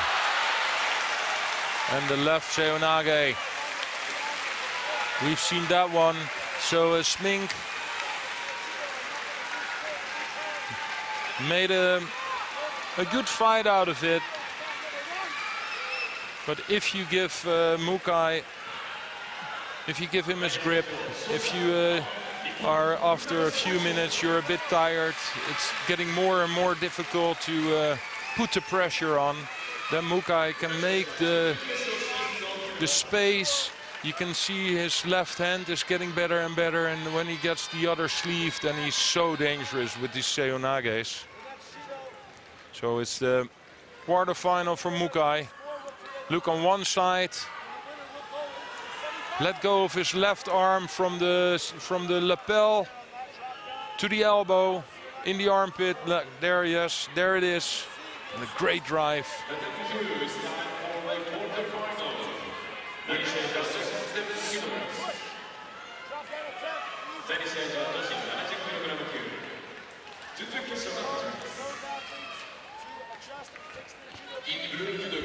Representing Puerto Rico, 2017 World Silver Medalist Maria Perez. In white, representing France.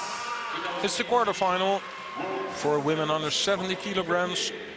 It's Gaillet against Perez. Perez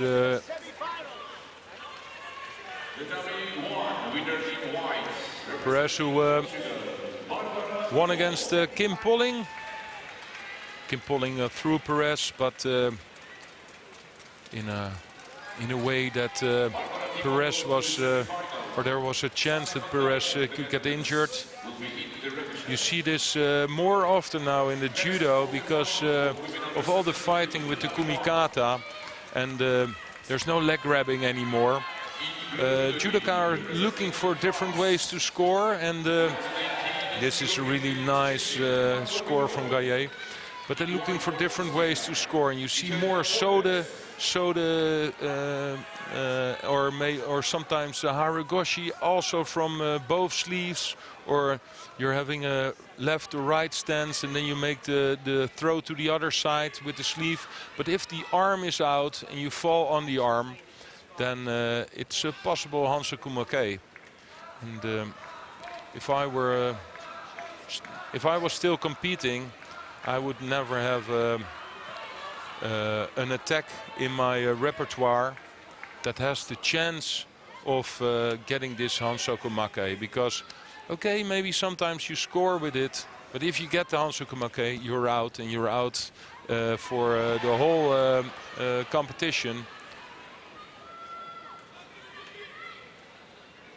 We also saw it earlier in this World Championship with Trestenjak. Same thing. And that was in the semi-final. So she wasn't able to fight for the bronze medal as well.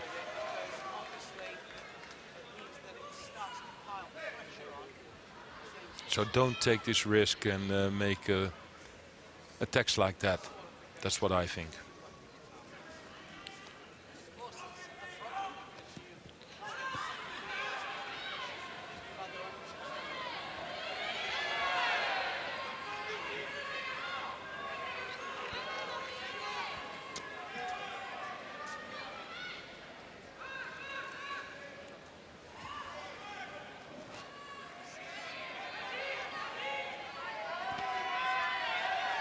It's Gaye who looks really strong in Tachiwaza, but also in Newaza. Of course, this is not where Perez wants to be. There's a Bazari on the board for Gaye, and they are fighting for a long, long time in Newaza. But it's all in the advantage of the French girl.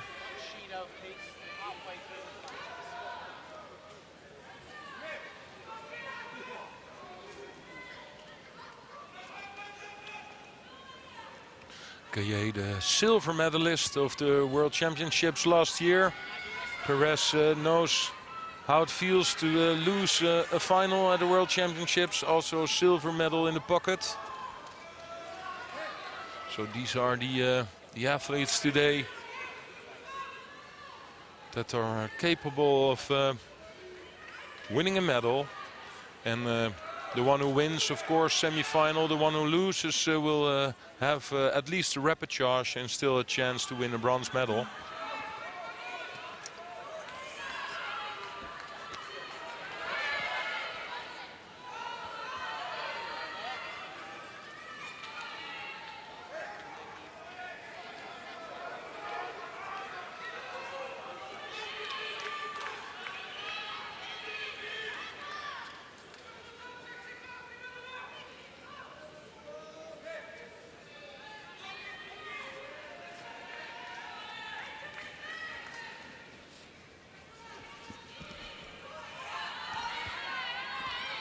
And again into the Newaza.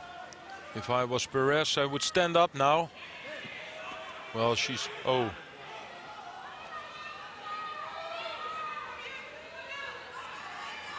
Well, everything okay. She still has 37 seconds to do something about this Wazari on the board for Gaye. But Gaye is a really experienced fighter. Here takes her on the ground again in the Newaza. She feels comfortable enough to just lay on her back. Knows that Perez don't want to be here, but I think she already gave up a little bit. because she had all the chances to stand up, but she was waiting for it. 7 more seconds.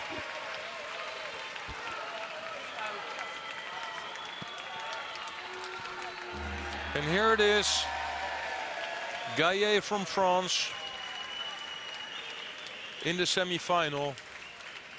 And of course, Perez also a real good judo player. But before we had a discussion about the French judo. Of course, with Akbek Nanou, they have a real top-class player, the world champion yesterday, and Teddy Riner. But the rest of the team, well, there was a time that France almost win a medal in almost every category. But now they have a big chance again. Gaillet, of course, the silver medalist of last year in the semi-final.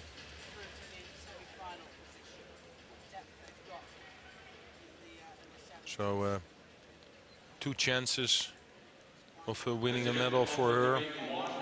If she wins the semi-final, a gold or a silver. And of course, if she loses the semi-final, then still the contest for bronze. Tatami 2, next quarter-final, women under 70 kilograms.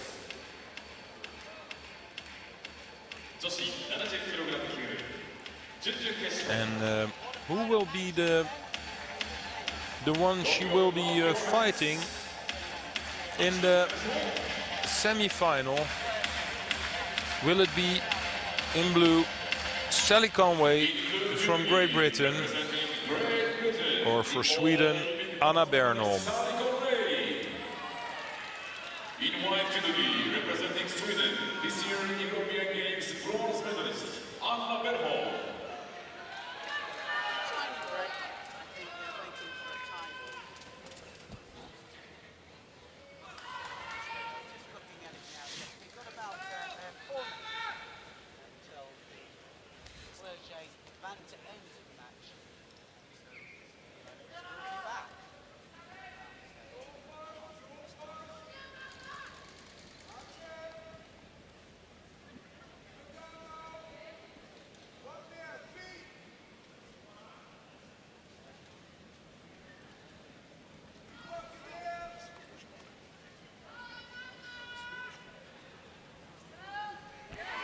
Whoa, was already scored by Sally Conway.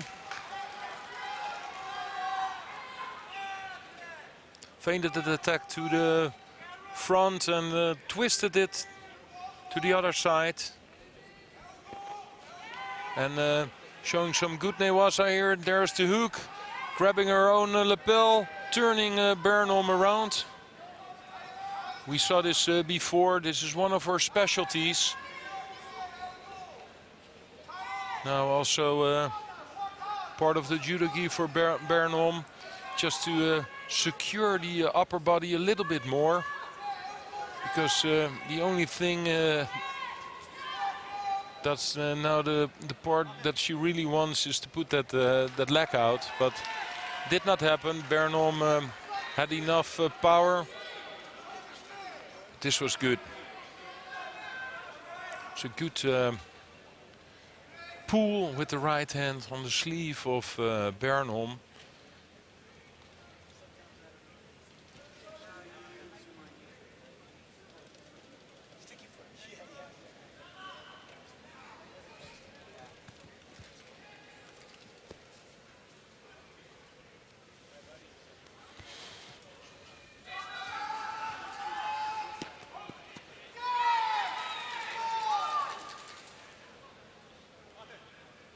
Well, I heard some people in the venue screaming for another Wasari for Conway. Of course, Bernholm fell on her back, but she tried to make a sumigashi.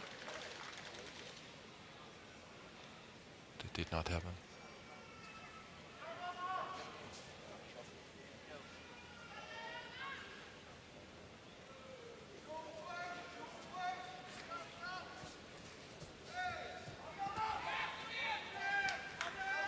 Again, a nice attempt by Bernholm.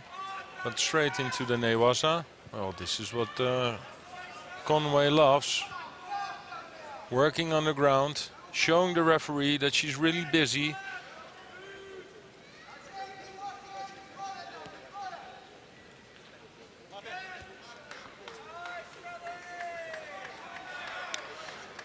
For Conway, it's important to get the left sleeve of Bernholm.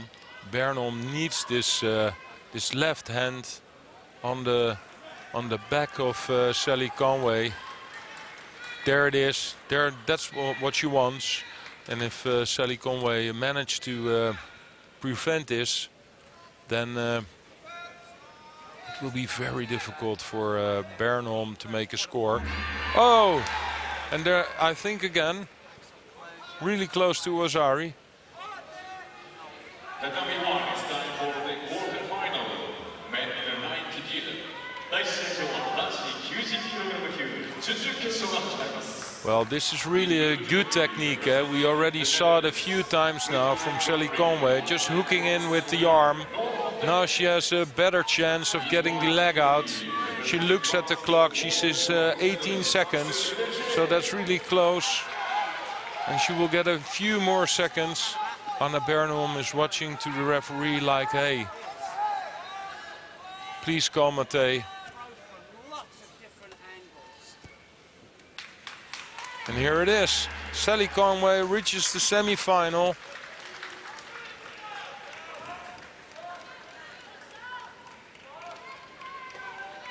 Or the semi-final against Gaillet.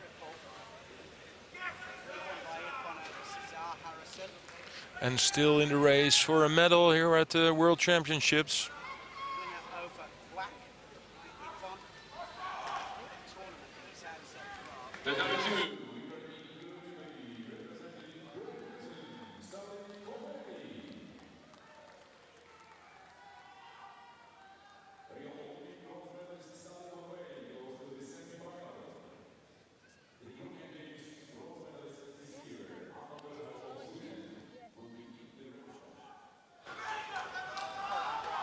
Here's the fighters on the number 2. Now we get a 5 minutes break.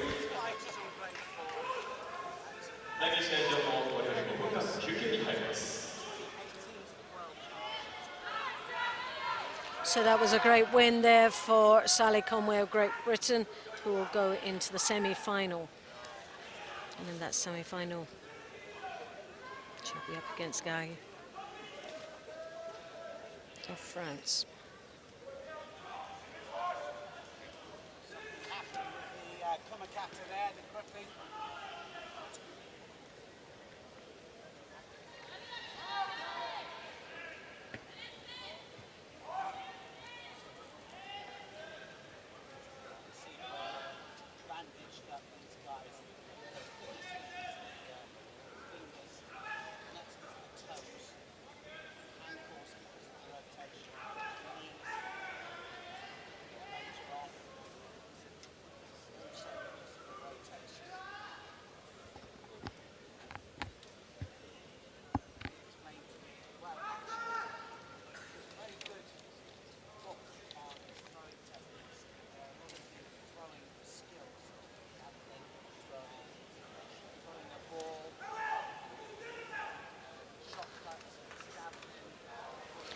As we pause for a few minutes, just waiting for the athletes to come up for the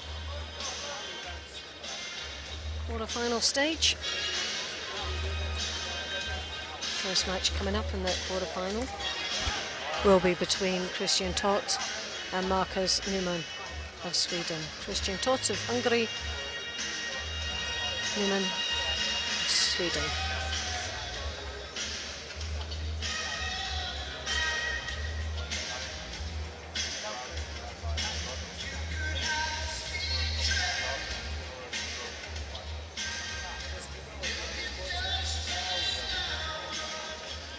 Ladies and gentlemen, we remind you that today we have day 5 at the World Judo Championships Tokyo 2019. The final block today will start at 7 p.m. and before the final block, There will be Kodomo no Kata demonstration at 6:30.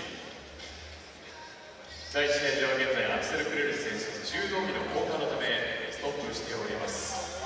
世界柔道東京大会は大会5日目を迎えております。18時30分からこの19時から決勝ラウンドです。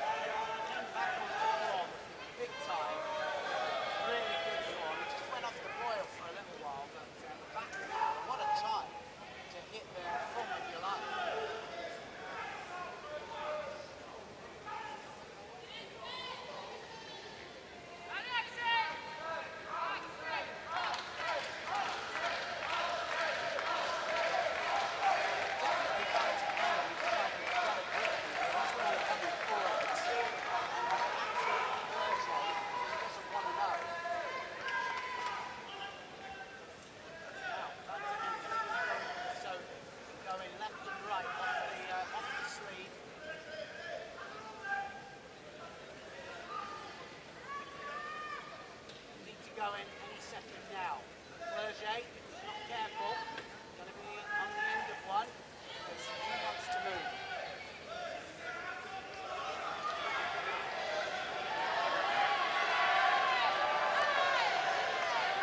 Clerget forwards, neither one of them attacking. There it is! Direction! So it's a bit of a caution there from Francis. It looked as if he was going to go forwards. Talking backwards. Just needs to hold it for another couple of seconds. Oh, and now. Sonny was into the one. It's all over. It's the semi-final.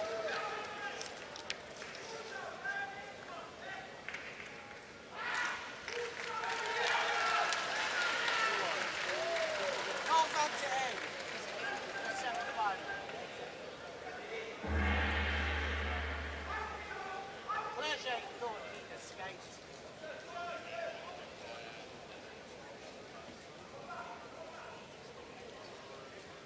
Clerget thinks he's going again, but just having a look to see if it was, in fact, Mate, just after the bell, just before the bell.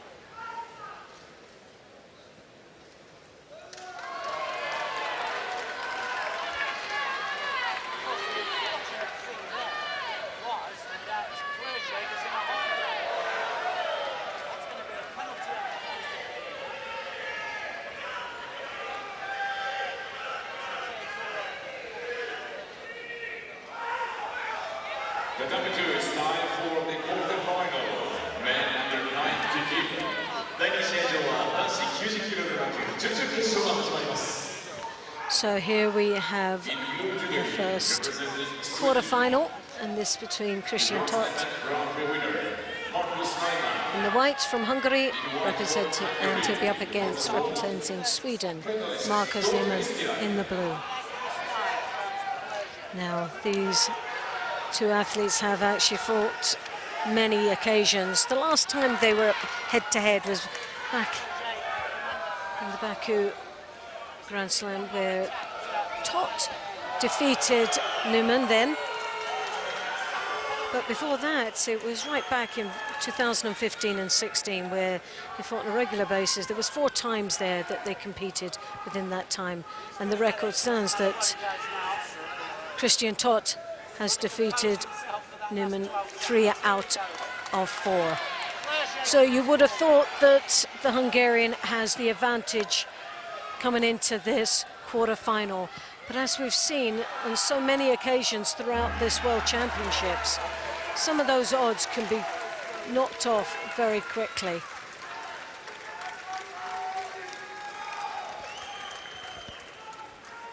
Well, that was a shame because Clerget actually landed in a hold down. So because the referee called it Ippon, he stood up from the hold down, which is always unfortunate.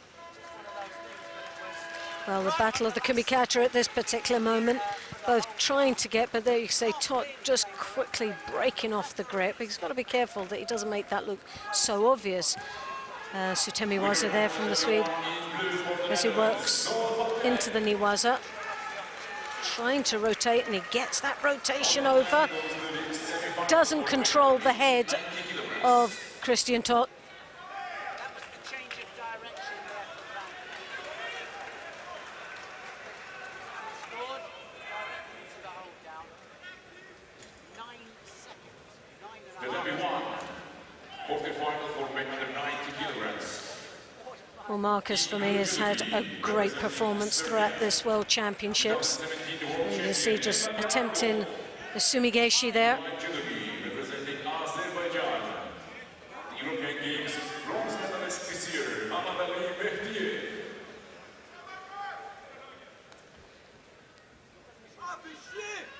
Surprised everybody.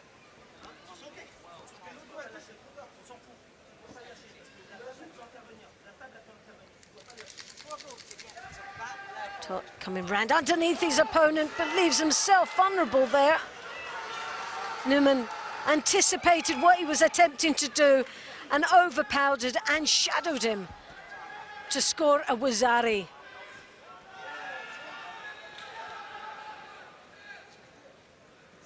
The large structure of this man from Sweden just clambered on top of Tot and once again spins him over, and he submits there from that turnover. I think he just twisted his knee a little bit there as he got a quick submission from directly from the turnover. And Newman goes through into the semi-final. Well, there has been some major upsets in this weight category. This being another one.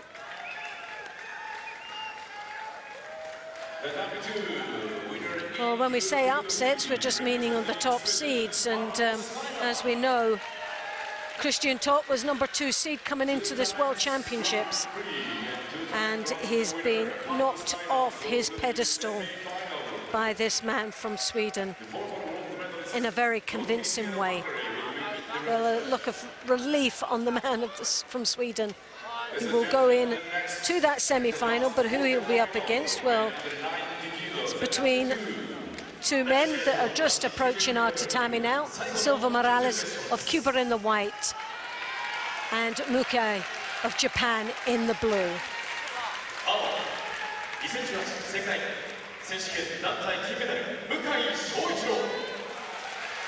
Tot will go into the repechage. Hopefully his knee will settle down, that he'll manage to make that repechage contest. Look forward to seeing how he progresses through. Still not all over and done with for Christian Tot. He still can manage to get on that podium.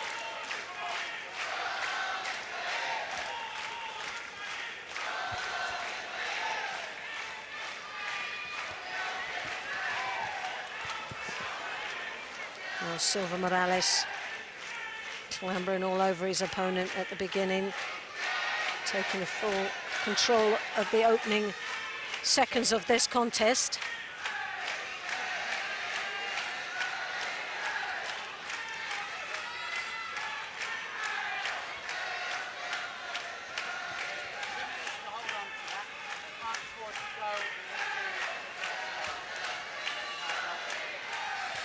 Morales, the right hand secures the left sleeve of Mukai.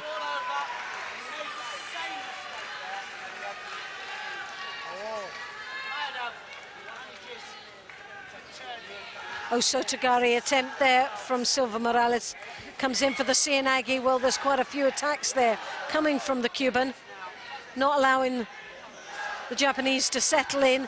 Comes in with the Cianagi there.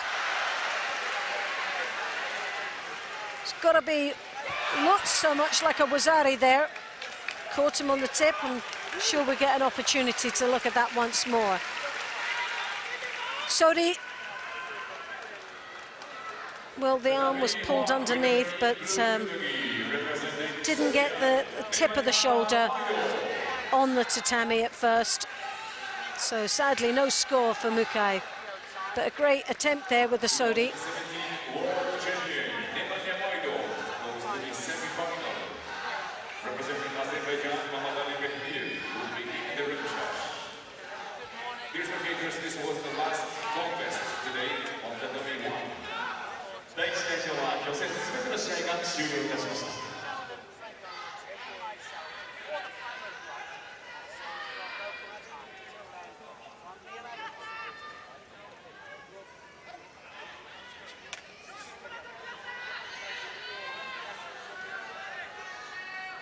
1 minute 43 seconds remaining. Koichigari.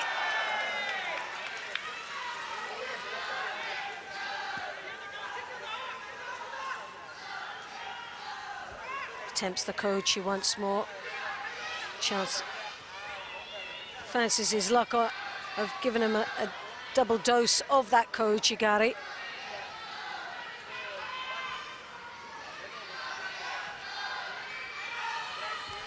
Silva Morales getting it caught there, lost his balance.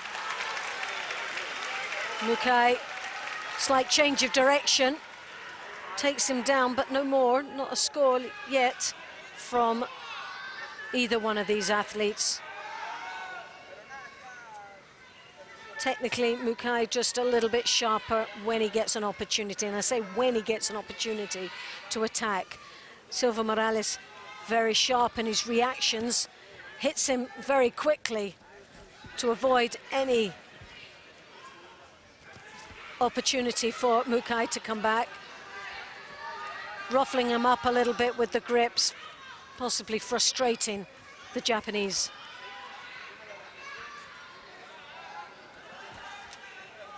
Mukai trying to get two hands on his opponents, not managing to do so.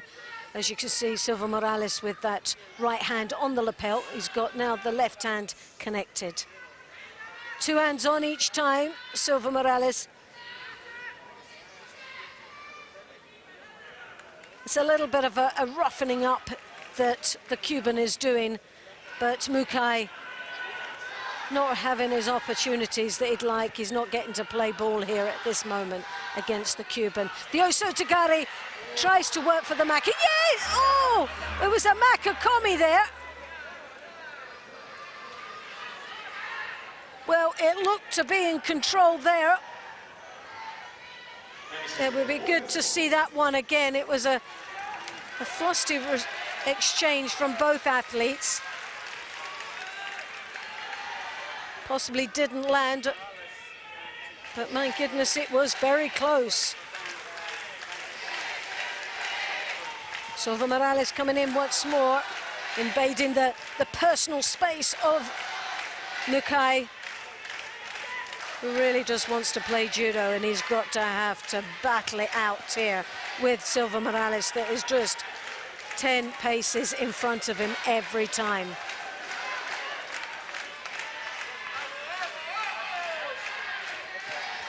Well, he's chasing all the time. He comes underneath.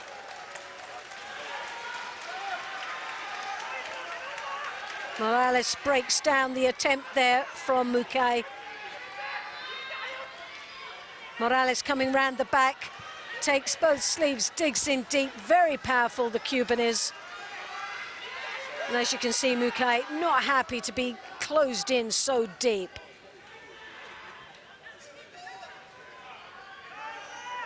Now, he's pointing out something on the chest, possibly a scratch, a bit of blood or whatever. Not quite sure what he's pointing out, but I think for Mukai, as much as he's pointing out something like that, he needs this time out. A time out to compose himself, to think of the next strategy towards this contest, because what he's doing right now is not really dominating. He's getting completely flustered. He's getting outfought most of the time in this contest. He's had a couple of opportunities, but still he's been broken down by the Cuban.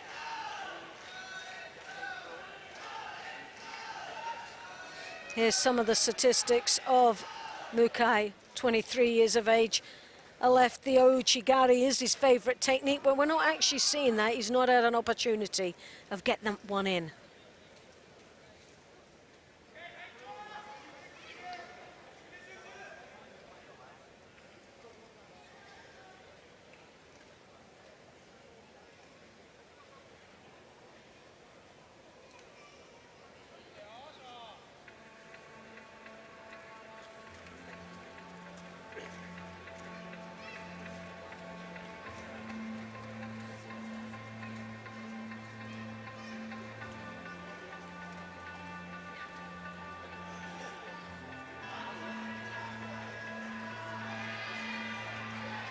Well, as the tension builds up in this stadium, one thing we can say is that the support here for the Japanese team has been absolutely amazing.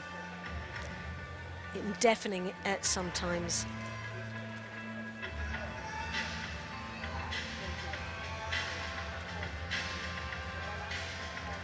But this crowd knows that this is going to be a very difficult match for Mukai.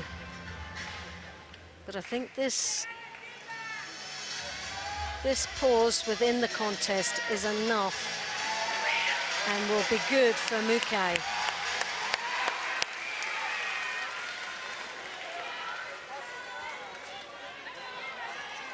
Well, we're into golden score.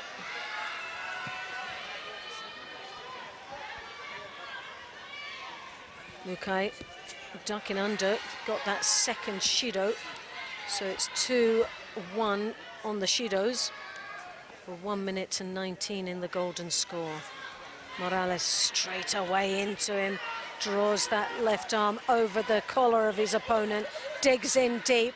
As you can see, very, very strong left hand control, as he also controls his opponent's left side. Now, that's the danger. Mukai comes in for an attempt of a Makakomi.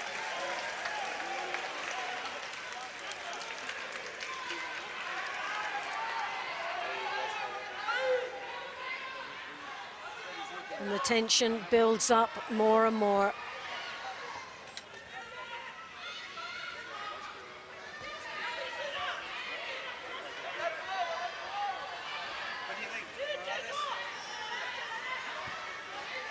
Well, it's a hard one to call this. Both have battled away, but I feel that Silva Morales has really taken this match to him. He's dug in deep, physically overpowering Mukai, totally frustrating Mukai, and psychologically breaking him down. But there you have a Sodi attempt. It was in deep. Good opportunity missed there for Mukai. Morales throws that arm over the top, tries to draw once more his opponent's head down as he digs in deep. And what's been a real grueling... Oh! Ho, ho! What a finish! Oh, crikey! Well, up until then, Mukai was taking a bit of a beating out there. He was really punishing, physically punishing him, mentally breaking him down.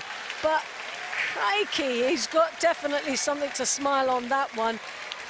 Did take him 6.5 minutes to do it, but it was worth the wait. That's all I can say. And I can't wait to see the replay on that one. It's got to be one of the biggest throws today.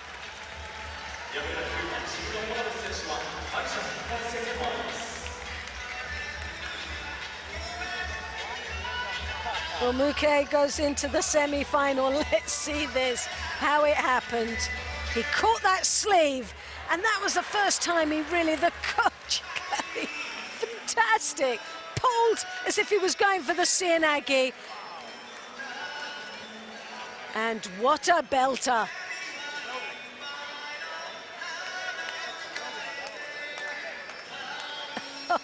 Oh, you could just watch that over and over again.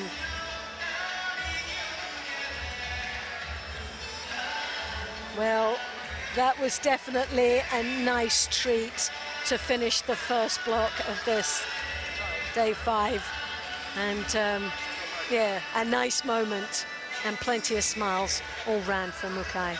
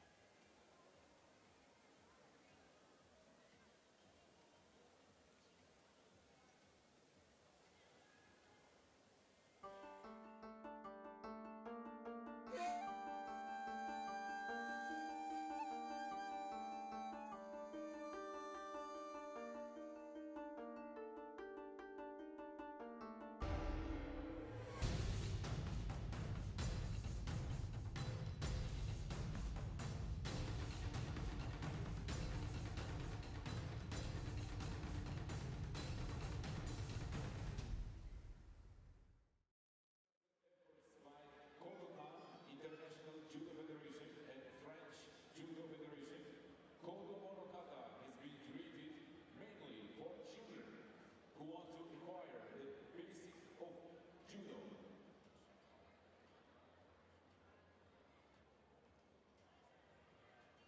The demonstration by children of Kodokan boys and girls class will start today at 6:30.